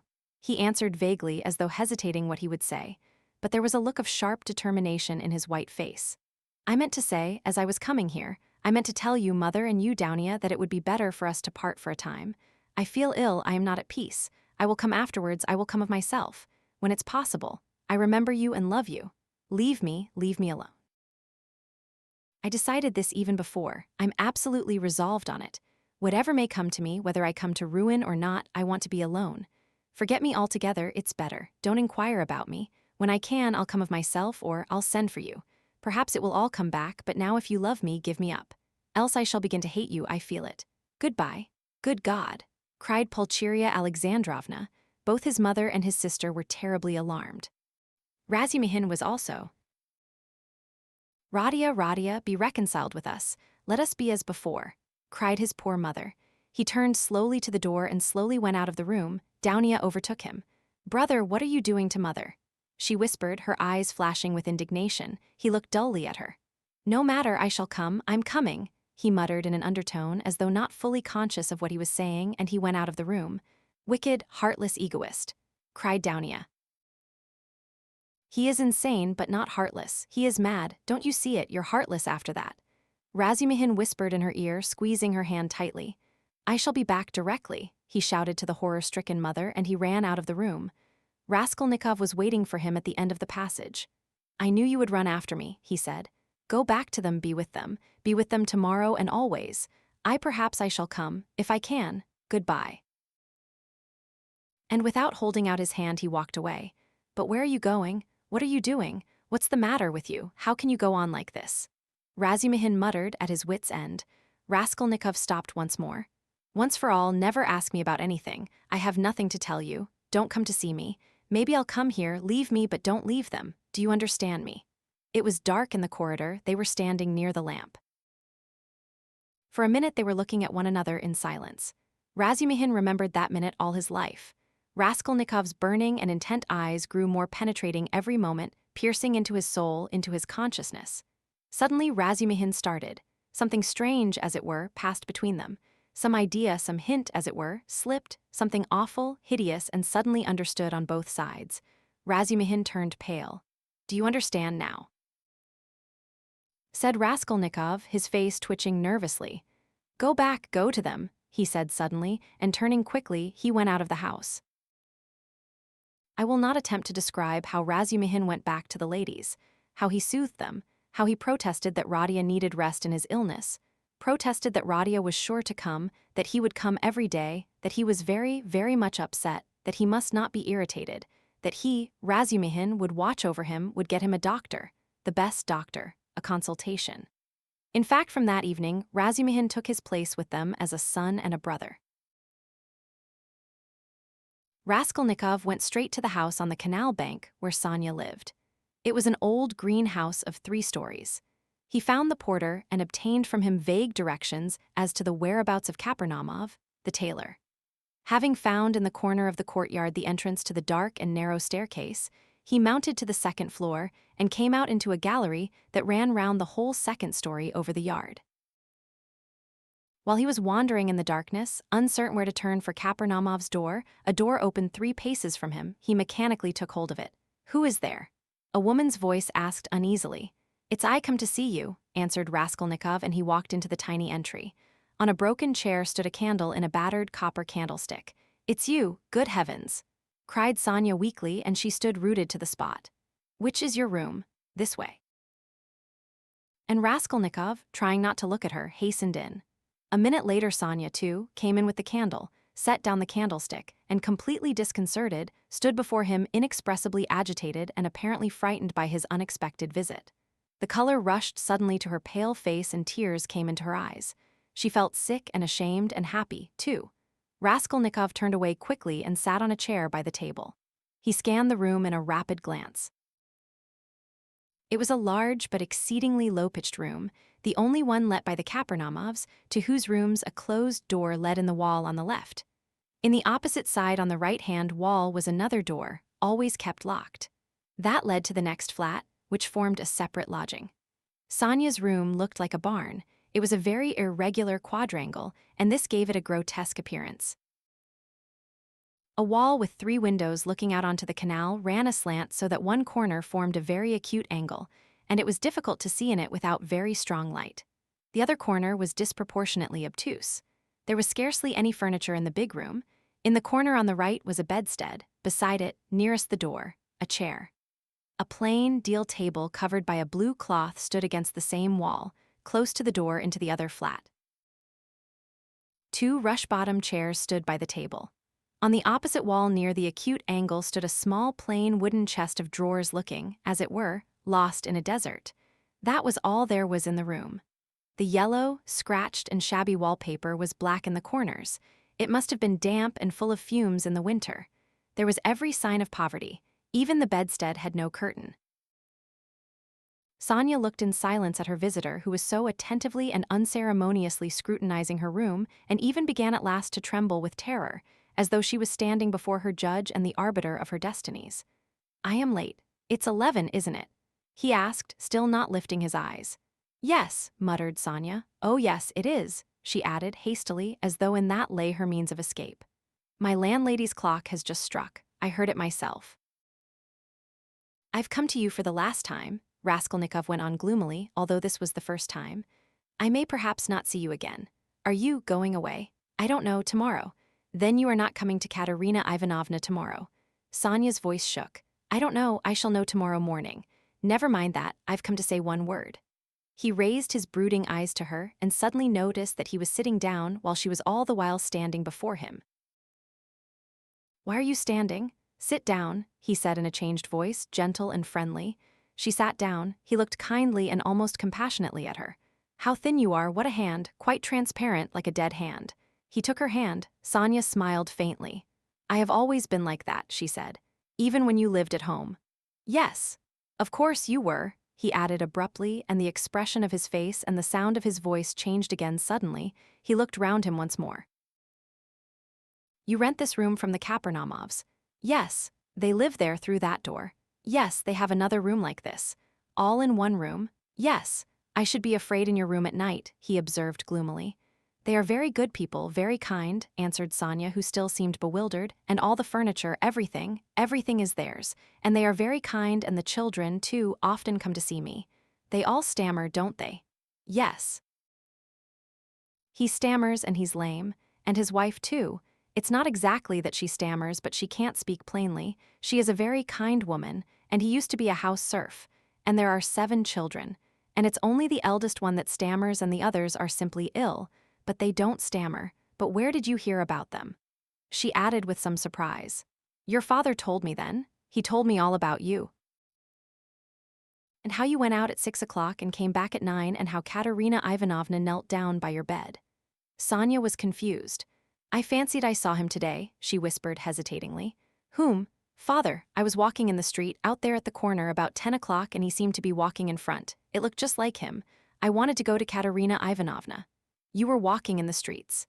"Yes," Sonia whispered abruptly, again overcome with confusion and looking down. "Katerina Ivanovna used to beat you, I dare say." "Oh no, what are you saying, no?" Sonia looked at him almost with dismay. "You love her then?" "Love her, of course," said Sonia with plaintive emphasis, and she clasped her hands in distress. "Ah, you don't. If you only knew, you see she is quite like a child. Her mind is quite unhinged, you see, from sorrow, and how clever she used to be, how generous, how kind. Ah, you don't understand, you don't understand." Sonia said this as though in despair, wringing her hands in excitement and distress. Her pale cheeks flushed, there was a look of anguish in her eyes. It was clear that she was stirred to the very depths, that she was longing to speak, to champion, to express something. A sort of insatiable compassion, if one may so express it, was reflected in every feature of her face. "Beat me? How can you? Good heavens, beat me. And if she did beat me, what then? What of it? You know nothing about it. She is so unhappy. Ah, how unhappy, and ill. She is seeking righteousness, she is pure. She has such faith that there must be righteousness everywhere, and she expects it. And if you were to torture her, she wouldn't do wrong. She doesn't see that it's impossible for people to be righteous, and she is angry at it. Like a child, she is good. And what will happen to you?" Sonia looked at him inquiringly. "They are left on your hands, you see." They were all on your hands before, though, and your father came to you to beg for drink. Well, how will it be now? I don't know, Sonia articulated mournfully. Will they stay there? I don't know. They are in debt for the lodging, but the landlady, I hear, said today that she wanted to get rid of them, and Katerina Ivanovna says that she won't stay another minute. How is it she is so bold? She relies upon you. Oh no, don't talk like that. We are one, we live like one. Sonia was agitated again and even angry, as though a canary or some other little bird were to be angry. And what could she do? What could she do? She persisted, getting hot and excited. And how she cried today. Her mind is unhinged, haven't you noticed it? At 1 minute she is worrying like a child that everything should be right tomorrow, the lunch and all that. Then she is wringing her hands, spitting blood, weeping, and all at once she will begin knocking her head against the wall in despair. Then she will be comforted again. She builds all her hopes on you. She says that you will help her now, and that she will borrow a little money somewhere and go to her native town with me, and set up a boarding school for the daughters of gentlemen, and take me to superintend it, and we will begin a new splendid life. And she kisses and hugs me, comforts me, and you know she has such faith in her fancies. One can't contradict her. And all the day long she has been washing, cleaning, mending. She dragged the wash tub into the room with her feeble hands and sank on the bed, gasping for breath. We went this morning to the shops to buy shoes for Polenka and Lida, for theirs are quite worn out. Only the money we'd reckoned wasn't enough, not nearly enough. And she picked out such dear little boots, for she has taste you don't know. And there in the shop she burst out crying before the shopman because she hadn't enough. Ah, it was sad to see her. Well, after that I can understand your living like this, Raskolnikov said with a bitter smile. And aren't you sorry for them? Aren't you sorry? Sonia flew at him again. Why, I know you gave your last penny yourself, though you'd seen nothing of it, and if you'd seen everything, oh dear. And how often I've brought her to tears. Only last week. Yes, only a week before his death. I was cruel, and how often I've done it. Ah, I've been wretched at the thought of it all day. Sonia wrung her hands as she spoke at the pain of remembering it. You were cruel. Yes, I went to see them, she went on, weeping, and father said, read me something, Sonia, my head aches, read to me, here's a book. He had a book he had got from Andrei Semyonovich Lebeziatnikov. He lives there. He always used to get hold of such funny books. And I said, I can't stay, as I didn't want to read, and I'd gone in chiefly to show Katerina Ivanovna some collars. Lizaveta, the peddler, sold me some collars and cuffs, cheap, pretty, new, embroidered ones. Katerina Ivanovna liked them very much. She put them on and looked at herself in the glass and was delighted with them. Make me a present of them, Sonia, she said. Please do. Please do, she said. She wanted them so much. And when could she wear them? They just reminded her of her old happy days. She looked at herself in the glass, admired herself, and she has no clothes at all, no things of her own, hasn't had all these years. And she never asks anyone for anything. She is proud, she'd sooner give away everything. And these she asked for, she liked them so much. And I was sorry to give them. What use are they to you, Katerina Ivanovna? I spoke like that to her. I ought not to have said that. She gave me such a look, and she was so grieved at my refusing her, and it was so sad to see. And she was not grieved for the collars, but for my refusing, I saw that. Ah, if only I could bring it all back, change it, take back those words. Ah, but it's nothing to you. Did you know Lizaveta, the peddler? Yes, did you know her?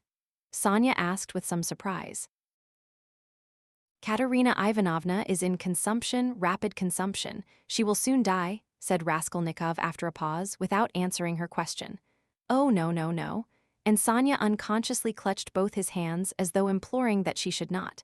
But it will be better if she does die. No, not better, not at all better. Sonia unconsciously repeated in dismay. And the children? What can you do except take them to live with you? Oh, I don't know, cried Sonia, almost in despair, and she put her hands to her head. It was evident that idea had very often occurred to her before, and he had only roused it again. And what if even now, while Katerina Ivanovna is alive, you get ill and are taken to the hospital? What will happen then? He persisted pitilessly. How can you? That cannot be. And Sonia's face worked with awful terror. Cannot be. Raskolnikov went on with a harsh smile. You are not insured against it, are you? What will happen to them then? They will be in the street, all of them. She will cough and beg and knock her head against some wall, as she did today, and the children will cry. Then she will fall down, be taken to the police station, and to the hospital. She will die, and the children. Oh no, God will not let it be.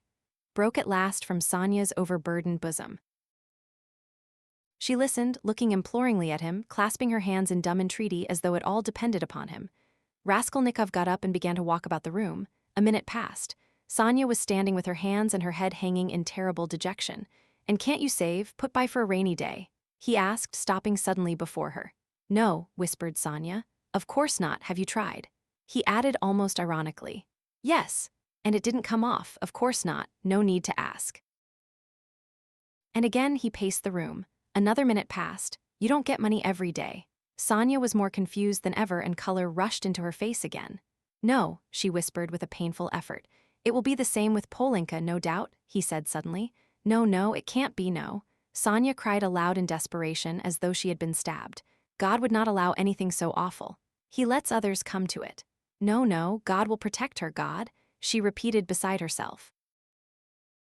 "But perhaps there is no God at all," Raskolnikov answered with a sort of malignance, laughed and looked at her. Sonia's face suddenly changed. A tremor passed over it.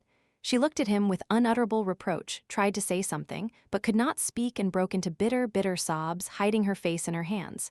"You say Katerina Ivanovna's mind is unhinged, your own mind is unhinged," he said after a brief silence. 5 minutes passed. He still paced up and down the room in silence, not looking at her. At last he went up to her, his eyes glittered. He put his 2 hands on her shoulders and looked straight into her tearful face. His eyes were hard, feverish, and piercing, his lips were twitching. All at once he bent down quickly and dropping to the ground, kissed her foot. Sonia drew back from him as from a madman, and certainly he looked like a madman. "What are you doing to me?" she muttered, turning pale, and a sudden anguish clutched at her heart. He stood up at once. "I did not bow down to you, I bowed down to all the suffering of humanity," he said wildly and walked away to the window. "Listen," he added, turning to her a minute later. "I said just now to an insolent man that he was not worth your little finger, and that I did my sister honor making her sit beside you." "Ach, you said that to them, and in her presence," cried Sonia, frightened. "Sit down with me, an honor? Why, I'm dishonorable. Ah, why did you say that? It was not because of your dishonor and your sin I said that of you, but because of your great suffering. But you are a great sinner, that's true," he added almost solemnly, "and your worst sin is that you have destroyed and betrayed yourself for nothing. Isn't that fearful? Isn't it fearful that you are living in this filth which you loathe so, and at the same time you know yourself, you've only to open your eyes that you are not helping anyone by it, not saving anyone from anything. Tell me," he went on almost in a frenzy, "how this shame and degradation can exist in you side by side with other, opposite, holy feelings. It would be better, 1,000 times better and wiser to leap into the water and end it all. But what would become of them?"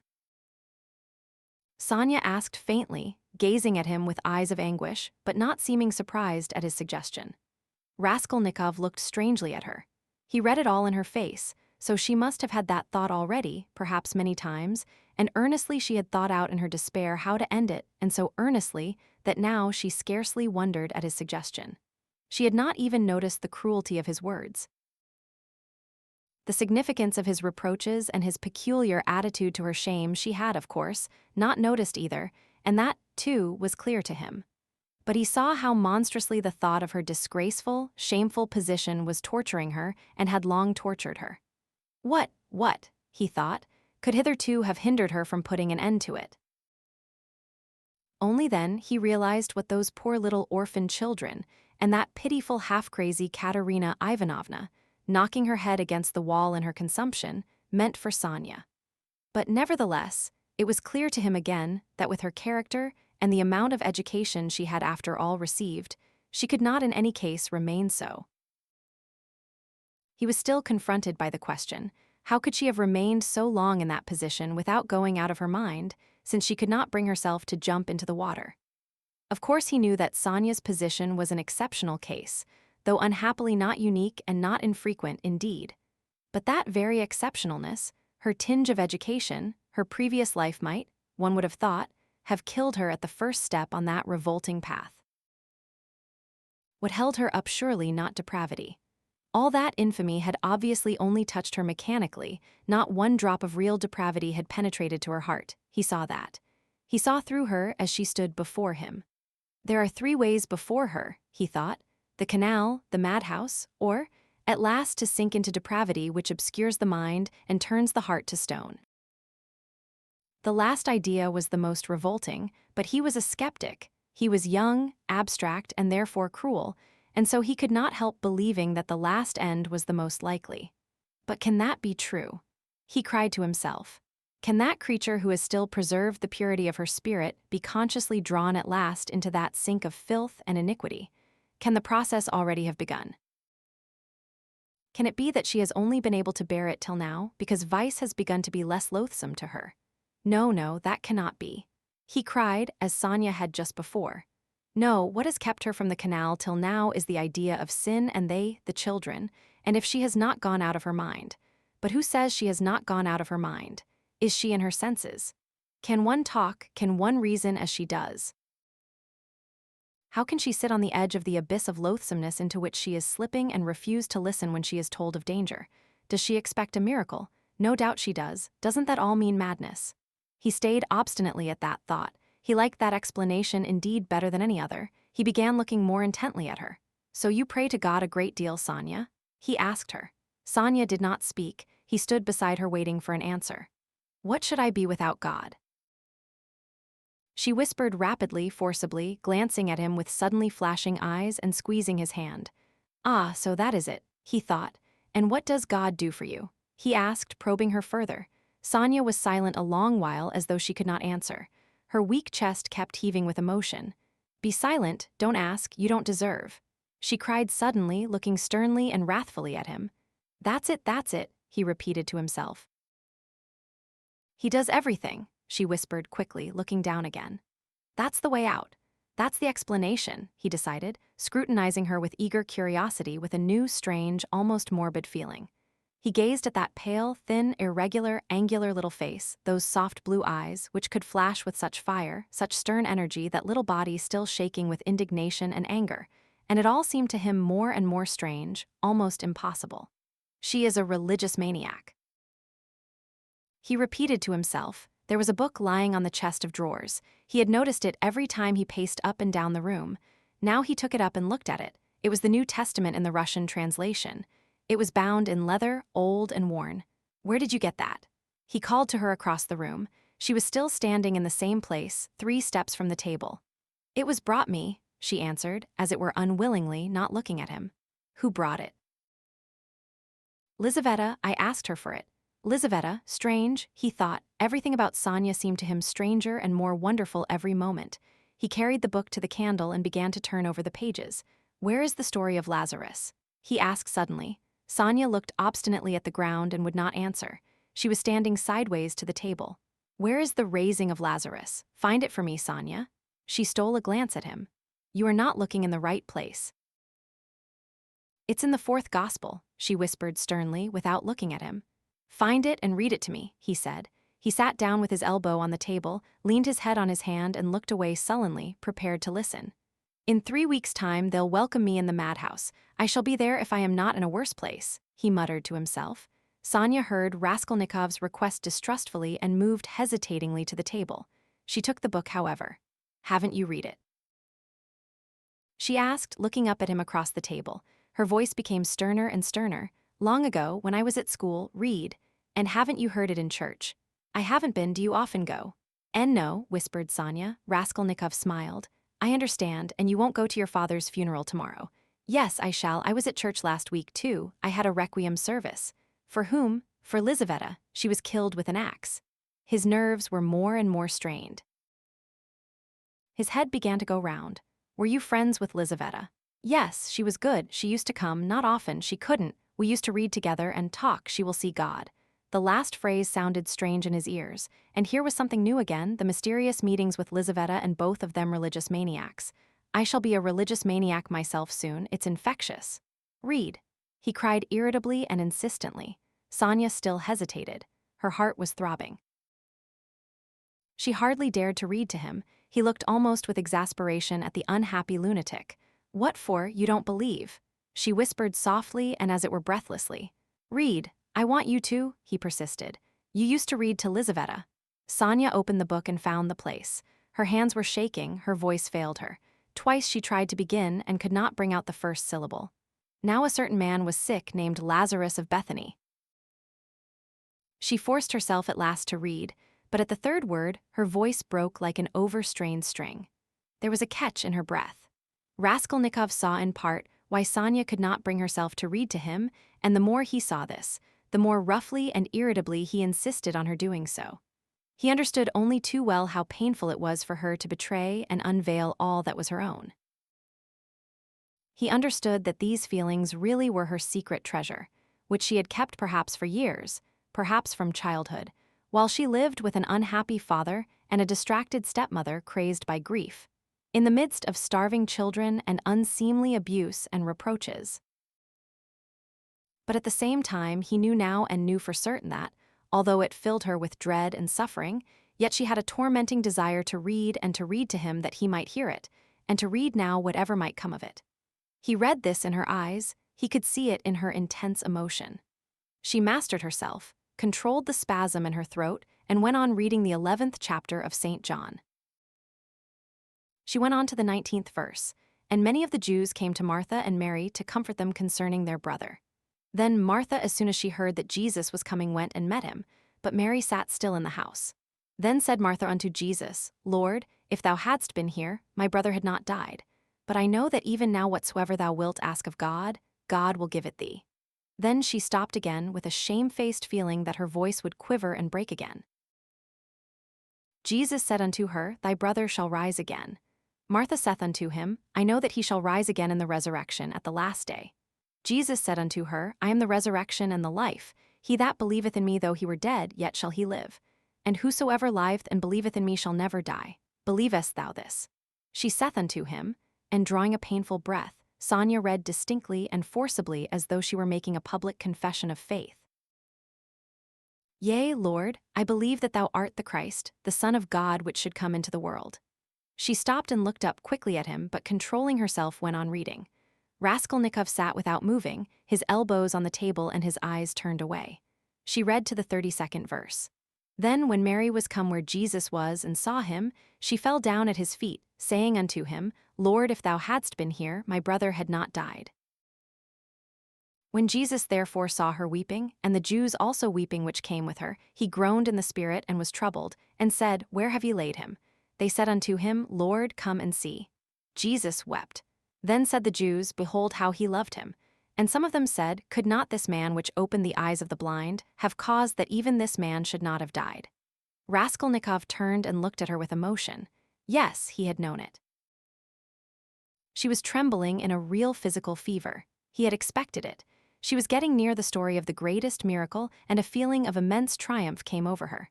Her voice rang out like a bell. Triumph and joy gave it power. The lines danced before her eyes, but she knew what she was reading by heart. At the last verse, could not this man which opened the eyes of the blind? Dropping her voice, she passionately reproduced the doubt, the reproach and censure of the blind, disbelieving Jews, who in another moment would fall at his feet as though struck by thunder, sobbing and believing. And he too, is blinded and unbelieving. He too will hear, he too will believe, yes, yes. At once now, was what she was dreaming, and she was quivering with happy anticipation. Jesus therefore again, groaning in himself, cometh to the grave. It was a cave, and a stone lay upon it. Jesus said, Take ye away the stone. Martha, the sister of him that was dead, saith unto him, Lord, by this time he stinketh, for he hath been dead 4 days. She laid emphasis on the word 4. Jesus saith unto her, Said I not unto thee that if thou wouldest believe, thou shouldest see the glory of God? Then they took away the stone from the place where the dead was laid. And Jesus lifted up his eyes and said, Father, I thank thee that thou hast heard me. And I knew that thou hearest me always, but because of the people which stand by I said it, that they may believe that thou hast sent me. And when he thus had spoken, he cried with a loud voice, Lazarus, come forth. And he that was dead came forth. She read loudly, cold and trembling with ecstasy, as though she were seeing it before her eyes.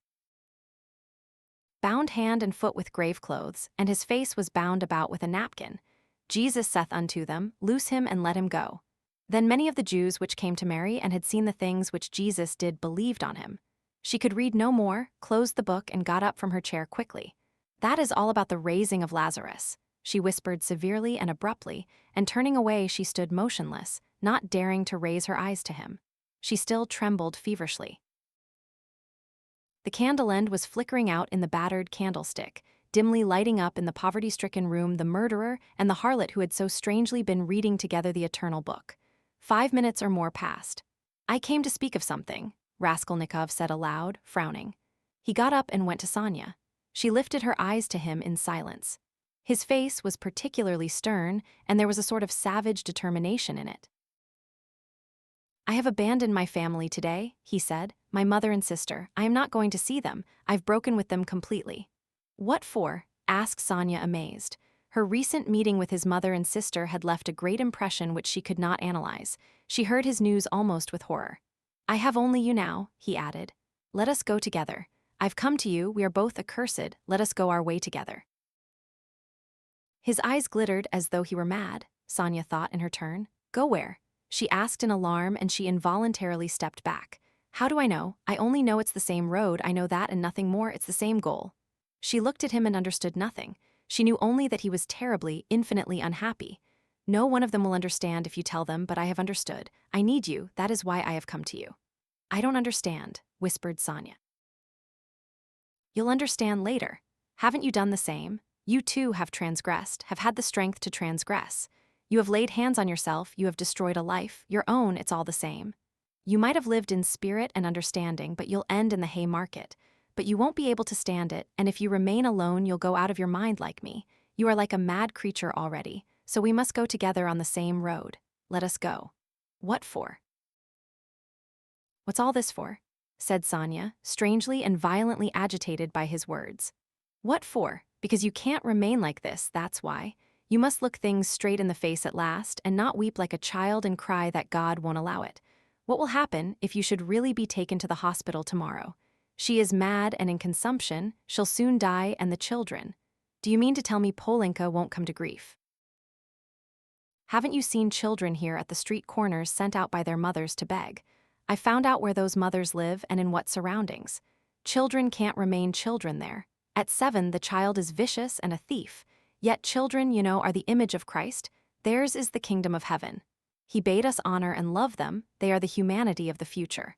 What's to be done? What's to be done?" repeated Sonya, weeping hysterically and wringing her hands. "What's to be done? Break what must be broken once for all, that's all, and take the suffering on oneself. What you don't understand, you'll understand later. Freedom and power, and above all power, over all trembling creation and all the ant heap. That's the goal, remember that. That's my farewell message. Perhaps it's the last time I shall speak to you. If I don't come tomorrow, you'll hear of it all and then remember these words.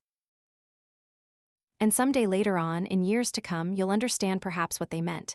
If I come tomorrow, I'll tell you who killed Lizaveta. Goodbye." Sonya started with terror. "Why, do you know who killed her?" she asked, chilled with horror, looking wildly at him. "I know and will tell. You, only you, I have chosen you out. I'm not coming to you to ask forgiveness, but simply to tell you. I chose you out long ago to hear this, when your father talked of you, and when Lizaveta was alive, I thought of it.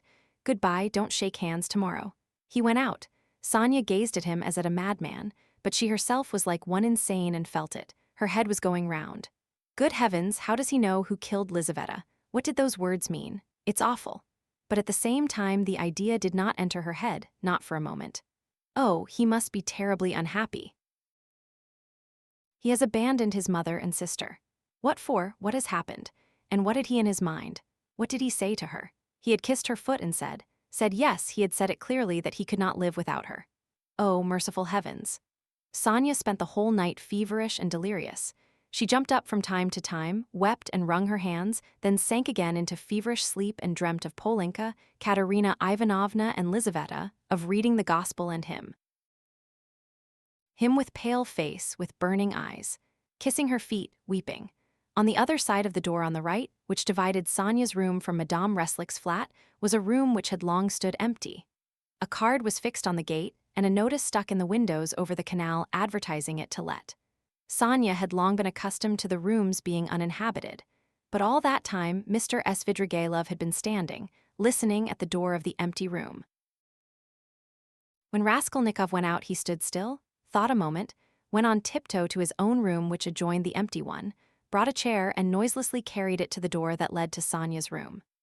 The conversation had struck him as interesting and remarkable, and he had greatly enjoyed it. So much so that he brought a chair that he might not in the future, tomorrow, for instance, have to endure the inconvenience of standing a whole hour, but might listen in comfort. When next morning at 11 o'clock punctually Raskolnikov went into the department of the investigation of criminal causes and sent his name in to Porfiry Petrovitch, he was surprised at being kept waiting so long. It was at least 10 minutes before he was summoned. He had expected that they would pounce upon him. But he stood in the waiting room, and people, who apparently had nothing to do with him, were continually passing to and fro before him. In the next room, which looked like an office, several clerks were sitting writing, and obviously they had no notion who or what Raskolnikov might be. He looked uneasily and suspiciously about him to see whether there was not some guard, some mysterious watch being kept on him to prevent his escape. But there was nothing of the sort. He saw only the faces of clerks absorbed in petty details, then other people. No one seemed to have any concern with him. He might go where he liked for them. The conviction grew stronger in him that if that enigmatic man of yesterday, that phantom sprung out of the earth, had seen everything, they would not have let him stand and wait like that. And would they have waited till he elected to appear at 11? Either the man had not yet given information, or simply he knew nothing, had seen nothing, and how could he have seen anything? And so all that had happened to him the day before was again a phantom, exaggerated by his sick and overstrained imagination. This conjecture had begun to grow strong the day before, in the midst of all his alarm and despair. Thinking it all over now, and preparing for a fresh conflict, he was suddenly aware that he was trembling, and he felt a rush of indignation at the thought that he was trembling with fear at facing that hateful Porfiry Petrovitch. What he dreaded above all was meeting that man again. He hated him with an intense, unmitigated hatred, and was afraid his hatred might betray him. His indignation was such that he ceased trembling at once. He made ready to go in with a cold and arrogant bearing, and vowed to himself to keep as silent as possible, to watch and listen, and for once at least to control his overstrained nerves. At that moment, he was summoned to Porfiry Petrovitch. He found Porfiry Petrovitch alone in his study. His study was a room neither large nor small, furnished with a large writing table that stood before a sofa, upholstered in checked material, a bureau, a bookcase in the corner, and several chairs, all government furniture, of polished yellow wood. In the further wall there was a closed door. Beyond it there were no doubt other rooms. On Raskolnikov's entrance, Porfiry Petrovitch had at once closed the door by which he had come in, and they remained alone. He met his visitor with an apparently genial and good-tempered air, and it was only after a few minutes that Raskolnikov saw signs of a certain awkwardness in him, as though he had been thrown out of his reckoning or caught in something very secret. "Ah, my dear fellow, here you are, in our domain," began Porfiry, holding out both hands to him. "Come, sit down, old man, or perhaps you don't like to be called my dear fellow, an old man. Tout court, please don't think it too familiar." Here, on the sofa, Raskolnikov sat down, keeping his eyes fixed on him. In our domain, the apologies for familiarity, the French phrase tout court were all characteristic signs.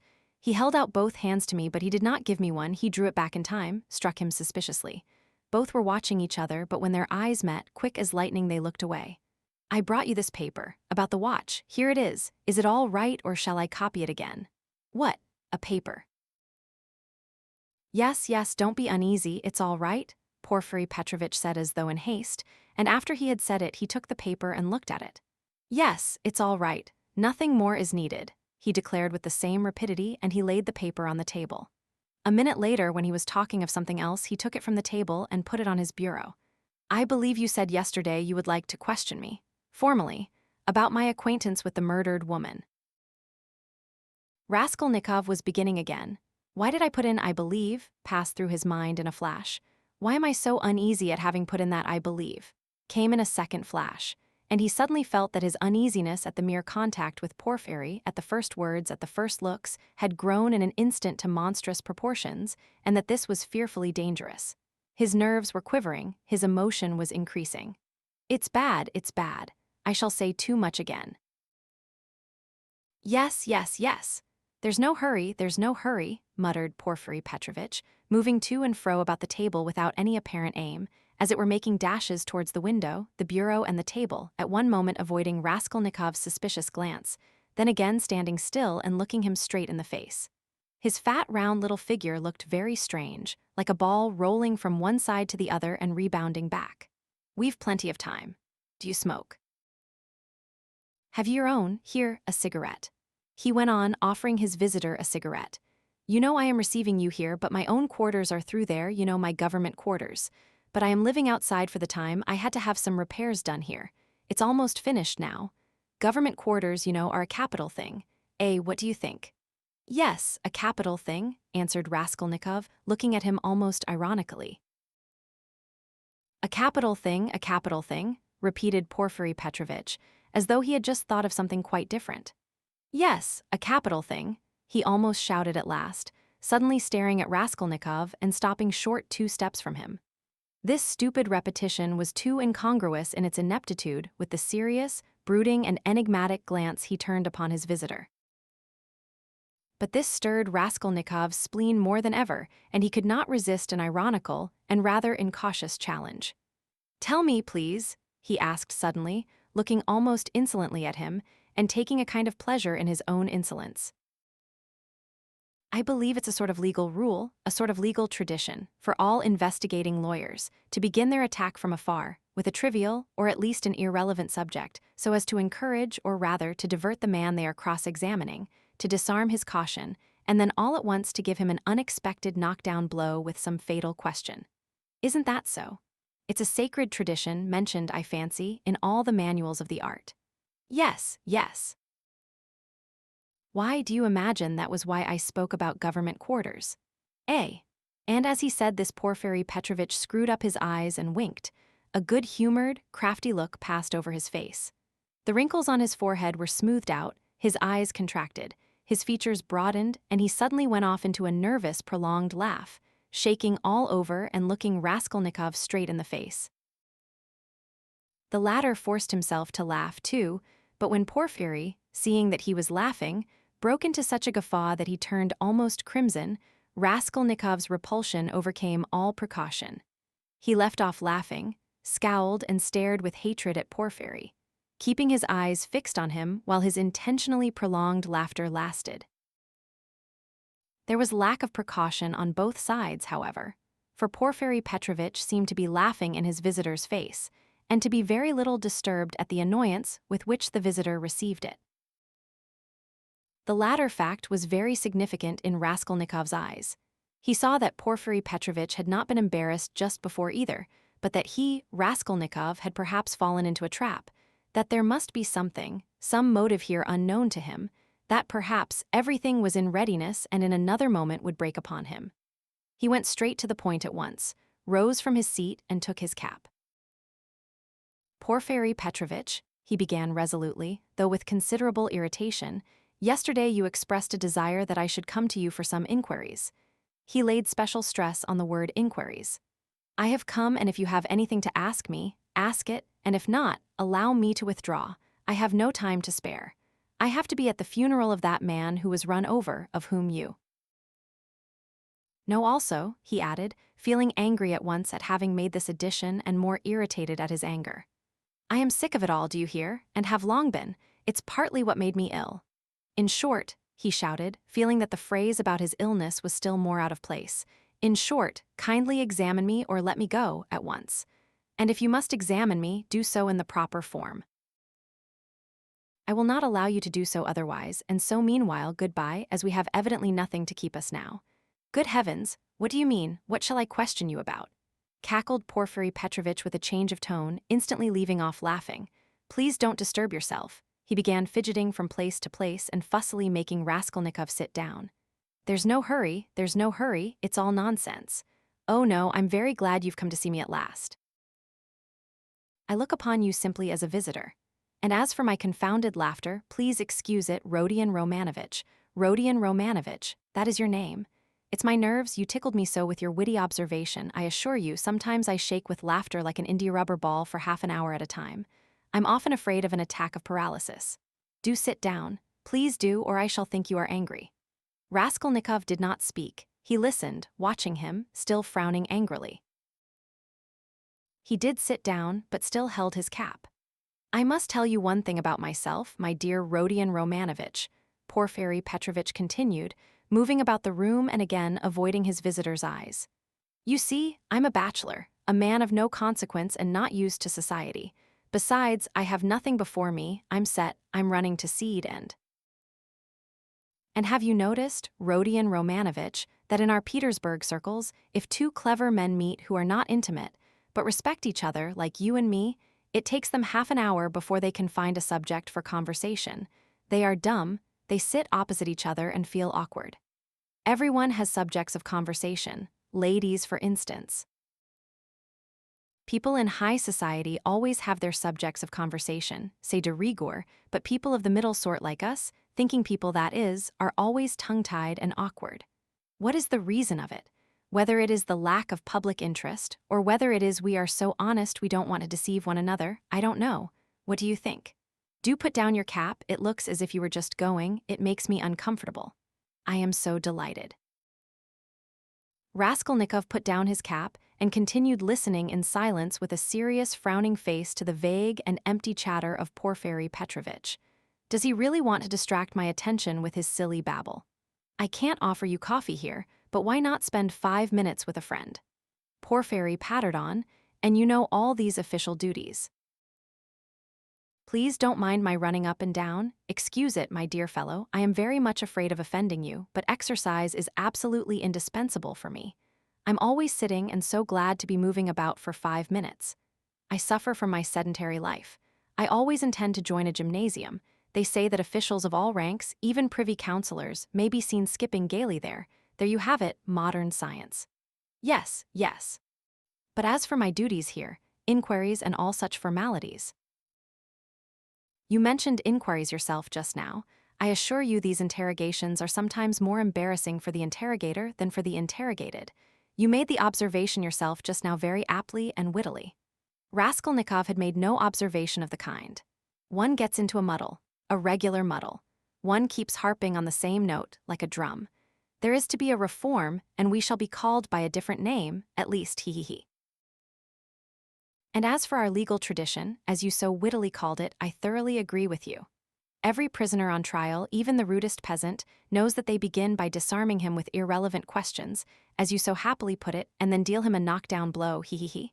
Your felicitous comparison, he. So you really imagine that I meant by government quarters. He, you are an ironical person. Come, I won't go on. Ah, by the way, yes. One word leads to another. You spoke of formality just now, apropos of the inquiry, you know, but what's the use of formality? In many cases, it's nonsense. Sometimes one has a friendly chat and gets a good deal more out of it. One can always fall back on formality, allow me to assure you. And after all, what does it amount to?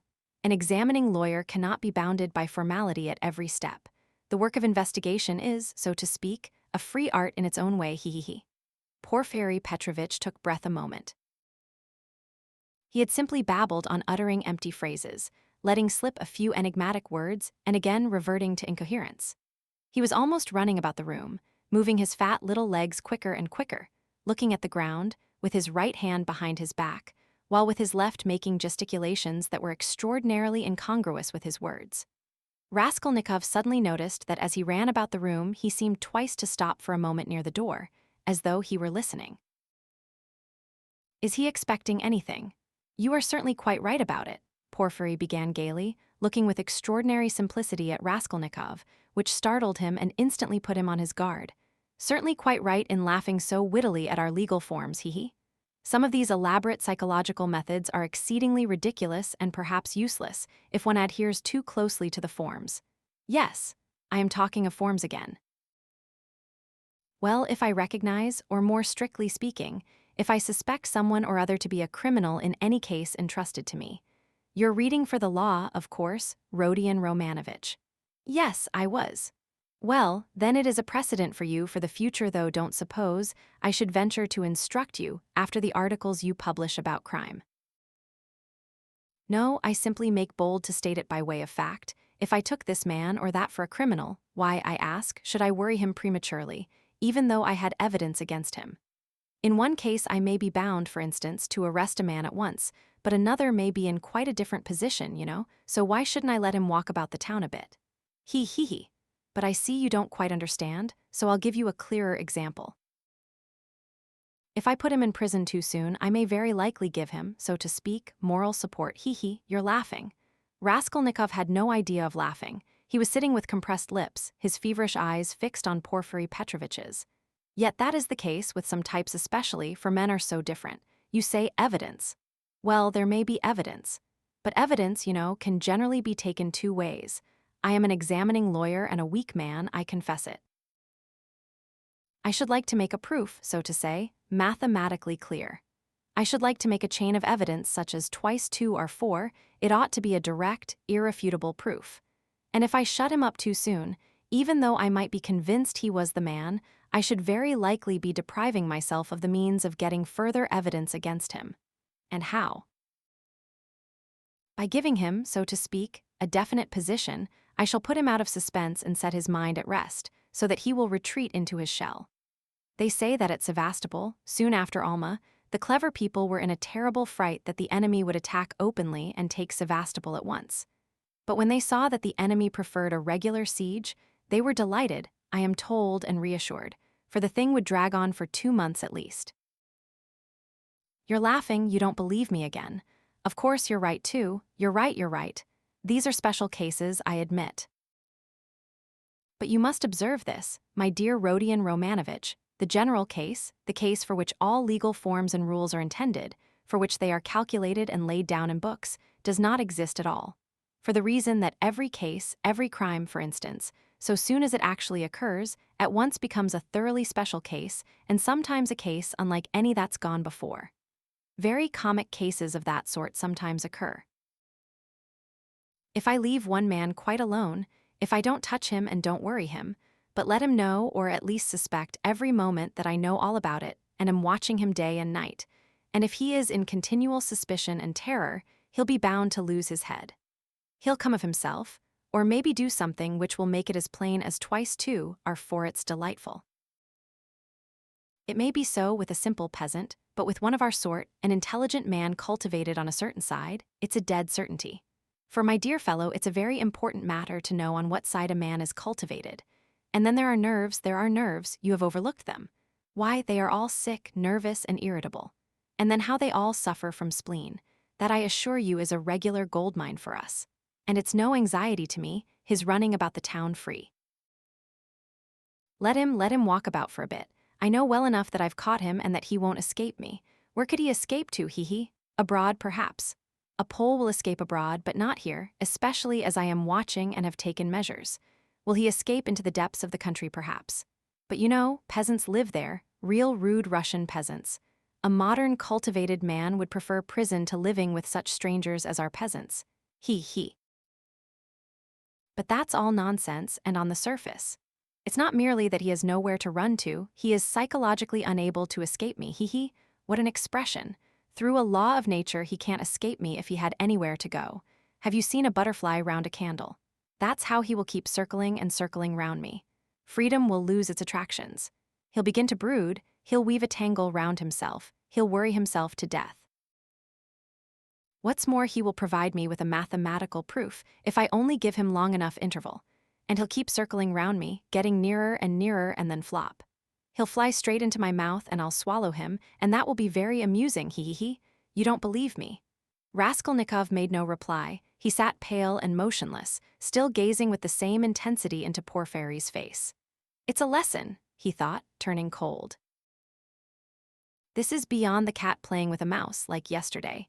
He can't be showing off his power with no motive. Prompting me, he is far too clever for that. He must have another object. What is it? It's all nonsense, my friend, you are pretending to scare me. You've no proofs and the man I saw had no real existence. You simply want to make me lose my head, to work me up beforehand and so to crush me. But you are wrong, you won't do it. But why give me such a hint? Is he reckoning on my shattered nerves? No, my friend, you are wrong, you won't do it even though you have some trap for me. Let us see what you have in store for me. And he braced himself to face a terrible and unknown ordeal. At times he longed to fall on Porphyry and strangle him. This anger was what he dreaded from the beginning. He felt that his parched lips were flecked with foam, his heart was throbbing. But he was still determined not to speak till the right moment. He realized that this was the best policy in his position, because instead of saying too much he would be irritating his enemy by his silence and provoking him into speaking too freely. Anyhow, this was what he hoped for. No, I see you don't believe me. You think I am playing a harmless joke on you. Porphyry began again, getting more and more lively, chuckling at every instant and again pacing round the room. And to be sure you're right. God has given me a figure that can awaken none but comic ideas in other people, a buffoon. But let me tell you, and I repeat it, excuse an old man, my dear Rodion Romanovich, you are a man still young, so to say, in your first youth, and so you put intellect above everything, like all young people. Playful wit and abstract arguments fascinate you, and that's for all the world like the old Austrian Hofkriegsrath, as far as I can judge of military matters, that is. On paper they'd beaten Napoleon and taken him prisoner, and there in their study they worked it all out in the cleverest fashion. But look you, General Mack surrendered with all his army, he. I see, Rodion Romanovich, you are laughing at a civilian like me, taking examples out of military history. But I can't help it, it's my weakness. I am fond of military science, and I'm ever so fond of reading all military histories. I've certainly missed my proper career. I ought to have been in the army, upon my word I ought. I shouldn't have been a Napoleon, but I might have been a major, he. Well, I'll tell you the whole truth, my dear fellow, about this special case, I mean. Actual fact and a man's temperament, my dear sir, are weighty matters, and it's astonishing how they sometimes deceive the sharpest calculation. I listened to an old manum speaking seriously, Rodion Romanovich. As he said this, Porphyry Petrovitch, who was scarcely 35, actually seemed to have grown old. Even his voice changed and he seemed to shrink together. Moreover, I'm a candid man. Am I a candid man or not? What do you say? I fancy I really am. I tell you these things for nothing and don't even expect a reward for it, he. Well, to proceed, wit in my opinion is a splendid thing. It is, so to say, an adornment of nature and a consolation of life, and what tricks it can play. So that it sometimes is hard for a poor examining lawyer to know where he is, especially when he's liable to be carried away by his own fancy, too, for you know he is a man after all. But the poor fellow is saved by the criminal's temperament, worse luck for him. But young people carried away by their own wit don't think of that when they overstep all obstacles, as you wittily and cleverly expressed it yesterday. He will lie, that is, the man who is a special case, the incognito, and he will lie well in the cleverest fashion. You might think he would triumph and enjoy the fruits of his wit, but at the most interesting, the most flagrant moment he will faint. Of course there may be illness and a stuffy room as well, but anyway, he's given us the idea. He lied incomparably, but he didn't reckon on his temperament. That's what betrays him. Another time he will be carried away by his playful wit into making fun of the man who suspects him. He will turn pale as it were on purpose to mislead, but his paleness will be too natural, too much like the real thing. Again, he has given us an idea. Though his questioner may be deceived at first, he will think differently next day if he is not a fool, and of course, it is like that at every step. He puts himself forward where he is not wanted, speaks continually when he ought to keep silent, brings in all sorts of allegorical allusions, he. Comes and asks, why didn't you take me long ago? He. And that can happen, you know, with the cleverest man, the psychologist, the literary man. The temperament reflects everything like a mirror. Gaze into it and admire what you see. But why are you so pale, Rodion Romanovich? Is the room stuffy? Shall I open the window? Oh, don't trouble, please, cried Raskolnikov, and he suddenly broke into a laugh. Please don't trouble. Porphyry stood facing him, paused a moment, and suddenly he too laughed. Raskolnikov got up from the sofa, abruptly checking his hysterical laughter. Porphyry Petrovitch, he began, speaking loudly and distinctly, though his legs trembled and he could scarcely stand. I see clearly at last that you actually suspect me of murdering that old woman and her sister Lizaveta. Let me tell you for my part that I am sick of this. If you find that you have a right to prosecute me legally, to arrest me, then prosecute me, arrest me. But I will not let myself be jeered at to my face and worried." His lips trembled, his eyes glowed with fury, and he could not restrain his voice. "I won't allow it," he shouted, bringing his fist down on the table. "Do you hear that, Porfiry Petrovitch? I won't allow it." "Good heavens, what does it mean?" cried Porfiry Petrovitch, apparently quite frightened. "Rodion Romanovitch, my dear fellow, what is the matter with you?" "I won't allow it," Raskolnikov shouted again. "Hush, my dear man, they'll hear and come in." "Just think, what could we say to them?" Porfiry Petrovitch whispered in horror, bringing his face close to Raskolnikov's. "I won't allow it, I won't allow it," Raskolnikov repeated mechanically, but he too spoke in a sudden whisper. Porfiry turned quickly and ran to open the window. "Some fresh air, and you must have some water, my dear fellow. You're ill." And he was running to the door to call for some when he found a decanter of water in the corner. "Come, drink a little," he whispered, rushing up to him with the decanter. "It will be sure to do you good." Porfiry Petrovitch's alarm and sympathy were so natural that Raskolnikov was silent and began looking at him with wild curiosity. He did not take the water, however. "Rodion Romanovitch, my dear fellow, you'll drive yourself out of your mind, I assure you. Och, have some water, do drink a little." He forced him to take the glass. Raskolnikov raised it mechanically to his lips, but set it on the table again with disgust. "Yes, you've had a little attack. You'll bring back your illness again, my dear fellow," Porfiry Petrovitch cackled with friendly sympathy, though he still looked rather disconcerted. "Good heavens, you must take more care of yourself. Dmitri Prokofitch was here, came to see me yesterday. I know, I've a nasty, ironical temper, but what they made of it." "Good heavens, he came yesterday after you'd been. We dined and he talked away, and I could only throw up my hands in despair. Did he come from you? But do sit down, for mercy's sake, sit down." "No, not for me, but I knew he went to you, and why he went," Raskolnikov answered sharply. "You knew." "I knew. What of it?"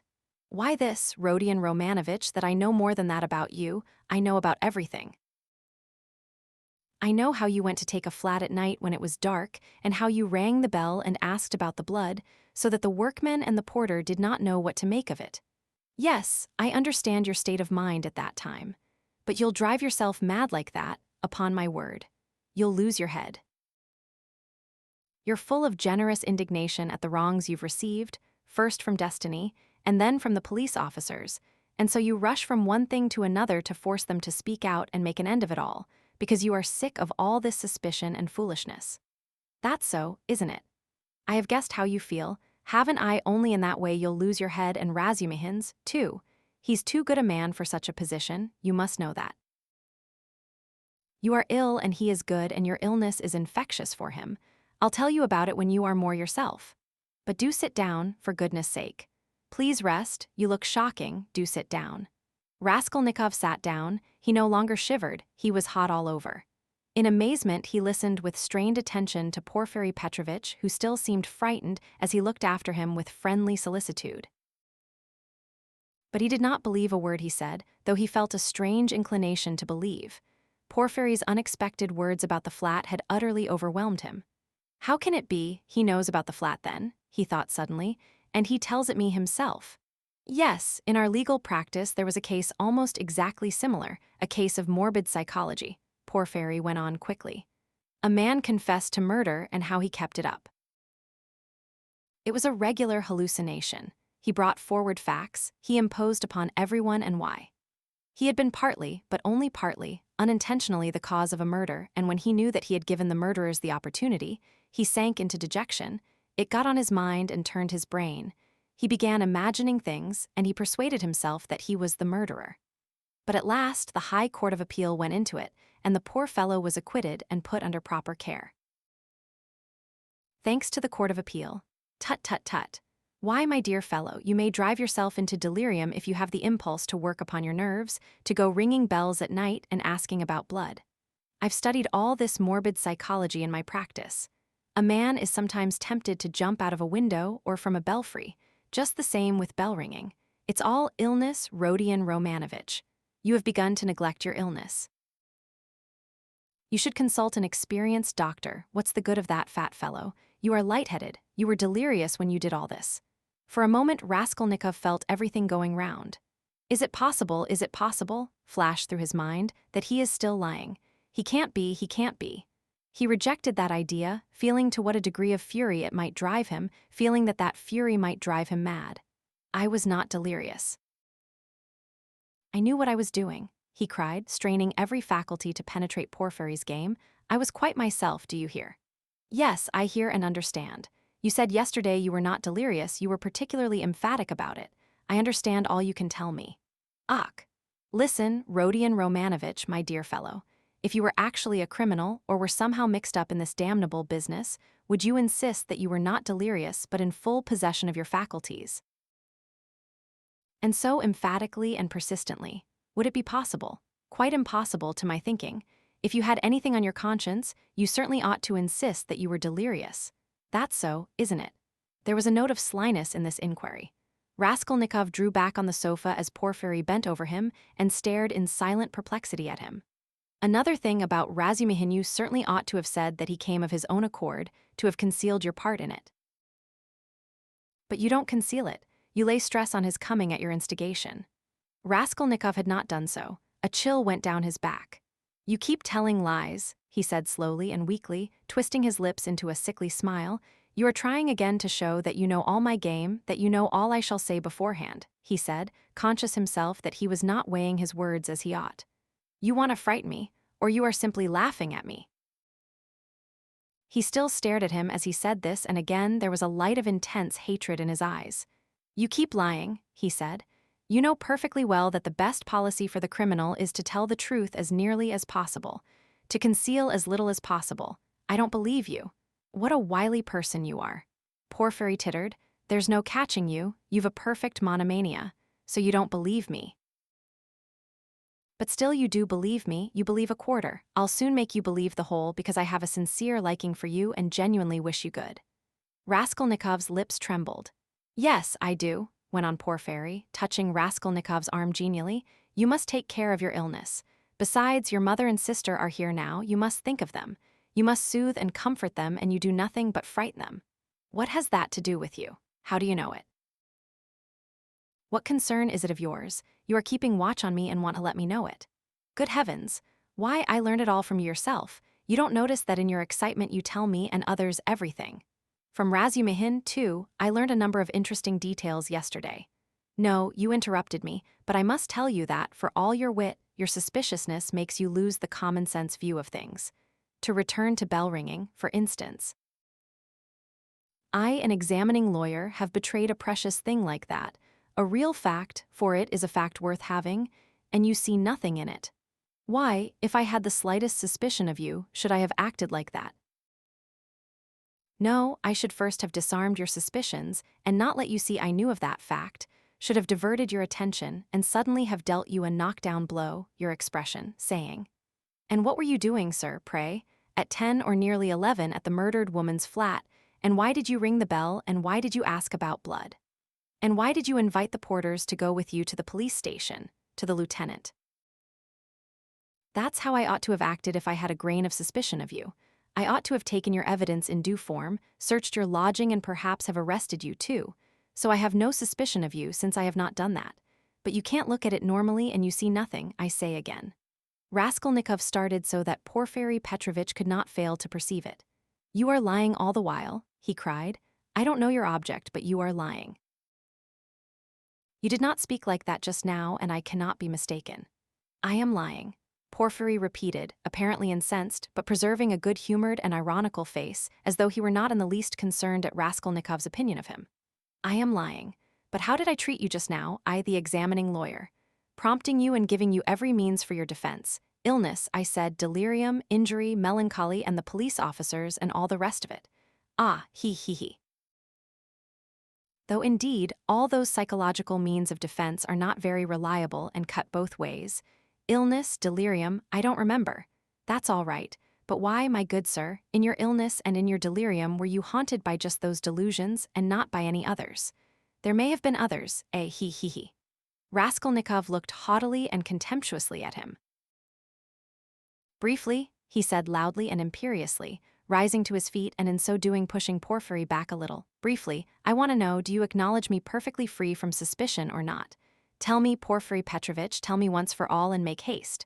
What a business I'm having with you," cried Porfiry with a perfectly good-humored, sly and composed face. "And why do you want to know? Why do you want to know so much, since they haven't begun to worry you? Why, you are like a child asking for matches, and why are you so uneasy? Why do you force yourself upon us, eh? He. I repeat," Raskolnikov cried furiously, "that I can't put up with it." "With what uncertainty?" interrupted Porfiry. "Don't jeer at me, I won't have it, I tell you I won't have it. I can't and I won't, do you hear, do you hear?" he shouted, bringing his fist down on the table again. "Hush, hush, they'll overhear. I warn you seriously, take care of yourself." "I am not joking," Porfiry whispered, but this time there was not the look of old womanish good nature and alarm in his face. Now he was peremptory, stern, frowning, and for once laying aside all mystification. But this was only for an instant. Raskolnikov, bewildered, suddenly fell into actual frenzy, but strange to say, he again obeyed the command to speak quietly, though he was in a perfect paroxysm of fury. "I will not allow myself to be tortured," he whispered, instantly recognizing with hatred that he could not help obeying the command and driven to even greater fury by the thought. "Arrest me, search me, but kindly act in due form and don't play with me, don't dare." "Don't worry about the form," Porfiry interrupted with the same sly smile, as it were, gloating with enjoyment over Raskolnikov. "I invited you to see me quite in a friendly way. I don't want your friendship and I spit on it. Do you hear? And here I take my cap and go. What will you say now if you mean to arrest me?" He took up his cap and went to the door. "And won't you see my little surprise?" chuckled Porfiry, again taking him by the arm and stopping him at the door. He seemed to become more playful and good-humored, which maddened Raskolnikov. "What surprise?" he asked, standing still and looking at Porfiry in alarm. "My little surprise, it's sitting there behind the door, he. He pointed to the locked door. "I locked him in that he should not escape." "What is it? Where? What?" Raskolnikov walked to the door and would have opened it, but it was locked. "It's locked, here is the key." And he brought a key out of his pocket. "You are lying," roared Raskolnikov without restraint. "You lie, you damned Punchinello." And he rushed at Porfiry, who retreated to the other door, not at all alarmed. "I understand it all. You are lying and mocking so that I may betray myself to you. Why, you could not betray yourself any further, my dear Rodion Romanovitch. You are in a passion. Don't shout, I shall call the clerks. You are lying, call the clerks. You knew I was ill and tried to work me into a frenzy to make me betray myself, that was your object. Produce your facts, I understand it all. You've no evidence, you have only wretched, rubbishly suspicions like Zamatov's. You knew my character, you wanted to drive me to fury and then to knock me down with priests and deputies.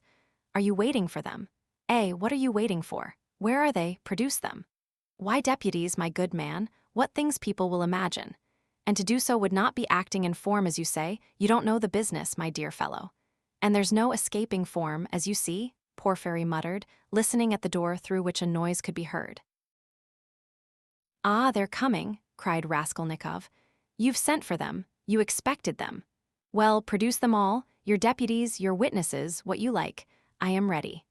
But at this moment a strange incident occurred, something so unexpected that neither Raskolnikov nor Porfiry Petrovitch could have looked for such a conclusion to their interview. When he remembered the scene afterwards, this is how Raskolnikov saw it. The noise behind the door increased, and suddenly the door was opened a little. "What is it?" cried Porfiry Petrovitch, annoyed. "Why, I gave orders."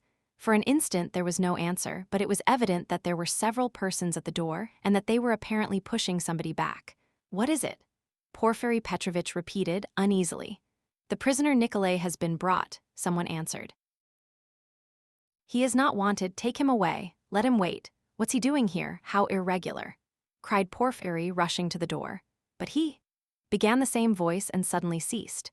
2 seconds, not more, were spent in actual struggle, then someone gave a violent shove, and then a man, very pale, strode into the room. This man's appearance was at first sight very strange. He stared straight before him as though seeing nothing. There was a determined gleam in his eyes. At the same time, there was a deathly pallor in his face, as though he were being led to the scaffold. His white lips were faintly twitching. He was dressed like a workman and was of medium height, very young, slim, his hair cut in round crop, with thin, spare features. The man whom he had thrust back followed him into the room and succeeded in seizing him by the shoulder. He was a warder, but Nikolay pulled his arm away. Several persons crowded inquisitively into the doorway. Some of them tried to get in. All this took place almost instantaneously. "Go away, it's too soon. Wait till you're sent for. Why have you brought him so soon?" Porfiry Petrovitch muttered, extremely annoyed and as it were thrown out of his reckoning, but Nikolay suddenly knelt down. "What's the matter?" cried Porfiry, surprised. "I am guilty. Mine is the sin." "I am the murderer," Nikolay articulated suddenly, rather breathless, but speaking fairly loudly. For 10 seconds there was silence as though all had been struck dumb. Even the warder stepped back, mechanically retreated to the door and stood immovable. "What is it?" cried Porfiry Petrovitch, recovering from his momentary stupefaction. "I am the murderer," repeated Nikolay after a brief pause. "What, you? What? Whom did you kill?" Porfiry Petrovitch was obviously bewildered.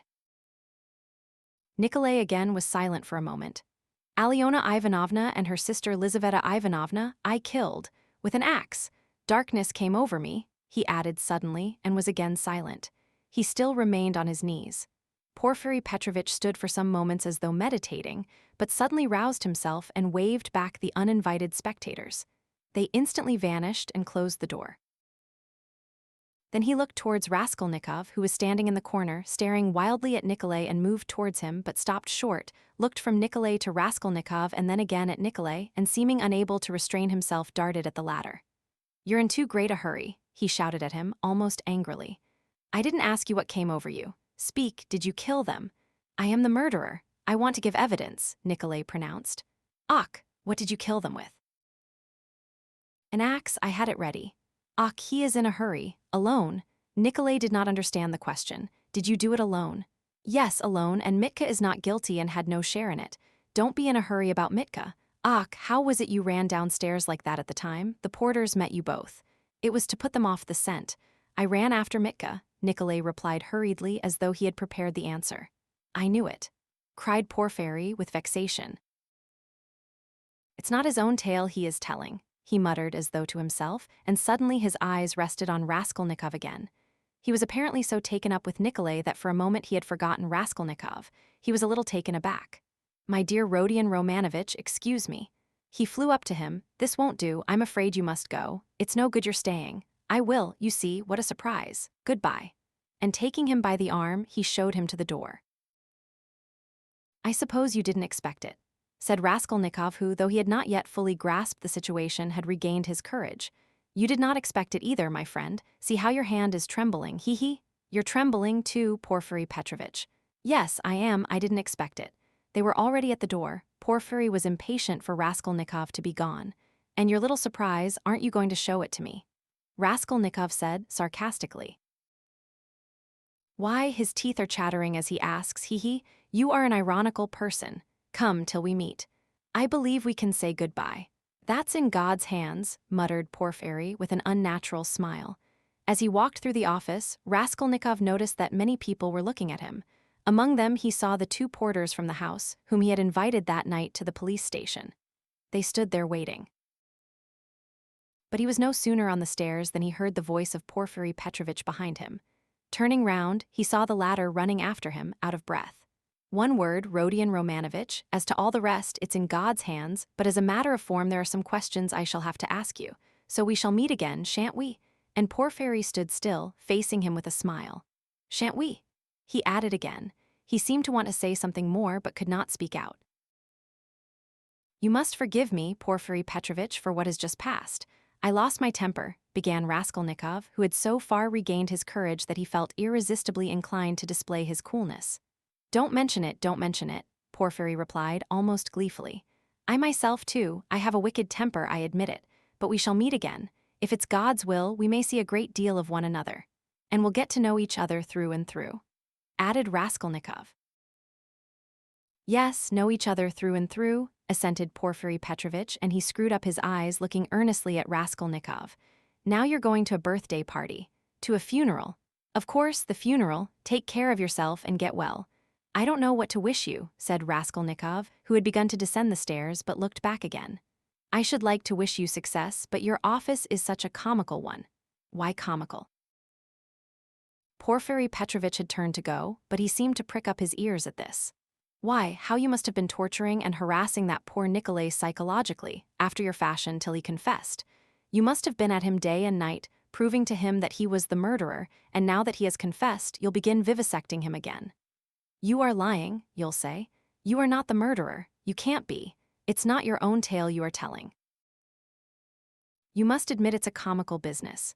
He. You notice then that I said to Nikolay just now that it was not his own tale he was telling. How could I help noticing it?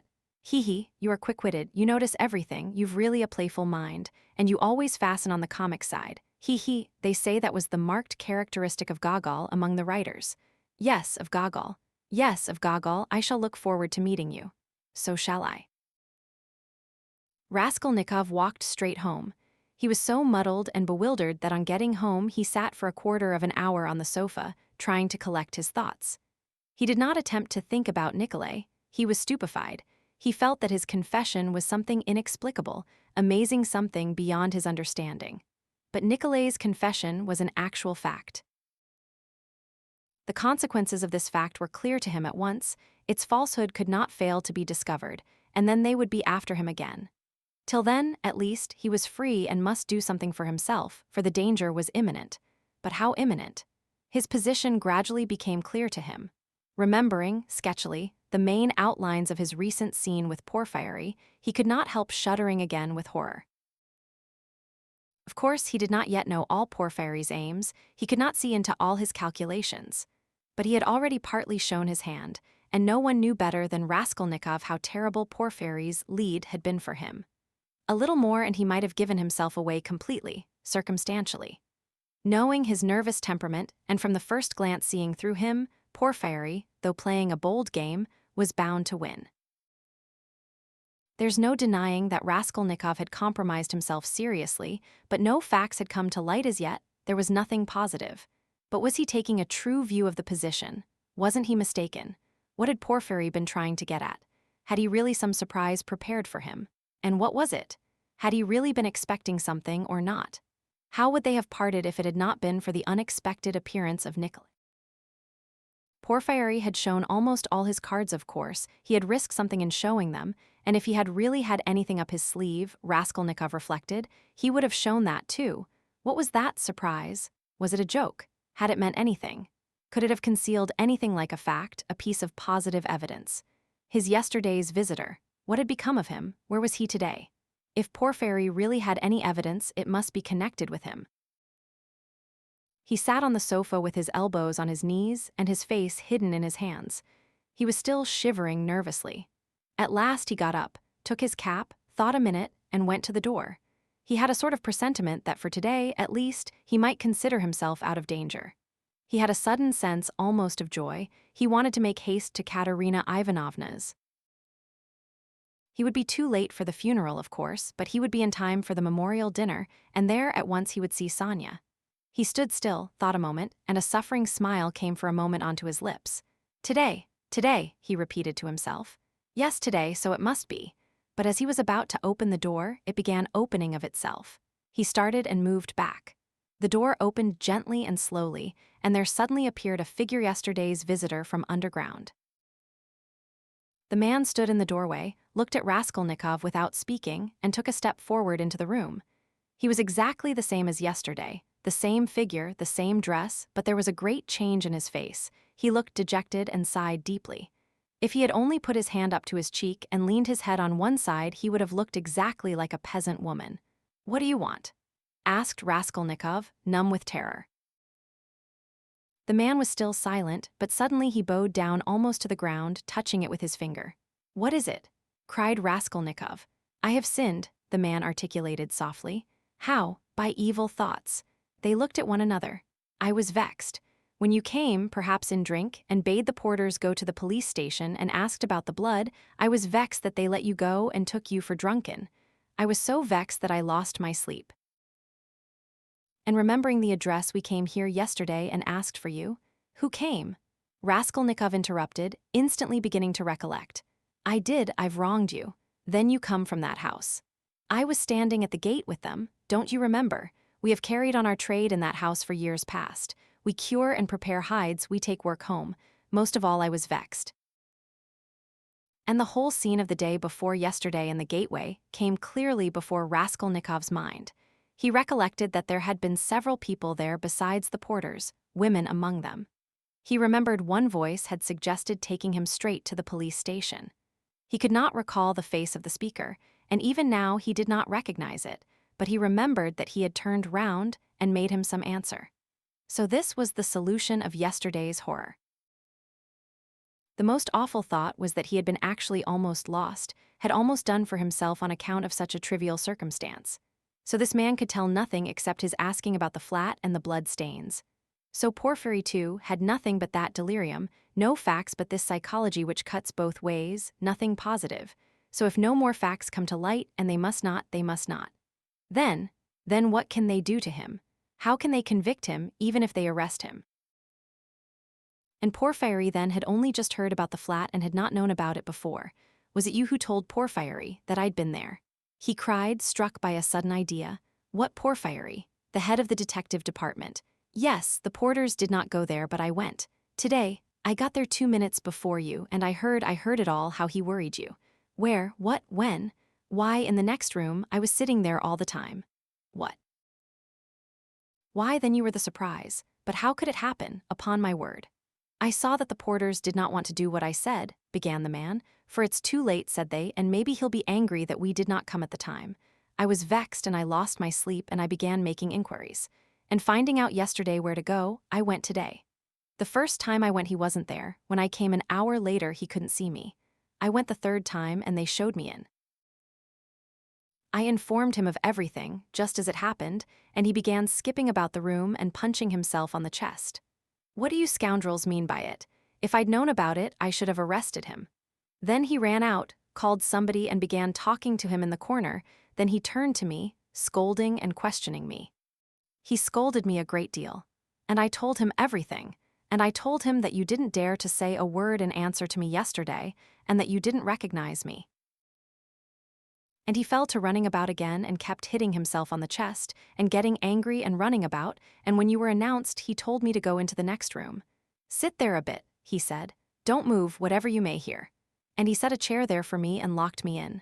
Perhaps, he said, I may call you.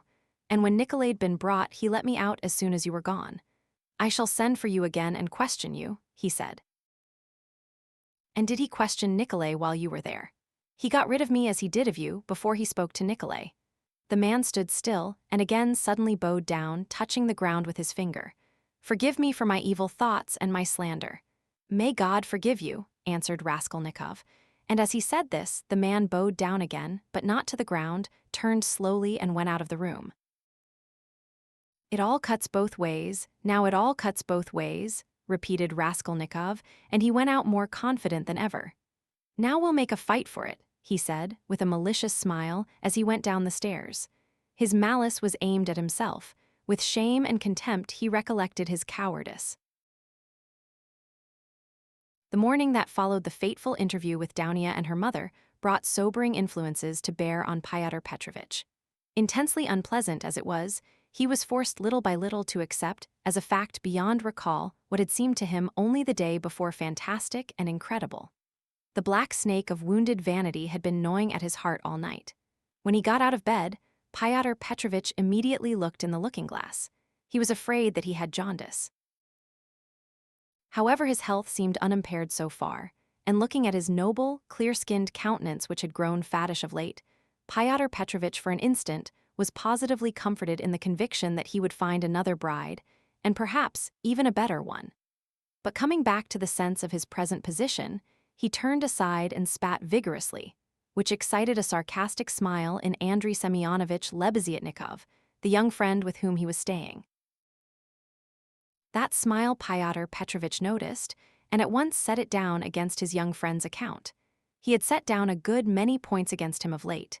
His anger was redoubled when he reflected that he ought not to have told Andrei Semyonovitch about the result of yesterday's interview. That was the second mistake he had made in temper, through impulsiveness and irritability. Moreover, all that morning one unpleasantness followed another. He even found a hitch awaiting him in his legal case in the Senate. He was particularly irritated by the owner of the flat, which had been taken in view of his approaching marriage, and was being redecorated at his own expense.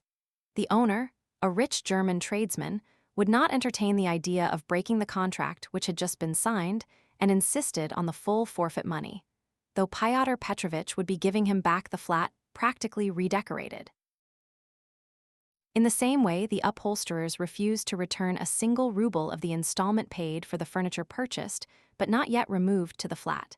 Am I to get married simply for the sake of the furniture? Fyodor Petrovich ground his teeth, and at the same time once more he had a gleam of desperate hope. Can all that be really so irrevocably over? Is it no use to make another effort? The thought of Dounia sent a voluptuous pang through his heart. He endured anguish at that moment, and if it had been possible to slay Raskolnikov instantly by wishing it, Fyodor Petrovich would promptly have uttered the wish. It was my mistake, too, not to have given them money, he thought, as he returned dejectedly to Lebeziatnikov's room, and why on earth was I such a Jew? It was false economy. I meant to keep them without a penny so that they should turn to me as their providence and look at them. Phoo! If I'd spent some 1,500 rubles on them for the trousseau and presents, on knickknacks, dressing cases, jewelry, materials, and all that sort of trash from Knopp's and the English shop, my position would have been better and stronger. They could not have refused me so easily. They are the sort of people that would feel bound to return money and presents if they broke it off, and they would find it hard to do it. And their conscience would prick them. How can we dismiss a man who has hitherto been so generous and delicate? I've made a blunder. And grinding his teeth again, Fyodor Petrovich called himself a fool, but not aloud, of course. He returned home, twice as irritated and angry as before. The preparations for the funeral dinner at Katerina Ivanovna's excited his curiosity as he passed. He had heard about it the day before. He fancied, indeed, that he had been invited, but absorbed in his own cares, he had paid no attention.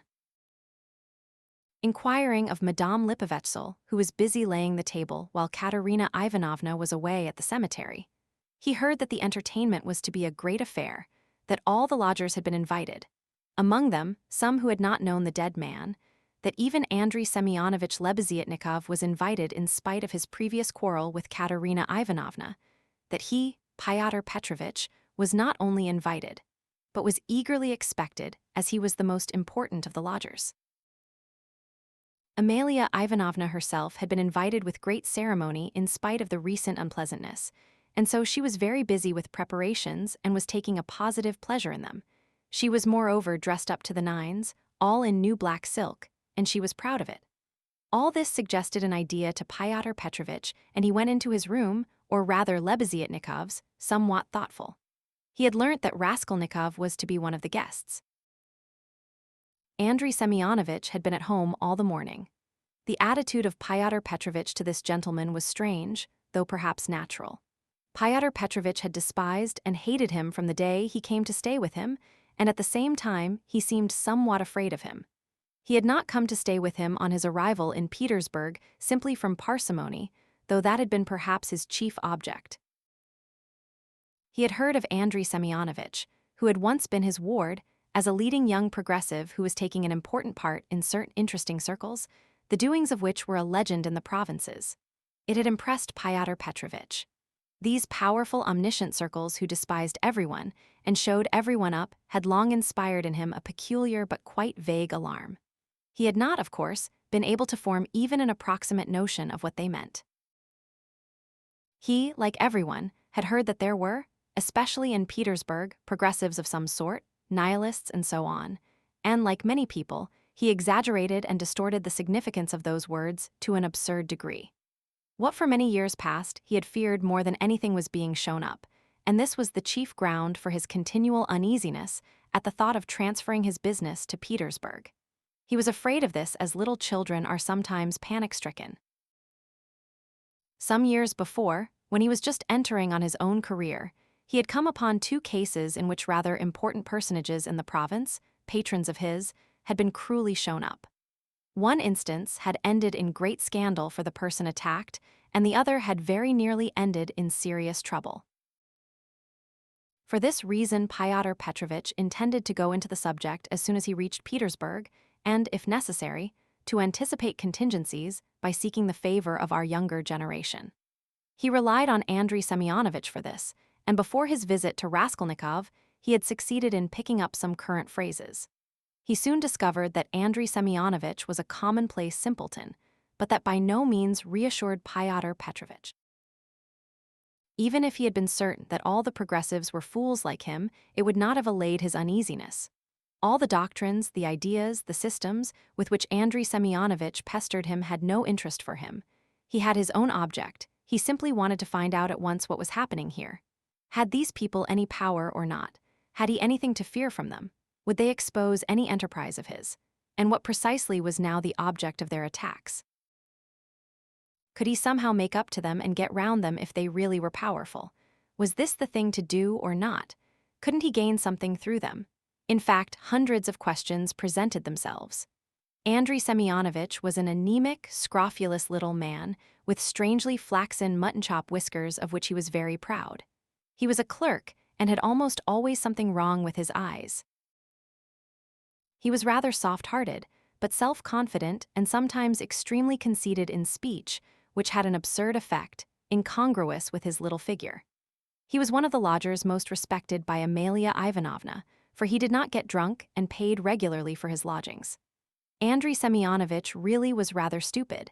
He attached himself to the cause of progress and our younger generation from enthusiasm. He was one of the numerous and varied legion of dullards, of half-animate abortions, conceited, half-educated coxcombs, who attach themselves to the idea most in fashion only to vulgarize it, and who caricature every cause they serve, however sincerely. Though Lebeziatnikov was so good-natured, he, too, was beginning to dislike Pyotr Petrovich. This happened on both sides unconsciously. However simple Andrei Semyonovich might be, he began to see that Pyotr Petrovich was duping him and secretly despising him, and that he was not the right sort of man. He had tried expounding to him the system of Fourier and the Darwinian theory, but of late Pyotr Petrovich began to listen too sarcastically and even to be rude. The fact was he had begun instinctively to guess that Lebeziatnikov was not merely a commonplace simpleton, but perhaps a liar too, and that he had no connections of any consequence even in his own circle, but had simply picked things up third hand. And that very likely he did not even know much about his own work of propaganda, for he was in too great a muddle. A fine person he would be to show anyone up. It must be noted, by the way, that Pyotr Petrovich had during those 10 days eagerly accepted the strangest praise from Andrei Semyonovich. He had not protested, for instance, when Andrei Semyonovich belauded him for being ready to contribute to the establishment of the new commune, or to abstain from christening his future children, or to acquiesce if Dounia were to take a lover a month after marriage, and so on. Pyotr Petrovich so enjoyed hearing his own praises that he did not disdain even such virtues when they were attributed to him. Pyotr Petrovich had had occasion that morning to realize some 5% bonds, and now he sat down to the table and counted over bundles of notes. Andrei Semyonovich, who hardly ever had any money, walked about the room pretending to himself to look at all those banknotes with indifference and even contempt. Nothing would have convinced Pyotr Petrovich that Andrei Semyonovich could really look on the money unmoved. And the latter, on his side, kept thinking bitterly that Pyotr Petrovich was capable of entertaining such an idea about him, and was, perhaps, glad of the opportunity of teasing his young friend, by reminding him of his inferiority and the great difference between them. He found him incredibly inattentive and irritable, though he, Andrei Semyonovich, began enlarging on his favorite subject, the foundation of a new special commune. The brief remarks that dropped from Pyotr Petrovich between the clicking of the beads on the reckoning frame betrayed unmistakable and discourteous irony. But the humane Andrei Semyonovich ascribed Pyotr Petrovich's ill humor to his recent breach with Dounia, and he was burning with impatience to discourse on that theme. He had something progressive to say on the subject which might console his worthy friend and could not fail to promote his development. There is some sort of festivity being prepared at the widow's, isn't there? Pyotr Petrovich asked suddenly, interrupting Andrei Semyonovich at the most interesting passage. Why, don't you know? Why, I was telling you last night what I think about all such ceremonies. And she invited you too, I heard. You were talking to her yesterday. I should never have expected that beggarly fool would have spent on this feast all the money she got from that other fool, Raskolnikov. I was surprised just now as I came through at the preparations there, the wines. Several people are invited. It's beyond everything. Continued Fyodor Petrovich, who seemed to have some object in pursuing the conversation. What? You say I am asked too? When was that? I don't remember, but I shan't go, why should I? I only said a word to her in passing yesterday of the possibility of her obtaining a year's salary as a destitute widow of a government clerk. I suppose she has invited me on that account, hasn't she? He. I don't intend to go either, said Lebeziatnikov. I should think not after giving her a thrashing. You might well hesitate, he. Who thrashed whom? Cried Lebeziatnikov, flustered and blushing. Why, you thrashed Katerina Ivanovna a month ago. I heard so yesterday.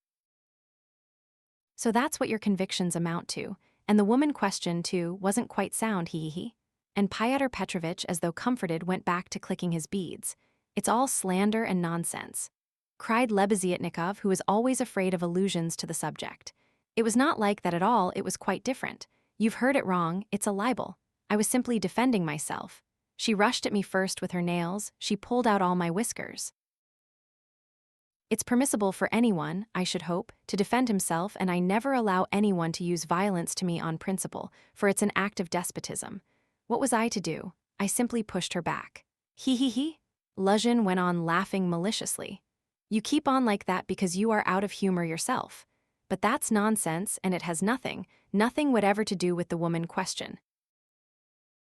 You don't understand. I used to think, indeed, that if women are equal to men in all respects, even in strength, as is maintained now, there ought to be equality in that too. Of course, I reflected afterwards that such a question ought not really to arise, for there ought not to be fighting, and in the future society fighting is unthinkable, and that it would be a queer thing to seek for equality in fighting. I am not so stupid, though of course there is fighting. There won't be later, but at present there is. Confound it, how muddled one gets with you. It's not on that account that I am not going. I am not going on principle, not to take part in the revolting convention of memorial dinners, that's why. Though of course one might go to laugh at it. I am sorry there won't be any priests at it. I should certainly go if there were. Then you would sit down at another man's table and insult it and those who invited you. Certainly not insult, but protest. I should do it with a good object. I might indirectly assist the cause of enlightenment and propaganda. It's a duty of every man to work for enlightenment and propaganda, and the more harshly, perhaps, the better. I might drop a seed, an idea, and something might grow up from that seed. How should I be insulting them? They might be offended at first, but afterwards they'd see I'd done them a service. You know, Terabieva, who is in the community now, was blamed because when she left her family and devoted herself, she wrote to her father and mother that she wouldn't go on living conventionally and was entering on a free marriage, and it was said that that was too harsh, that she might have spared them and have written more kindly. I think that's all nonsense, and there's no need of softness. On the contrary, what's wanted is protest. Varents had been married 7 years. She abandoned her 2 children. She told her husband straight out in a letter. I have realized that I cannot be happy with you. I can never forgive you that you have deceived me by concealing from me that there is another organization of society by means of the communities. I have only lately learned it from a great-hearted man to whom I have given myself, and with whom I am establishing a community. I speak plainly because I consider it dishonest to deceive you. Do as you think best.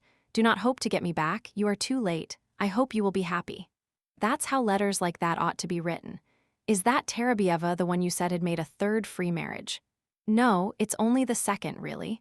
But what if it were the 4th? What if it were the 15th? That's all nonsense. And if ever I regretted the death of my father and mother, it is now, and I sometimes think if my parents were living what a protest I would have aimed at them. I would have done something on purpose. I would have shown them, I would have astonished them. I am really sorry there is no one. To surprise, he. Well, be that as you will, Fyodor Petrovich interrupted, but tell me this, do you know the dead man's daughter, the delicate-looking little thing? It's true what they say about her, isn't it? What of it? I think it is my own personal conviction that this is the normal condition of women. Why not? I mean, distinguence. In our present society, it is not altogether normal because it is compulsory, but in the future society, it will be perfectly normal because it will be voluntary. Even as it is, she was quite right. She was suffering, and that was her asset, so to speak, her capital which she had a perfect right to dispose of. Of course, in the future society, there will be no need of assets, but her part will have another significance, rational and in harmony with her environment. As to Sofia Semyonovna personally, I regard her action as a vigorous protest against the organization of society, and I respect her deeply for it. I rejoice indeed when I look at her. I was told that you got her turned out of these lodgings. Lebeziatnikov was enraged.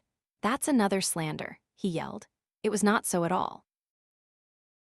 That was all Katerina Ivanovna's invention, for she did not understand, and I never made love to Sofia Semyonovna. I was simply developing her, entirely disinterestedly, trying to rouse her to protest. All I wanted was her protest, and Sofia Semyonovna could not have remained here anyway. Have you asked her to join your community? You keep on laughing and very inappropriately. Allow me to tell you, you don't understand. There is no such role in a community. The community is established that there should be no such roles. In a community, such a role is essentially transformed, and what is stupid here is sensible there. What, under present conditions, is unnatural becomes perfectly natural in the community. It all depends on the environment. It's all the environment, and man himself is nothing. And I am on good terms with Sofia Semyonovna to this day, which is a proof that she never regarded me as having wronged her. I am trying now to attract her to the community, but on quite a different footing. What are you laughing at? We are trying to establish a community of our own, a special one on a broader basis. We have gone further in our convictions, we reject more, and meanwhile I'm still developing Sofia Semyonovna. She has a beautiful, beautiful character. And you take advantage of her fine character, eh, hee? No, oh no, on the contrary. Oh, on the contrary, hee. A queer thing to say. Believe me, why should I disguise it? In fact, I feel it strange myself how timid, chaste, and modern she is with me. And you, of course, are developing her, hee, trying to prove to her that all that modesty is nonsense.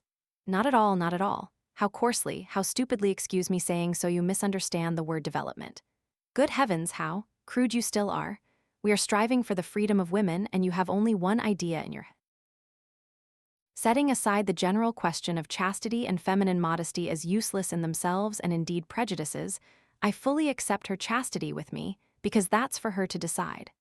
Of course, if she were to tell me herself that she wanted me, I should think myself very lucky, because I like the girl very much. But as it is, no one has ever treated her more courteously than I, with more respect for her dignity. I wait in hopes, that's all. You had much better make her a present of something. I bet you never thought of that. You don't understand, as I've told you already. Of course, she is in such a position, but it's another question. Quite another question. You simply despise her. Seeing a fact which you mistakenly consider deserving of contempt, you refuse to take a humane view of a fellow creature. You don't know what a character she is. I am only sorry that of late she has quite given up reading and borrowing books. I used to lend them to her. I am sorry, too, that with all the energy and resolution in protesting, which she has already shown once, she has little self-reliance, little, so to say, independence, so as to break free from certain prejudices and certain foolish ideas. Yet she thoroughly understands some questions, for instance about kissing of hands, that it's an insult to a woman for a man to kiss her hand, because it's a sign of inequality. We had a debate about it, and I described it to her. She listened attentively to an account of the workmen's associations in France, too. Now I am explaining the question of coming into the room in the future society. And what's that, pray? We had a debate lately on the question, has a member of the community the right to enter another member's room, whether man or woman, at any time? And we decided that he has.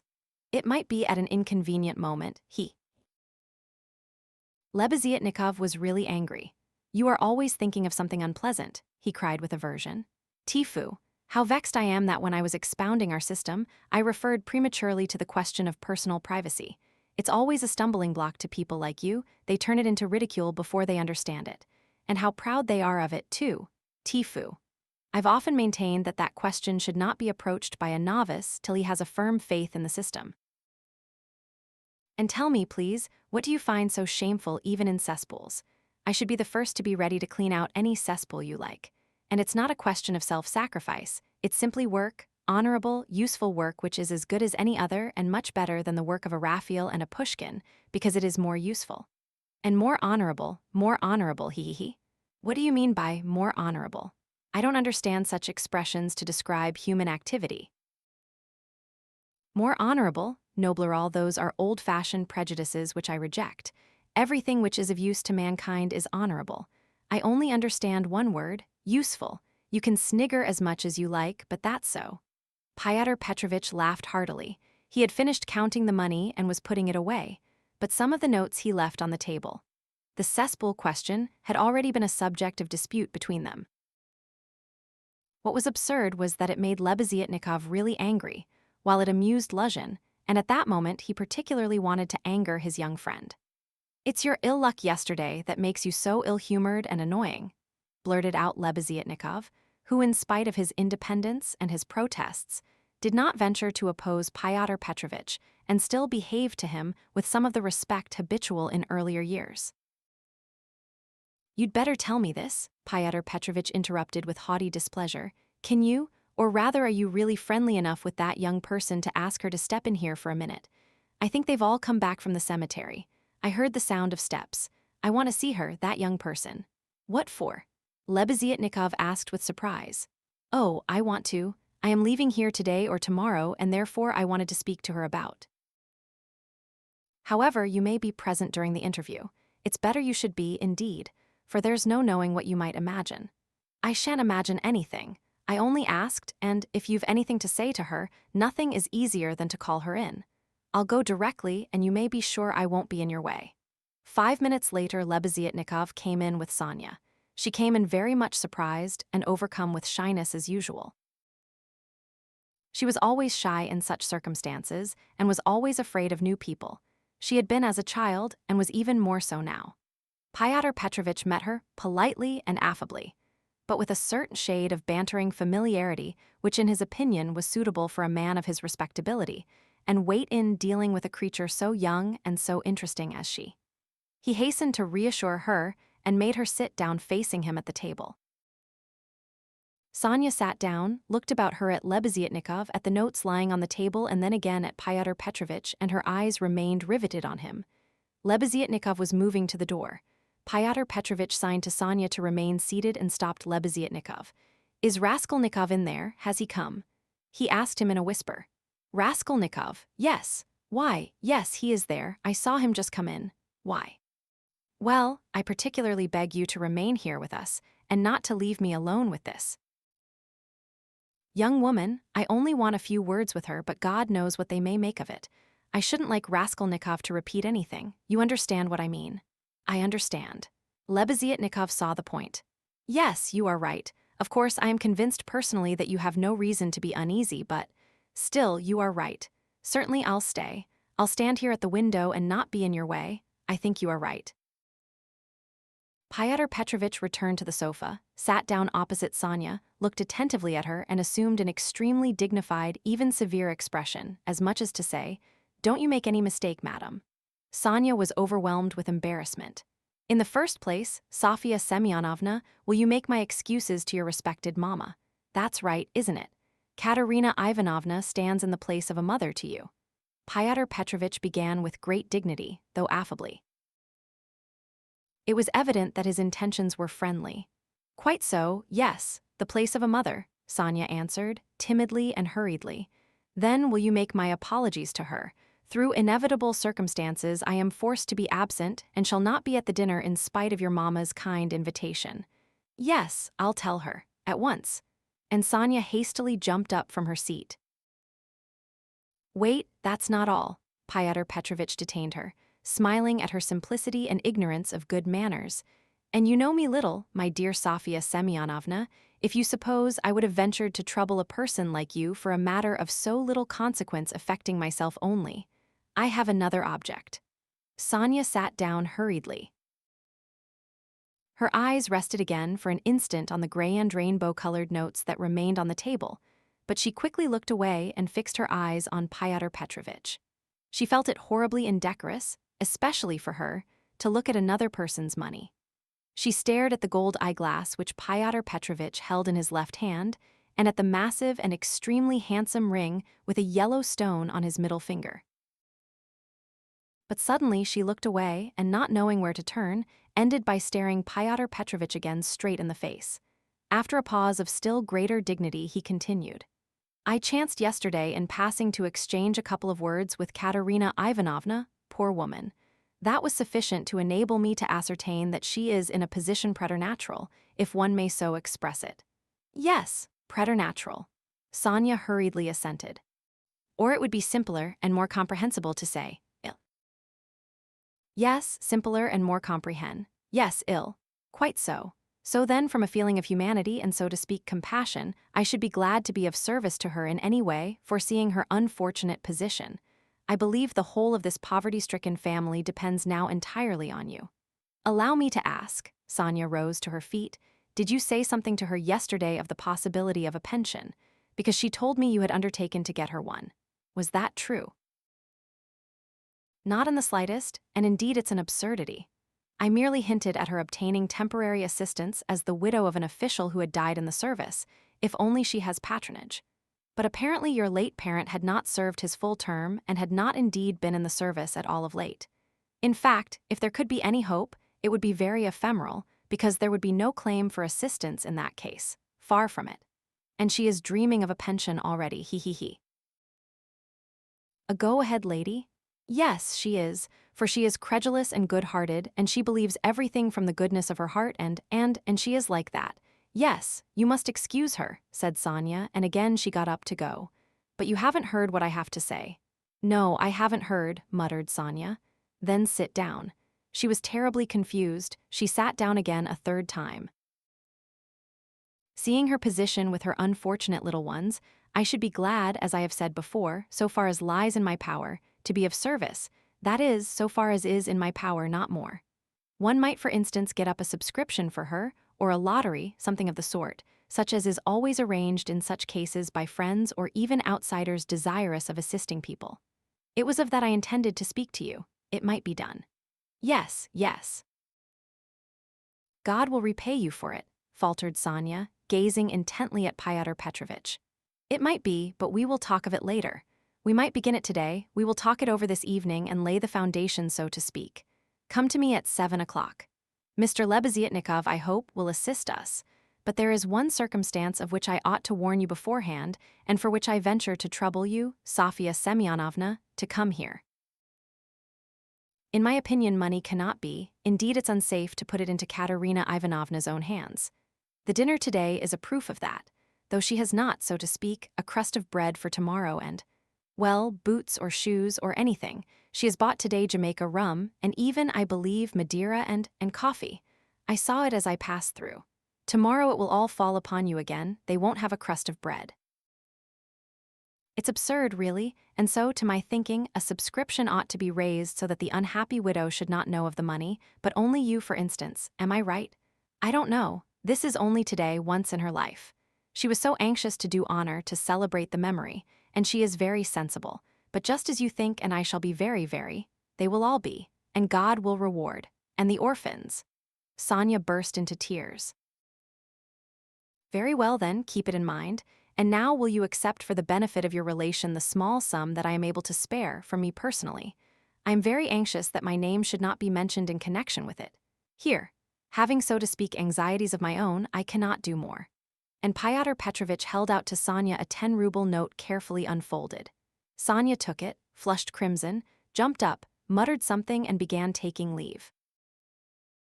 Fyodor Petrovich accompanied her ceremoniously to the door. She got out of the room at last, agitated and distressed, and returned to Katerina Ivanovna, overwhelmed with confusion. All this time Lebeziatnikov had stood at the window or walked about the room, anxious not to interrupt the conversation. When Sonia had gone, he walked up to Fyodor Petrovich and solemnly held out his hand. I heard and saw everything, he said, laying stress on the last verb. That is honorable, I mean to say, it's humane. You wanted to avoid gratitude, I saw. And although I cannot, I confess, in principle sympathize with private charity, for it not only fails to eradicate the evil but even promotes it. Yet I must admit that I saw your action with pleasure. Yes, I like it. That's all nonsense, muttered Pyotr Petrovitch, somewhat disconcerted, looking carefully at Lebeziatnikov. No, it's not nonsense. A man who has suffered distress and annoyance as you did yesterday, and who yet can sympathize with the misery of others, such a man, even though he is making a social mistake, is still deserving of respect. I did not expect it indeed of you, Pyotr Petrovitch, especially as according to your ideas. Oh, what a drawback your ideas are to you. How distressed you are, for instance, by your ill luck yesterday, cried the simple-hearted Lebeziatnikov, who felt a return of affection for Pyotr Petrovitch. And what do you want with marriage, with legal marriage, my dear, noble Pyotr Petrovitch? Why do you cling to this legality of marriage? Well, you may beat me if you like, but I am glad, positively glad it hasn't come off, that you are free, that you are not quite lost for humanity. You see, I've spoken my mind. Because I don't want in your free marriage to be made a fool of and to bring up another man's children. That's why I want legal marriage, Luzhin replied in order to make some answer. He seemed preoccupied by something. Children? You referred to children. Lebeziatnikov started off like a warhorse at the trumpet call. Children are a social question and a question of first importance, I agree, but the question of children has another solution. Some refuse to have children altogether because they suggest the institution of the family. We'll speak of children later, but now as to the question of honor, I confess that's my weak point. That horrid, military Pushkin expression is unthinkable in the dictionary of the future. What does it mean indeed? It's nonsense. There will be no deception in a free marriage. That is only the natural consequence of a legal marriage, so to say, its corrective, a protest. So that indeed it's not humiliating. And if I ever, to suppose an absurdity, were to be legally married, I should be positively glad of it. I should say to my wife, my dear, hitherto I have loved you, now I respect you, for you've shown you can protest. You laugh. That's because you are incapable of getting away from prejudices. Confound it all. I understand now where the unpleasantness is of being deceived in a legal marriage, but it's simply a despicable consequence of a despicable position in which both are humiliated. When the deception is open, as in a free marriage, then it does not exist, it's unthinkable. Your wife will only prove how she respects you by considering you incapable of opposing her happiness and avenging yourself on her for her new husband. Damn it all. I sometimes dream if I were to be married, phoo. I mean if I were to marry, legally or not, it's just the same. I should present my wife with a lover if she had not found one for herself. My dear, I should say, I love you, but even more than that I desire you to respect me. See, am I not right? Pyotr Petrovitch sniggered as he listened, but without much merriment. He hardly heard it indeed. He was preoccupied with something else, and even Lebeziatnikov at last noticed it. Pyotr Petrovitch seemed excited and rubbed his hands. Lebeziatnikov remembered all this and reflected upon it afterwards. It would be difficult to explain exactly what could have originated the idea of that senseless dinner in Katerina Ivanovna's disordered brain. Nearly 10 of the 20 rubles, given by Raskolnikov for Marmeladov's funeral, were wasted upon it. Possibly Katerina Ivanovna felt obliged to honor the memory of the deceased, suitably, that all the lodgers, and still more Amalia Ivanovna, might know that he was in no way their inferior, and perhaps very much their superior, and that no one had the right to turn up his nose at him. Perhaps the chief element was that peculiar, poor man's pride, which compels many poor people to spend their last savings on some traditional social ceremony, simply in order to do like other people, and not to be looked down upon. It is very probable, too, that Katerina Ivanovna longed on this occasion, at the moment when she seemed to be abandoned by everyone, to show those wretched, contemptible lodgers that she knew how to do things, how to entertain, and that she had been brought up in a genteel, she might almost say aristocratic colonel's family, and had not been meant for sweeping floors and washing the children's rags at night.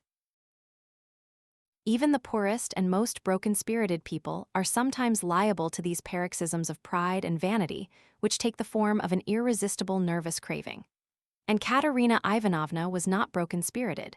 She might have been killed by circumstance, but her spirit could not have been broken, that is, She could not have been intimidated, her will could not be crushed. Moreover, Sonia had said with good reason that her mind was unhinged.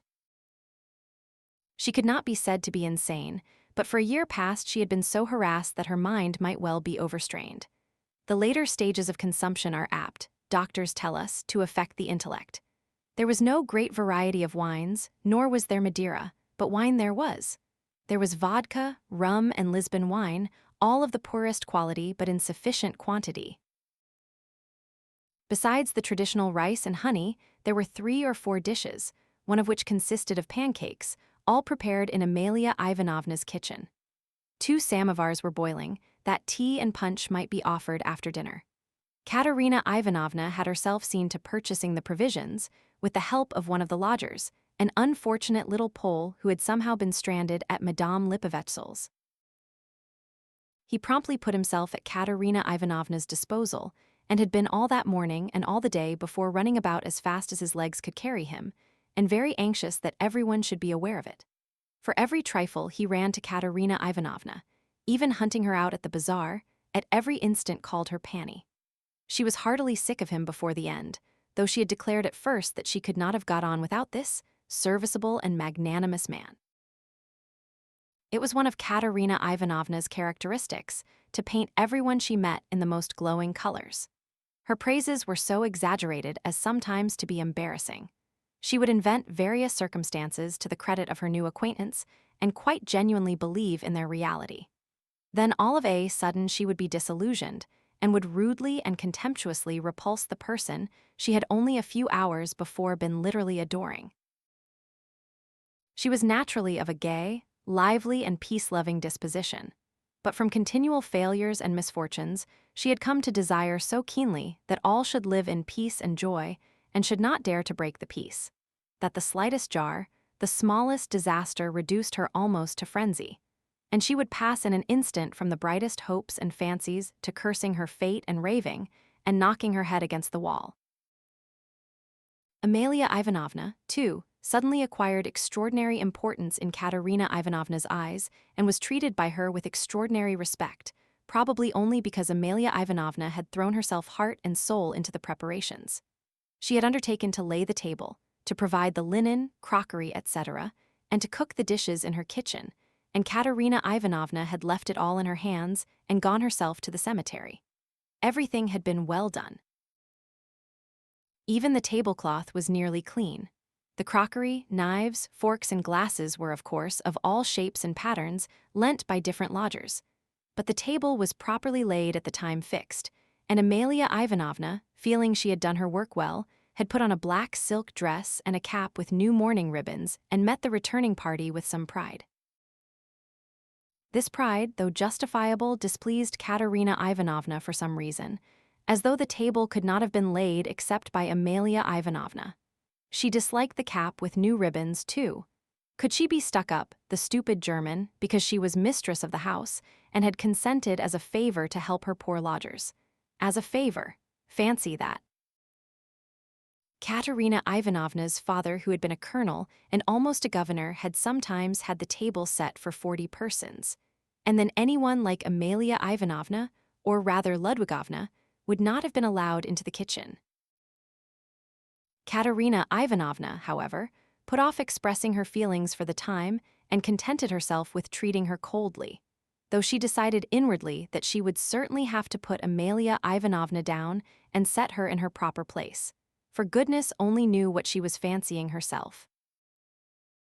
Katerina Ivanovna was irritated too by the fact that hardly any of the lodgers invited had come to the funeral, except the Pole who had just managed to run into the cemetery. While to the memorial dinner the poorest and most insignificant of them had turned up, the wretched creatures, many of them not quite sober. The older and more respectable of them all, as if by common consent, stayed away. Pyotr Petrovich Luzhin, for instance, who might be said to be the most respectable of all the lodgers, did not appear, though Katerina Ivanovna had the evening before told all the world, that is Amalia Ivanovna, Polenka, Sonia, and the Pole, that he was the most generous, noble-hearted man with a large property and vast connections, who had been a friend of her first husband's and a guest in her father's house, and that he had promised to use all his influence to secure her a considerable pension. It must be noted that when Katerina Ivanovna exalted anyone's connections and fortune, it was without any ulterior motive, quite disinterestedly, for the mere pleasure of adding to the consequence of the person praised. Probably, taking his cue from Luzhin, that contemptible wretch Lebeziatnikov had not turned up either. What did he fancy himself? He was only asked out of kindness, and because he was sharing the same room with Pyotr Petrovitch and was a friend of his, so that it would have been awkward not to invite him.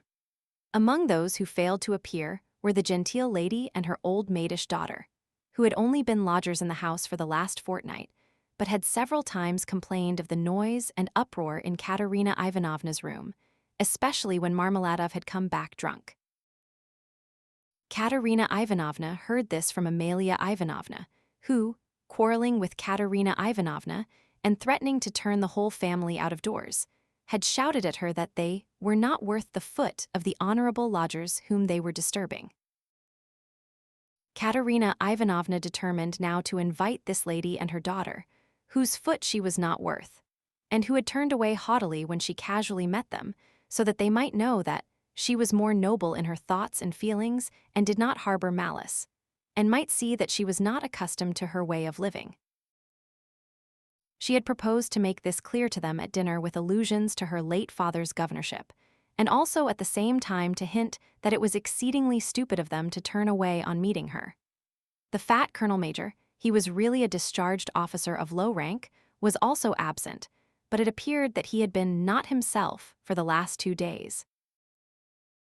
The party consisted of the Pole, a wretched-looking clerk with a spotty face and a greasy coat, who had not a word to say for himself, and smelt abominably, a deaf and almost blind old man who had once been in the post office and who had been from immemorial ages maintained by someone at Amalia Ivanovna's. A retired clerk of the commissariat department came, too. He was drunk, had a loud and most unseemly laugh, and only fancy was without a waistcoat.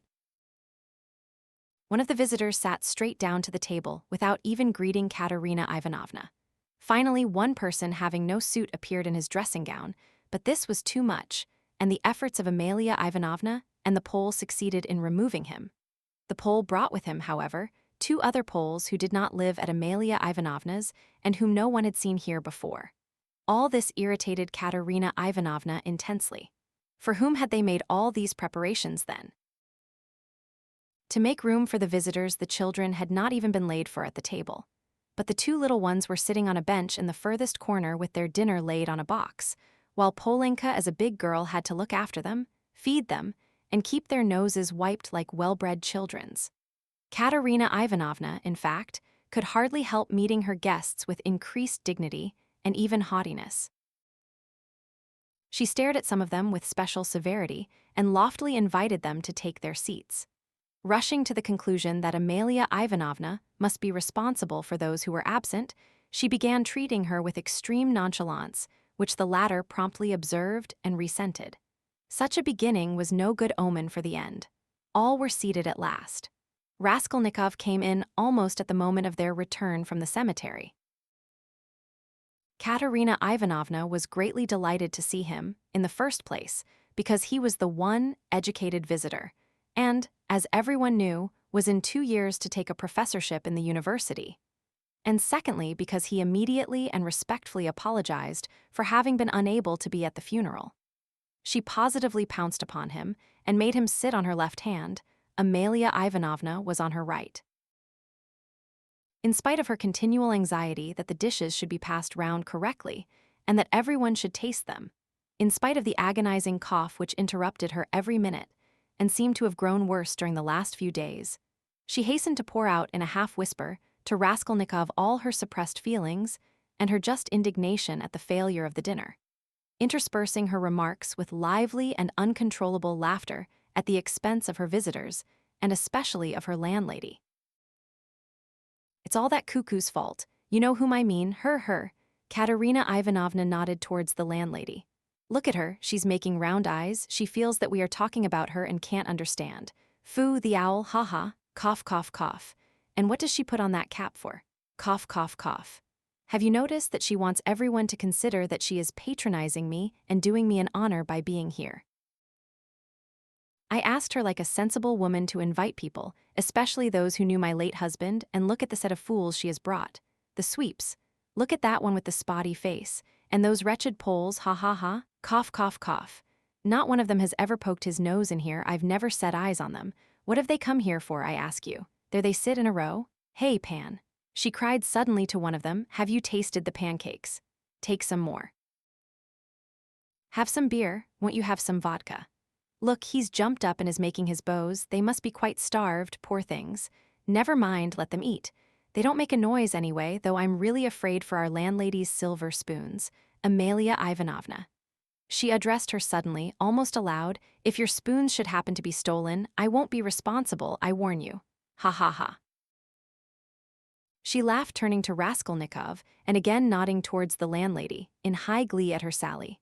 She didn't understand again. Look how she sits with her mouth open. An owl, a real owl, an owl in new ribbons, ha ha ha. Here her laugh turned again to an insufferable fit of coughing that lasted 5 minutes. Drops of perspiration stood out on her forehead, and her handkerchief was stained with blood. She showed Raskolnikov the blood in silence, and as soon as she could get her breath began whispering to him again with extreme animation and a hectic flush on her cheeks. Do you know, I gave her the most delicate instructions, so to speak, for inviting that lady and her daughter, you understand of whom I am speaking. It needed the utmost delicacy, the greatest nicety, but she has managed things so that that fool, that conceited baggage, that provincial nonentity, simply because she is the widow of a major, and has come to try and get a pension and to fray out her skirts in the government offices, because at 50 she paints her face, everybody knows it. A creature like that did not think fit to come, and has not even answered the invitation, which the most ordinary good manners required. I can't understand why Pyotr Petrovitch has not come, but where's Sonia? Where has she gone? Ah, there she is at last. What is it, Sonia? Where have you been? It's odd that even at your father's funeral you should be so unpunctual. Rodion Romanovitch, make room for her beside you. That's your place, Sonia. Take what you like. Have some of the cold in tray with jelly, that's the best. They'll bring the pancakes directly. Have they given the children some? Polenka, have you got everything? Cough, cough, cough. That's all right. Be a good girl, Lida, and Kalia, don't fidget with your feet. Sit like a little gentleman. What are you saying, Sonia? Sonia hastened to give her Pyotr Petrovitch's apologies, trying to speak loud enough for everyone to hear and carefully choosing the most respectful phrases which she attributed to Pyotr Petrovitch. She added that Pyotr Petrovitch had particularly told her to say that, as soon as he possibly could, he would come immediately to discuss business alone with her, and to consider what could be done for her, etc., etc. Sonia knew that this would comfort Katerina Ivanovna, would flatter her and gratify her pride. She sat down beside Raskolnikov. She made him a hurried bow, glancing curiously at him. But for the rest of the time, she seemed to avoid looking at him or speaking to him. She seemed absent-minded, though she kept looking at Katerina Ivanovna, trying to please her. Neither she nor Katerina Ivanovna had been able to get mourning. Sonia was wearing dark brown, and Katerina Ivanovna had on her only dress, a dark striped cotton one. The message from Pyotr Petrovitch was very successful. Listening to Sonia with dignity, Katerina Ivanovna inquired with equal dignity how Pyotr Petrovitch was, then at once whispered almost aloud to Raskolnikov that it certainly would have been strange for a man of Pyotr Petrovitch's position, and standing to find himself in such extraordinary company, in spite of his devotion to her family and his old friendship with her father. That's why I am so grateful to you, Rodion Romanovitch, that you have not disdained my hospitality, even in such surroundings, she added almost aloud. But I am sure that it was only your special affection for my poor husband that has made you keep your promise. Then once more with pride and dignity she scanned her visitors, and suddenly inquired aloud across the table of the deaf man. Wouldn't he have some more meat, and had he been given some wine? The old man made no answer, and for a long while could not understand what he was asked, though his neighbors amused themselves by poking and shaking him. He simply gazed about him with his mouth open, which only increased the general mirth. What an imbecile! Look, look, why was he brought? But as to Pyotr Petrovitch, I always had confidence in him, Katerina Ivanovna continued, and of course he is not like With an extremely stern face, she addressed Amalia Ivanovna so sharply and loudly that the latter was quite disconcerted. Not like your dressed-up draggletails whom my father would not have taken as cooks into his kitchen, and my late husband would have done them honor if he had invited them in the goodness of his heart. Yes, he was fond of drink, he was fond of it, he did drink, cried the commissariat clerk, gulping down his 12th glass of vodka. My late husband certainly had that weakness, and everyone knows it. Katerina Ivanovna attacked him at once, but he was a kind and honorable man who loved and respected his family. The worst of it was his good nature made him trust all sorts of disreputable people, and he drank with fellows who were not worth the sole of his shoe. Would you believe it, Rodion Romanovich? They found a gingerbread cock in his pocket. He was dead drunk, but he did not forget the children. A cock. Did you say a cock? Shouted the commissariat clerk. Katerina Ivanovna did not vouchsafe a reply. She sighed, lost in thought. No doubt you think, like everyone, that I was too severe with him, she went on, addressing Raskolnikov. But that's not so. He respected me very much. He was a kind-hearted man, and how sorry I was for him sometimes. He would sit in a corner and look at me. I used to feel so sorry for him. I used to want to be kind to him and then would think to myself, be kind to him and he will drink again. It was only by severity that you could keep him within bounds. Yes, he used to get his hair pulled pretty often, roared the commissariat clerk again, swallowing another glass of vodka. Some fools would be the better for a good drubbing, as well as having their hair pulled. I am not talking of my late husband now. Katerina Ivanovna snapped at him. The flush on her cheeks grew more and more marked, her chest heaved. In another minute she would have been ready to make a scene. Many of the visitors were sniggering, evidently delighted. They began poking the commissariat clerk and whispering something to him. They were evidently trying to egg him on. Allow me to ask, what are you alluding to? Began the clerk. That is to say, whose, about whom, did you say just now, but I don't care. That's nonsense. Widow. I forgive you, pass. And he took another drink of vodka. Raskolnikov sat in silence, listening with disgust. He only ate from politeness, just tasting the food that Katerina Ivanovna was continually putting on his plate to avoid hurting her feelings. He watched Sonia intently. But Sonia became more and more anxious and distressed. She, too, foresaw that the dinner would not end peaceably, and saw with terror Katerina Ivanovna's growing irritation. She knew that she, Sonia, was the chief reason for the genteel lady's contemptuous treatment of Katerina Ivanovna's invitation. She had heard from Amalia Ivanovna that the mother was positively offended at the invitation and had asked the question, how could she let her daughter sit down beside that young person?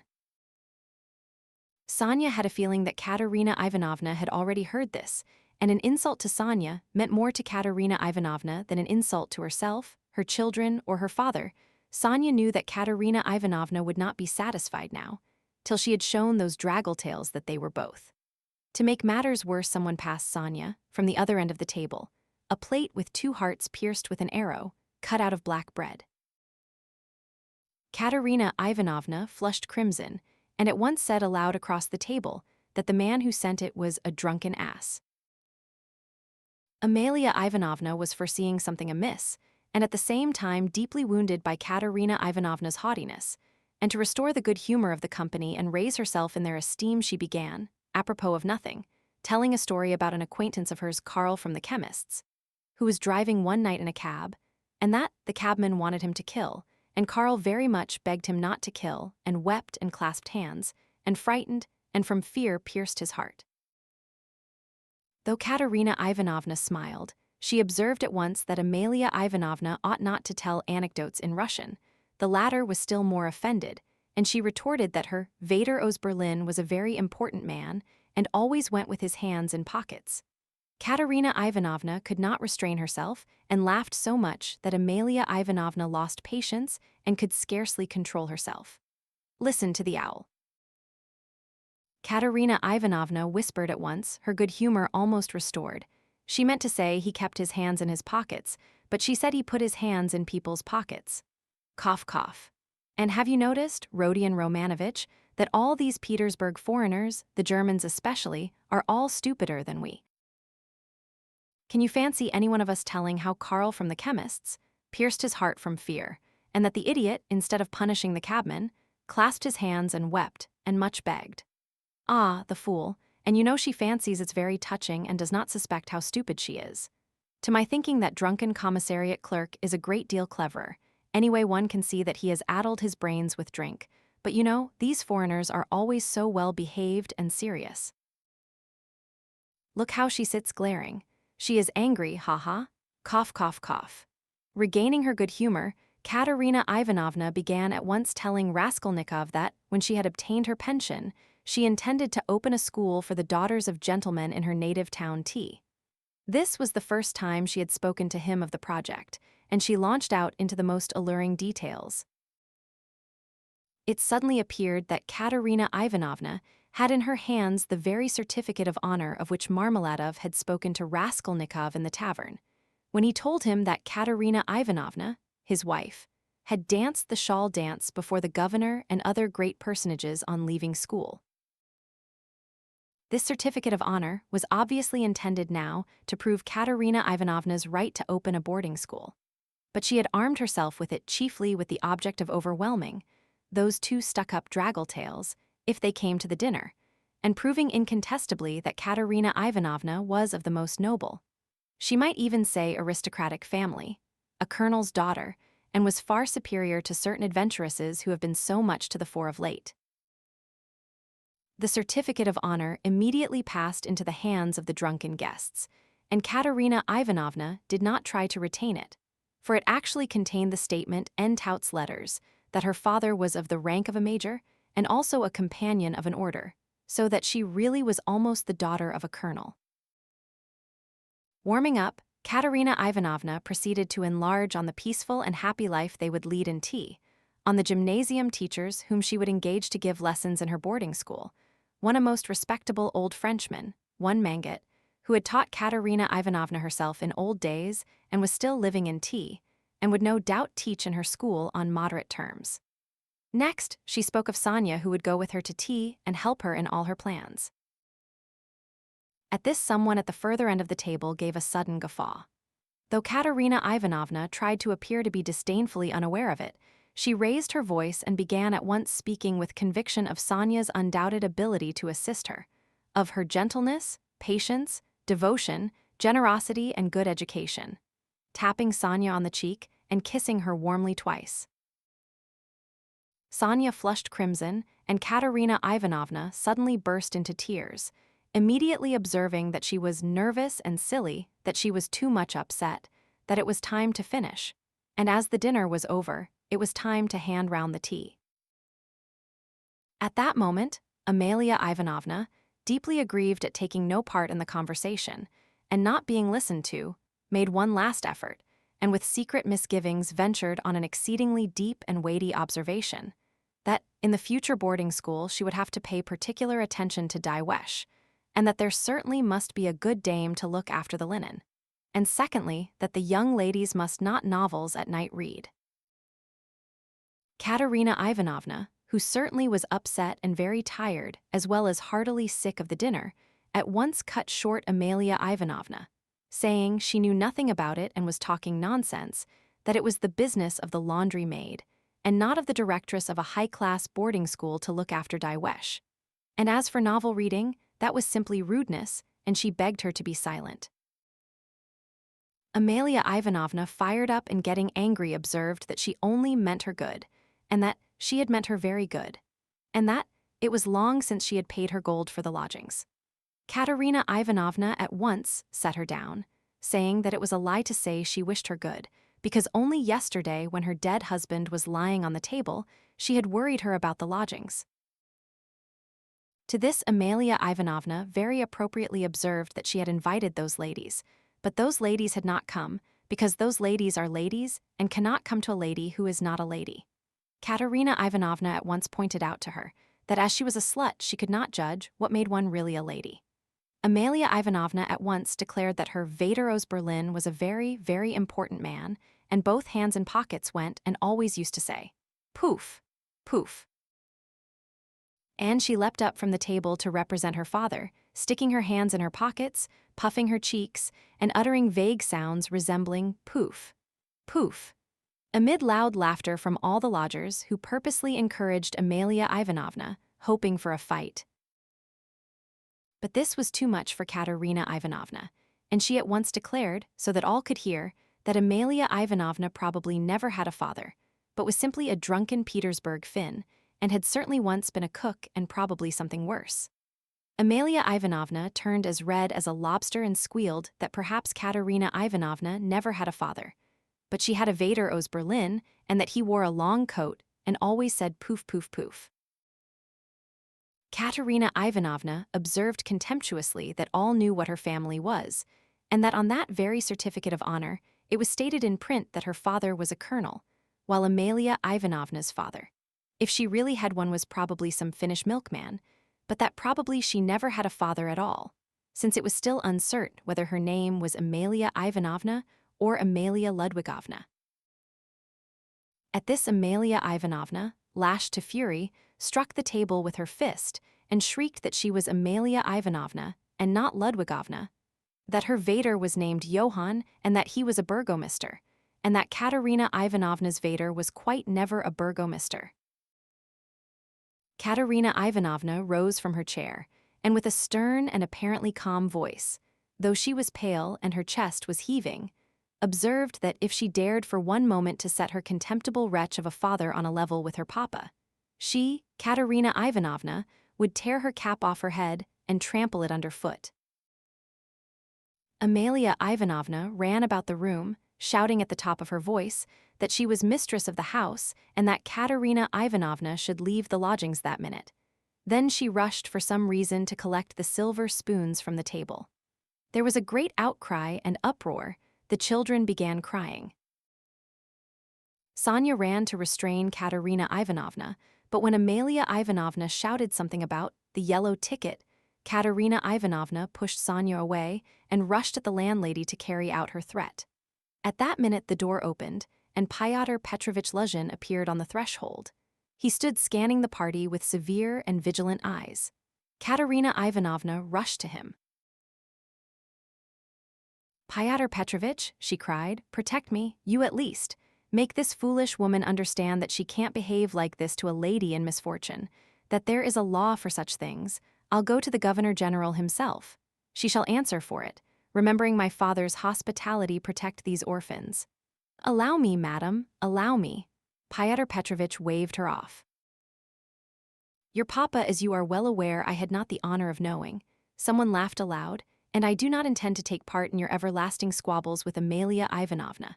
I have come here to speak of my own affairs, and I want to have a word with your stepdaughter, Sofia Ivanovna, I think it is. Allow me to pass." Fyodor Petrovich, edging by her, went to the opposite corner where Sonia was. Katerina Ivanovna remained standing where she was, as though thunderstruck. She could not understand how Fyodor Petrovich could deny having enjoyed her father's hospitality.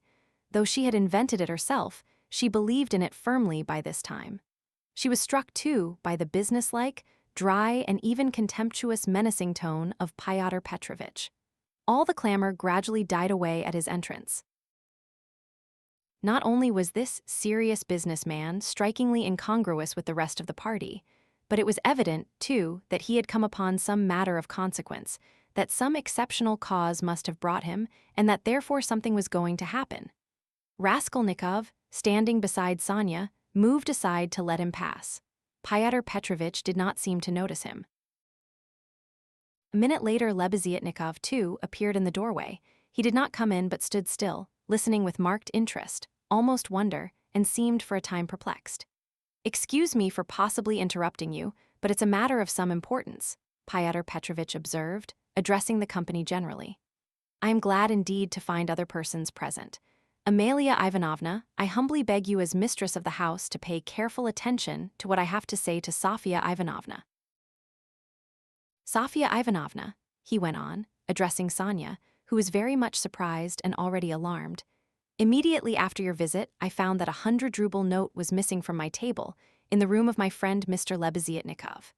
If in any way whatever you know and will tell us where it is now, I assure you on my word of honor and call all present to witness that the matter shall end there. In the opposite case, I shall be compelled to have recourse to very serious measures, and then." You must blame yourself." Complete silence reigned in the room, even the crying children were still. Sonia stood deadly pale, staring at Luzhin and unable to say a word. She seemed not to understand. Some seconds passed. "Well, how is it to be then?" asked Luzhin, looking intently at her. "I don't know, I know nothing about it," Sonia articulated faintly at last. "No, you know nothing." Luzhin repeated, and again he paused for some seconds. "Think a moment, mademoiselle," he began severely, but still, as it were, admonishing her. "Reflect, I am prepared to give you time for consideration. Kindly observe this. If I were not so entirely convinced I should not, you may be sure, with my experience, venture to accuse you so directly. Seeing that for such direct accusation before witnesses, if false or even mistaken, I should myself in a certain sense be made responsible, I am aware of that. This morning, I changed for my own purposes several 5% securities for the sum of approximately 3,000 rubles. The account is noted down in my pocketbook. On my return home, I proceeded to count the money. As Mr. Lebeziatnikov will bear witness and, after counting 2,300 rubles, I put the rest in my pocketbook in my coat pocket. About 500 rubles remained on the table, and among them 3 notes of 100 rubles each. At that moment you entered, at my invitation, and all the time you were present you were exceedingly embarrassed, so that 3 times you jumped up in the middle of the conversation and tried to make off. Mr. Lebeziatnikov can bear witness to this. Yourself, mademoiselle, probably will not refuse to confirm my statement that I invited you through Mr. Lebeziatnikov, solely in order to discuss with you the hopeless and destitute position of your relative Katerina Ivanovna, whose dinner I was unable to attend, and the advisability of getting up something of the nature of a subscription, lottery, or the like, for her benefit.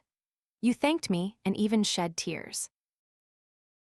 I describe all this as it took place, primarily to recall it to your mind, and secondly to show you that not the slightest detail has escaped my recollection. Then I took a 10-ruble note from the table and handed it to you by way of first installment on my part for the benefit of your relative. Mr. Lebeziatnikov saw all this. Then I accompanied you to the door, you being still in the same state of embarrassment, after which, being left alone with Mr. Lebeziatnikov, I talked to him for 10 minutes. Then Mr. Lebeziatnikov went out, and I returned to the table with the money lying on it, intending to count it and to put it aside, as I proposed doing before. To my surprise, 100-ruble note had disappeared. Kindly consider the position. Mr. Lebeziatnikov I cannot suspect. I am ashamed to allude to such a supposition. I cannot have made a mistake in my reckoning, for the minute before your entrance I had finished my accounts and found the total correct. You will admit that, recollecting your embarrassment, your eagerness to get away, and the fact that you kept your hands for some time on the table, and taking into consideration your social position and the habits associated with it, I was, so to say, with horror and positively against my will, compelled to entertain a suspicion, a cruel, but justifiable suspicion. I will add further and repeat that in spite of my positive conviction, I realize that I run a certain risk in making this accusation, but as you see, I could not let it pass. I have taken action, and I will tell you why, solely, madam, solely, owing to your black ingratitude. Why? I invite you for the benefit of your destitute relative, I present you with my donation of 10 rubles, and you, on the spot, repay me for all that with such an action. It is too bad. You need a lesson. Reflect. Moreover, like a true friend, I beg you, and you could have no better friend at this moment, think what you are doing, otherwise I shall be immovable. Well, what do you say? I have taken nothing, Sonia whispered in terror. You gave me 10 rubles, here it is, take it. Sonia pulled her handkerchief out of her pocket, untied a corner of it, took out the 10-ruble note and gave it to Luzhin. And the 100 rubles you do not confess to taking. He insisted reproachfully, not taking the note. Sonia looked about her. All were looking at her with such awful, stern, ironical, hostile eyes. She looked at Raskolnikov. He stood against the wall with his arms crossed, looking at her with glowing eyes. Good God! Broke from Sonia. Amalia Ivanovna, we shall have to send word to the police, and therefore I humbly beg you meanwhile to send for the house porter, Luzhin said softly and even kindly. Gott der Barmherzige. I knew she was the thief, cried Amalia Ivanovna, throwing up her hands. You knew it? Luzhin caught her up. Then I suppose you had some reason before this for thinking so. I beg you, worthy Amalia Ivanovna, to remember your words which have been uttered before witnesses." There was a buzz of loud conversation on all sides. All were in movement. "What?" cried Katerina Ivanovna, suddenly realizing the position, and she rushed at Luzhin. "What? You accuse her of stealing?" "Sonia. Ah, the wretches, the wretches." And running to Sonia, she flung her wasted arms round her and held her as in a vice. "Sonia, how dared you take 10 rubles from him? Foolish girl. Give it to me. Give me the 10 rubles at once here." And snatching the note from Sonia, Katerina Ivanovna crumpled it up and flung it straight into Luzhin's face. It hit him in the eye and fell on the ground. Amalia Ivanovna hastened to pick it up. Pyotr Petrovitch lost his temper. "Hold that mad woman," he shouted. At that moment, several other persons besides Lebeziatnikov appeared in the doorway, among them the 2 ladies. "What, mad? Am I mad? Idiot!" shrieked Katerina Ivanovna. "You are an idiot yourself, pettifogging lawyer, base man. Sonia, take his money. Sonia, a thief. Why, she'd give away her last penny." And Katerina Ivanovna broke into hysterical laughter. "Did you ever see such an idiot?" She turned from side to side. "And you too." She suddenly saw the landlady. "And you too, sausage-eater, you declare that she is a thief, you trashy Prussian hen's leg in a crinoline. She hasn't been out of this room. She came straight from you, you wretch, and sat down beside me. Everyone saw her. She sat here by Rodion Romanovich. Search her. Since she's not left the room, the money would have to be on her. Search her, search her. But if you don't find it, then excuse me, my dear fellow, you'll answer for it. I'll go to our sovereign, to our gracious Tsar himself, and throw myself at his feet today, this minute. I am alone in the world. They would let me in. Do you think they wouldn't? You're wrong. I will get in. I will get in. You reckoned on her meekness. You relied upon that, but I am not so submissive, let me tell you. You've gone too far yourself. Search her, search her." And Katerina Ivanovna in a frenzy shook Luzhin and dragged him towards Sonia. "I am ready, I'll be responsible. But calm yourself, madam, calm yourself. I see that you are not so submissive. Well, but as to that." Luzhin muttered, "That ought to be before the police. Though indeed there are witnesses enough as it is. I am ready. But in any case it's difficult for a man, on account of her sex, but with the help of Amalia Ivanovna. Though of course it's not the way to do things. How is it to be done?" "As you will. Let anyone who likes search her," cried Katerina Ivanovna. "Sonia, turn out your pockets. See. Look, monster, the pocket is empty. Here was her handkerchief. Here is the other pocket, look. Do you see, do you see?" And Katerina Ivanovna turned, or rather snatched, both pockets inside out. But from the right pocket a piece of paper flew out and, describing a parabola in the air, fell at Luzhin's feet. Everyone saw it, several cried out. Pyotr Petrovitch stooped down, picked up the paper in 2 fingers, lifted it where all could see it, and opened it. It was a 100-ruble note folded in 8. Pyotr Petrovitch held up the note, showing it to everyone. "Thief! Out of my lodging, police, police!" yelled Amalia Ivanovna. "They must to Siberia be sent, away." Exclamations arose on all sides. Raskolnikov was silent, keeping his eyes fixed on Sonia, except for an occasional rapid glance at Luzhin. Sonia stood still as though unconscious. She was hardly able to feel surprise.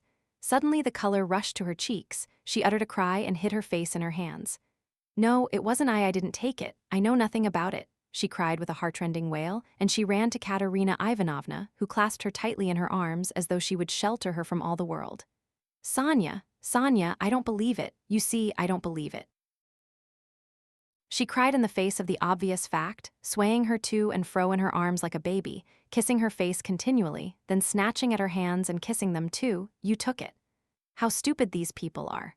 Oh dear, you are fools, fools," she cried, addressing the whole room. You don't know what a heart she has, what a girl she is. She'd take it, she'd sell her last rag, she'd go barefoot to help you if you needed it, that's what she is. She has the yellow passport because my children were starving, she sold herself for us. Ah, husband, do you see, what a memorial dinner for you. Merciful heavens, defend her, why are you all standing still?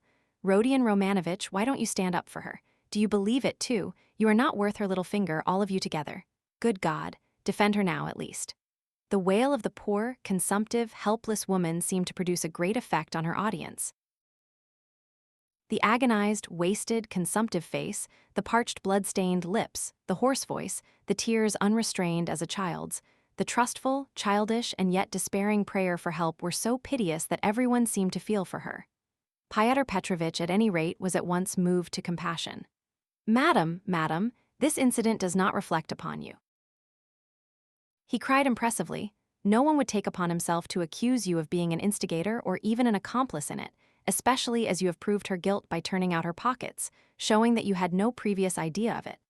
I am most ready to show compassion if poverty, so to speak, drove Sofya Semyonovna to it, but why did you refuse to confess, mademoiselle? Were you afraid of the disgrace?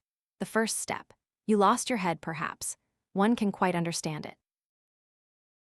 But how could you have lowered yourself to such an action? Gentlemen," he addressed the whole company, "gentlemen. Compassionate and, so to say, commiserating these people, I am ready to overlook it even now in spite of the personal insult lavished upon me. And may this disgrace be a lesson to you for the future," he said, addressing Sonia, "and I will carry the matter no further. Enough." Pyotr Petrovitch stole a glance at Raskolnikov. Their eyes met, and the fire in Raskolnikov seemed ready to reduce him to ashes. Meanwhile, Katerina Ivanovna apparently heard nothing. She was kissing and hugging Sonia like a madwoman. The children, too, were embracing Sonia on all sides, and Polenka, though she did not fully understand what was wrong, was drowned in tears and shaking with sobs as she hid her pretty little face, swollen with weeping, on Sonia's shoulder. "How vile!" a loud voice cried suddenly in the doorway.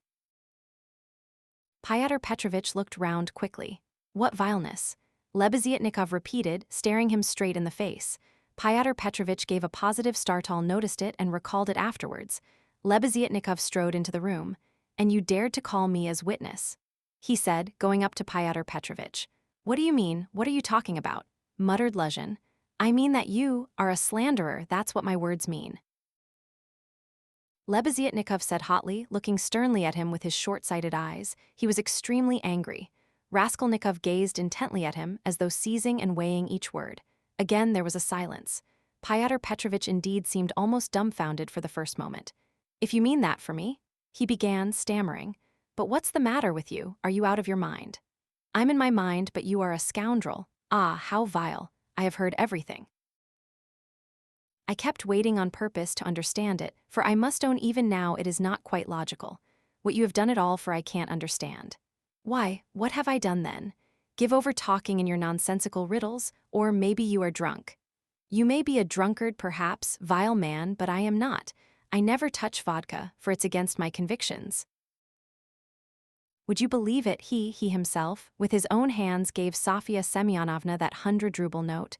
"I saw it, I was a witness, I'll take my oath. He did it, he," repeated Lebeziatnikov, addressing all. "Are you crazy, milksop?" squealed Luzhin. "She is herself before you, she herself here declared just now before everyone that I gave her only 10 rubles. How could I have given it to her?" I saw it, Lebeziatnikov repeated, "and though it is against my principles, I am ready this very minute to take any oath you like before the court, for I saw how you slipped it in her pocket. Only like a fool I thought you did it out of kindness. When you were saying goodbye to her at the door, while you held her hand in one hand, with the other, the left, you slipped the note into her pocket. I saw it. Luzhin turned pale. "What lies?" he cried impudently. "Why, how could you, standing by the window, see the note? You fancied it with your short-sighted eyes. You are raving." "No, I didn't fancy it. And though I was standing some way off, I saw it all. And though it certainly would be hard to distinguish a note from the window, that's true, I knew for certain that it was a 100-ruble note, because, when you were going to give Sofya Semyonovna 10 rubles, you took up from the table a 100-ruble note. I saw it because I was standing near then, and an idea struck me at once, so that I did not forget you had it in your hand. You folded it and kept it in your hand all the time. I didn't think of it again until, when you were getting up, you changed it from your right hand to your left and nearly dropped it. I noticed it because the same idea struck me again, that you meant to do her a kindness without my seeing. You can fancy how I watched you, and I saw how you succeeded in slipping it into her pocket. I saw it, I'll take my oath." Lebeziatnikov was almost breathless.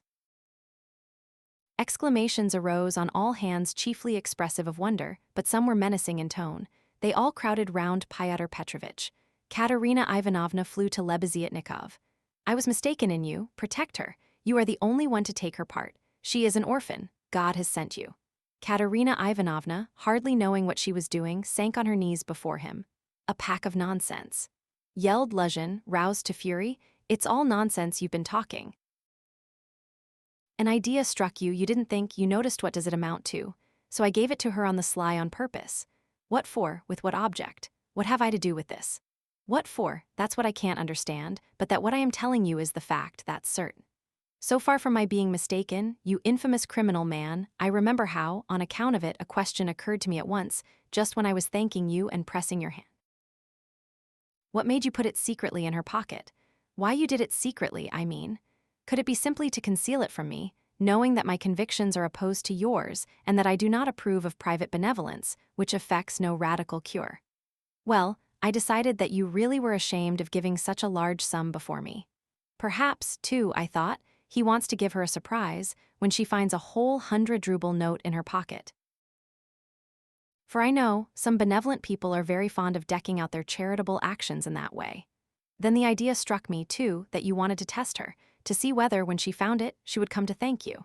Then, too, that you wanted to avoid thanks, and that, as the saying is, your right hand should not know. Something of that sort, in fact. I thought of so many possibilities that I put off considering it, but still thought it indelicate to show you that I knew your secret. But another idea struck me again, that Sofya Semyonovna might easily lose the money before she noticed it. That was why I decided to come in here to call her out of the room and to tell her that you put 100 rubles in her pocket. But on my way, I went first to Madame Kobylatnikov's to take them the general treatise on the positive method, and especially to recommend Pydrit's article, and also Wagner's. Then I come on here, and what a state of things I find. Now could I have all these ideas and reflections if I had not seen you put the 100-ruble note in her pocket? When Lebeziatnikov finished his long-winded harangue with the logical deduction at the end, he was quite tired, and the perspiration streamed from his face. He could not, alas, even express himself correctly in Russian, though he knew no other language, so that he was quite exhausted, almost emaciated after this heroic exploit. But his speech produced a powerful effect. He had spoken with such vehemence, with such conviction that everyone obviously believed him. Pyotr Petrovitch felt that things were going badly with him. "What is it to do with me if silly ideas did occur to you?" He shouted. "That's no evidence. You may have dreamt it, that's all. And I tell you, you are lying, sir. You are lying and slandering from some spite against me, simply from pique, because I did not agree with your free-thinking, godless, social propositions." But this retort did not benefit Pyotr Petrovitch. Murmurs of disapproval were heard on all sides. "Ah, that's your line now, is it?" cried Lebeziatnikov. "That's nonsense. Call the police and I'll take my oath. There's only one thing I can't understand. What made him risk such a contemptible action? Oh, pitiful, despicable man. I can explain why he risked such an action, and if necessary, I too will swear to it," Raskolnikov said at last in a firm voice, and he stepped forward. He appeared to be firm and composed. Everyone felt clearly, from the very look of him, that he really knew about it, and that the mystery would be solved. "Now I can explain it all to myself," said Raskolnikov, addressing Lebeziatnikov. "From the very beginning of the business, I suspected that there was some scoundrelly intrigue at the bottom of it. I began to suspect it from some special circumstances known to me only, which I will explain at once to everyone. They account for everything. Your valuable evidence has finally made everything clear to me. I beg all to listen. This gentleman," he pointed to Luzhin, "was recently engaged to be married to a young lady, my sister, Avditia Romanovna Raskolnikov. But coming to Petersburg, he quarreled with me the day before yesterday at our first meeting, and I drove him out of my room. I have 2 witnesses to prove it. He is a very spiteful man. The day before yesterday, I did not know that he was staying here, in your room, and that consequently on the very day we quarreled, the day before yesterday, he saw me give Katerina Ivanovna some money for the funeral, as a friend of the late Mr. Marmeladov. He at once wrote a note to my mother and informed her that I had given away all my money, not to Katerina Ivanovna, but to Sofya Semyonovna, and referred in a most contemptible way to the character of Sofya Semyonovna, that is, hinted at the character of my attitude to Sofya Semyonovna. All this, you understand, was with the object of dividing me from my mother and sister, by insinuating that I was squandering on unworthy objects the money which they had sent me, and which was all they had. Yesterday evening, before my mother and sister and in his presence, I declared that I had given the money to Katerina Ivanovna for the funeral and not to Sofia Semyonovna, and that I had no acquaintance with Sofia Semyonovna and had never seen her before, indeed. At the same time, I added that he, Pyotr Petrovich Luzhin, with all his virtues, was not worth Sofia Semyonovna's little finger, though he spoke so ill of her. To his question, would I let Sofia Semyonovna sit down beside my sister, I answered that I had already done so that day. Irritated that my mother and sister were unwilling to quarrel with me at his insinuations, he gradually began being unpardonably rude to them. A final rupture took place, and he was turned out of the house. All this happened yesterday evening. Now I beg your special attention. Consider. If he had now succeeded in proving that Sofia Semyonovna was a thief, he would have shown to my mother and sister that he was almost right in his suspicions, that he had reason to be angry at my putting my sister on a level with Sofia.